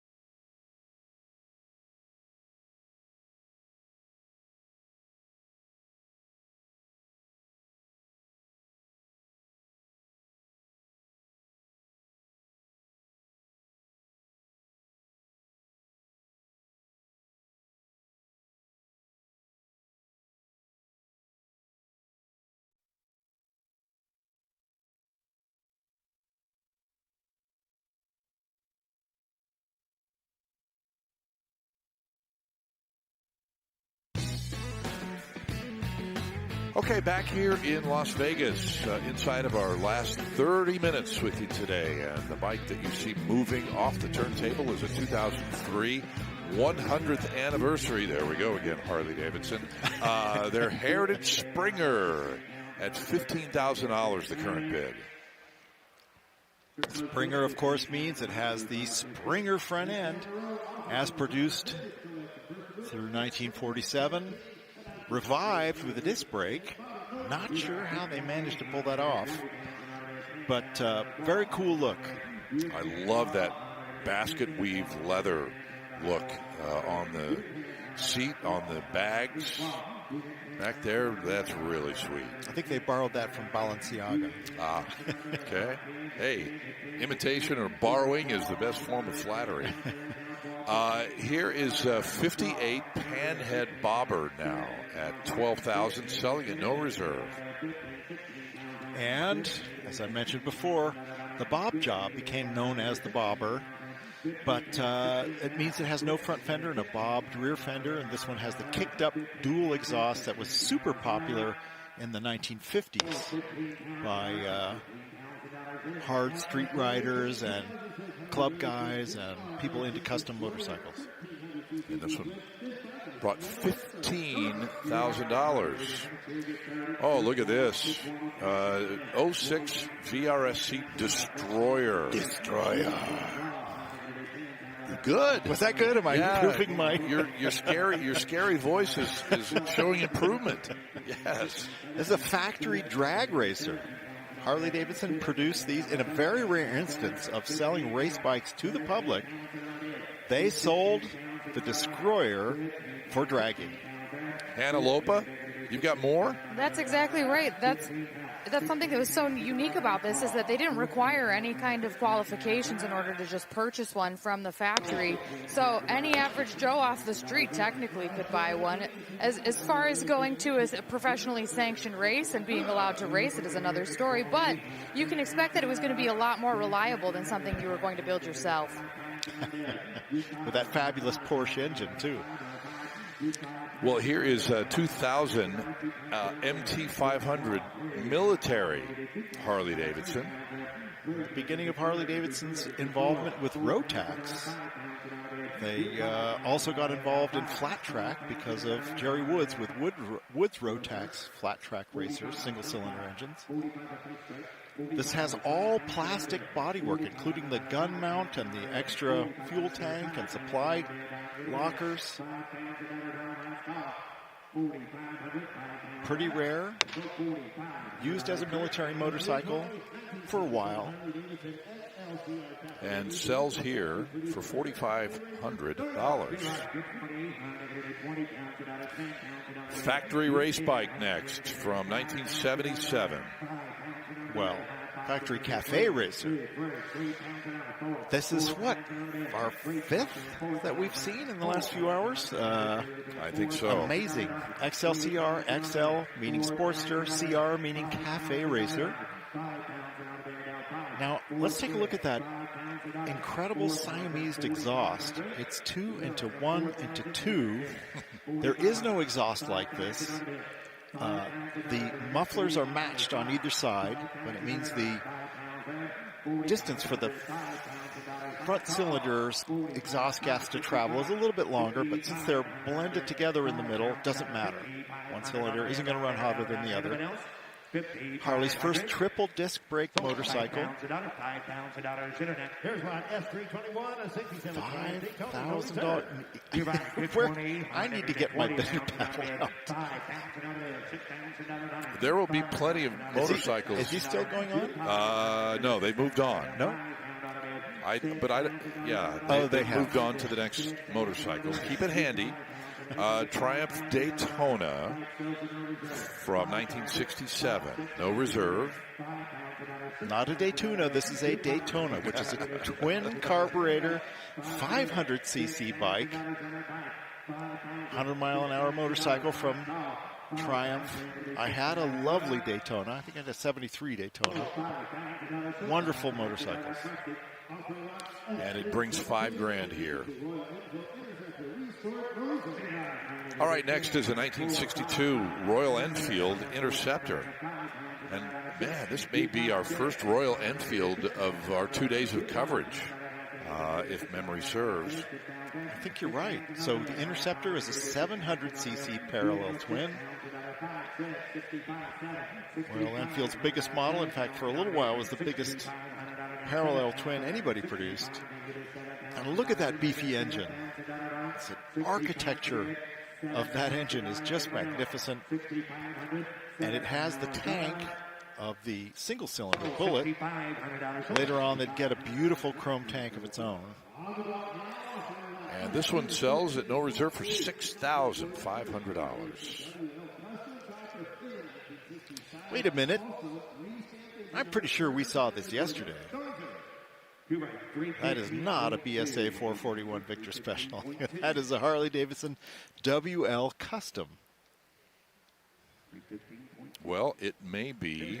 They are maybe a little bit of a computer glitch at the moment. But, yeah, 1943 Custom Chopper WL. Fascinating civilianized version of a military era WL. Would have been a WLA or WLC. This is what people did to ex-military bikes in the 1950s. Turned them into show bikes. This one has amazing metal flake green vinyl, quilted seat and P-pad and sissy bar, and even the shifter with those green flame paint job. I'm fairly certain this is a redone paint job on an older custom. There we go. Okay, this 43 Custom Chopper gavels at $10,000. All right, now we go to the Victor Special from 1970, this BSA. It was Jeff Smith, I should say, who won on a BSA just like this. He was a BSA factory rider, won the 500cc motocross world championship in 64 and 65. He was a multi-time motocross, the nation's champion as well. One of the best all-around motocross motorcycle racers in the history of the sport.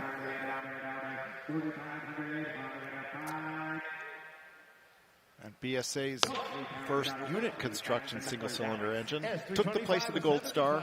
Heck of a lot lighter than a Gold Star, and actually pretty fast. As Ralph mentioned, these guys could win a motocross race. Yep.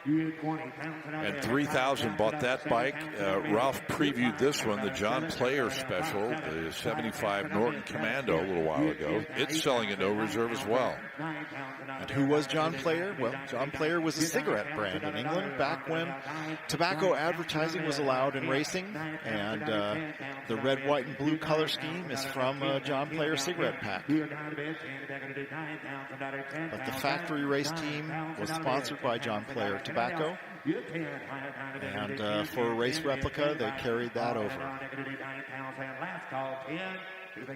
Some people call this a wolf in sheep's clothing because it has race bodywork, but it's a standard Commando underneath, but beautiful bike. All right, that'll wrap up this segment for $9,000 with no reserve. We'll break away and return with the final moments of our telecast today, coming up in a moment.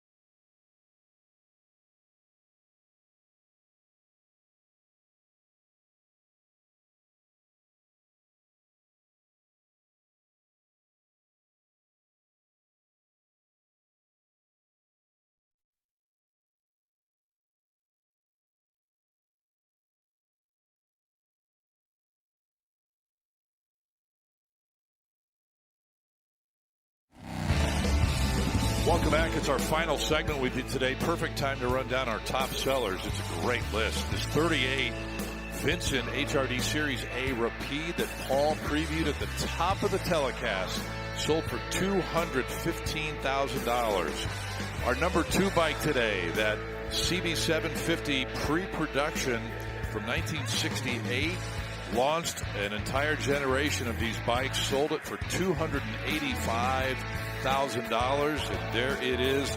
But our number 1 bike today, no doubt about it, the 2004 Honda RC174, the George Beale Honda factory collaboration, the replica, brought $300,000, period correct, 1967 factory Honda livery. And that is our number 1 bike of this day. And look at that top 5, Paul. What strikes you there? Variety. 2 Hondas, a Vincent, a BMW, and a Harley. Tells me that rare prototypes, well, rare anything. None of these bikes sold in huge numbers except for the BMW R32. Right. Yeah, very true. Good list. And I tell you, if you are less than 105,000 today, you are not in the top 10. That's our number 10 seller. So 6-figure bikes all day today here at Mecum, Las Vegas. This is an R25 from BMW, 1953. I had an R25/3, which was the model after it. Pretty much the same bike, a little bit different tank. Lovely little, pretty gutless little 250 single. I purchased it from a couple of Germans that rode across the United States on 2 of these. And back in 1986, 7. Amazing. All right, here is a 1963 Bultaco Sherpa S. The Sherpa set up for motocross or maybe flat track racing. I can't really tell. Anyway, competition Sherpa model. Looks like an indoor flat track style. Neat little bike. 250 two-stroke, 28 horsepower. Robbie Cadwallader's bike. There you go. 6,000 on a bid, 6,500. 6,000 on a bid, $6,500. 6,000. Note the beautifully finned hubs. Bultaco made beautiful castings. Front and rear hubs have finning on them. There's no front brake on this one because it's a flat tracker. And it just sold for $6,000. And another Bultaco next from 1966, Model 23 TSS. Another TSS racer. This one from 1966. I think this one is also air-cooled. Bultaco's production racer, very successful, very fast. If you wanted to win in the 250 class, this is a bike you wanted to own. Beautiful front brake, twin-leading shoe with a nice cast-in scoop. Single cylinder with an expansion chamber. That motorcycle looks like it's never been ridden. I think it's just, well, not since it's been restored.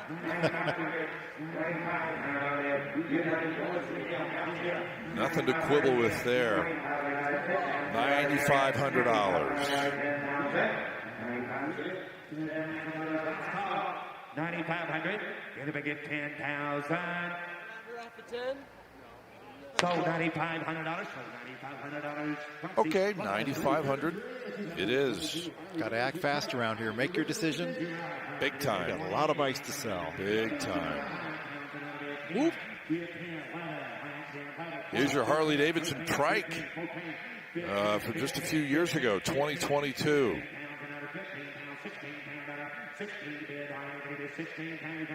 114 cubic inch V-twin, 6-speed, and 1,100 miles to its credit. Wow. In case you want junk in your trunk, that's how you're going to get it. There you go. This is not a modernized version of the Servicycle. These are aftermarket conversions to standard Harley-Davidsons. Surprisingly popular. If you go to the Sturgis Motorcycle Rally, you're going to see a lot of these trucks. Oh, I bet, yeah. Yeah, this one brings $19,000. Somebody's going to ride it. Because they know it's going to cost them about $35 if they buy a new Harley and get it converted. Well, here is 2003 Screaming Eagle Road King. Screaming Eagle, of course, being Harley-Davidson's brand of high-performance parts you could add on yourself or order when you're buying your new Harley-Davidson. Hot cams, hot pistons, ported cylinder heads, free-flowing exhaust, bigger carbs. Eventually, all that stuff got combined in the CVO models, which were very special, limited production, unique paint jobs. This looks like a CVO.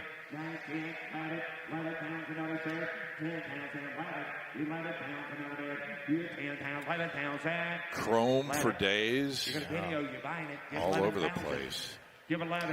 I think the Screaming Eagle model was precursor to the CVO, which was kind of the skunk's work bike. Most powerful Harley you could buy. Every race kit option available. Give me 12.5. This is not going to break the bank at 12 grand. Nope. Hey, 12.5.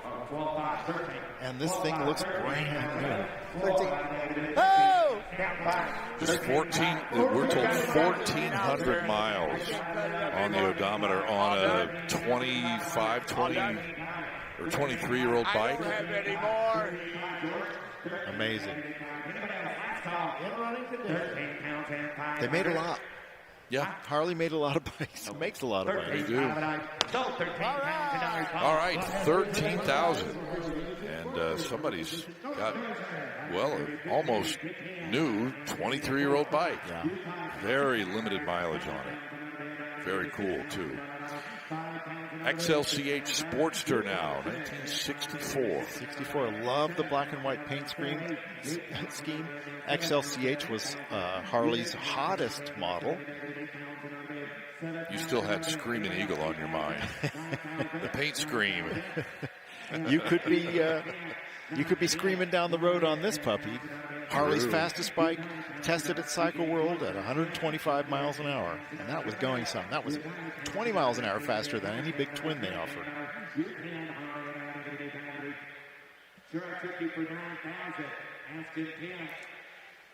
in for $9,000. Asking 10. $9,000, $10,000. Aluminum rims, full width hubs. A lot of horsepower.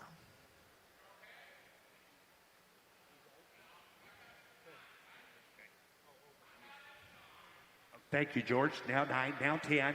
Now George 10, Boswell now has 10, a and next lone round bidder also back in the back of the main arena floor here. 95, now 10.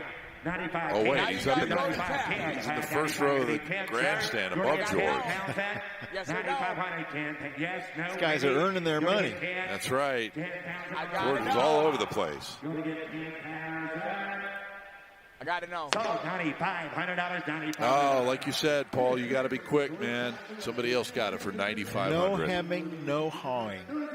Just buy a bike. Great time to buy a motorcycle right now at Mecum. Well, you mentioned it yesterday. Definitely a buyer's market.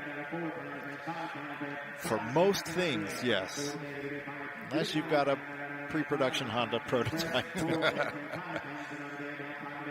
And then it's a buyer's market if you have, $285,000 for 2001 FXD Super Glide up next.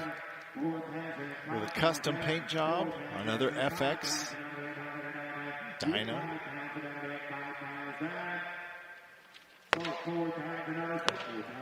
This one brings 4,000. Boy, it has today really been a celebration of Harley-Davidson. We've seen so many, more than I think yesterday. And here's an MT500 from 99 now. Rotax single-cylinder engine. All plastic bodywork to keep the weight down, and they don't dent. They just bounce back to shape. The only Harley-Davidson is cast in on the side panel there. And that's just a $3,000 hammer price. All right, so we'll take a look at a few more bikes. This one from the George Schott collection. We mentioned him this collection a little earlier in the day today. This is a 98 Road King Classic. One of 16 from the George Schott collection today. Most of them Harleys, if not all of them. Road King Classic came with everything you're looking at right here. Full saddlebags matching the seat, backrest for the passenger, handlebar fairing with a tool roll, spot lamps, all from new. Probably cost about $24,000 in 1998. Yours for only $4,500 today. Yep. Okay. $5,000. And George's couple right there will ride that one home, or at least take it home. This is a 1973 Honda CR250M, another Elsinore. The last one we saw was an original paint machine. This bike has probably been restored, which reflects the current 9,000 bid on this lovely first-gen Honda two-stroke motocrosser. Yeah, that is a beautiful restoration. A high bid. Not going to be enough to buy it right now. $9,000. 1972 Honda double 450 salt flat racer here, Paul. The Salt Shaker. There's actually a film that we showed at my motorcycle film festival back in, I think, 2014 about this bike. The Salt cool. Shaker. 2 Honda CB450 engines lined up to try and take a record at Bonneville.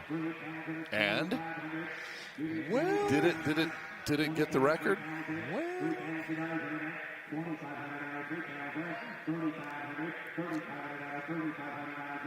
we'll get our best people on that. How about that?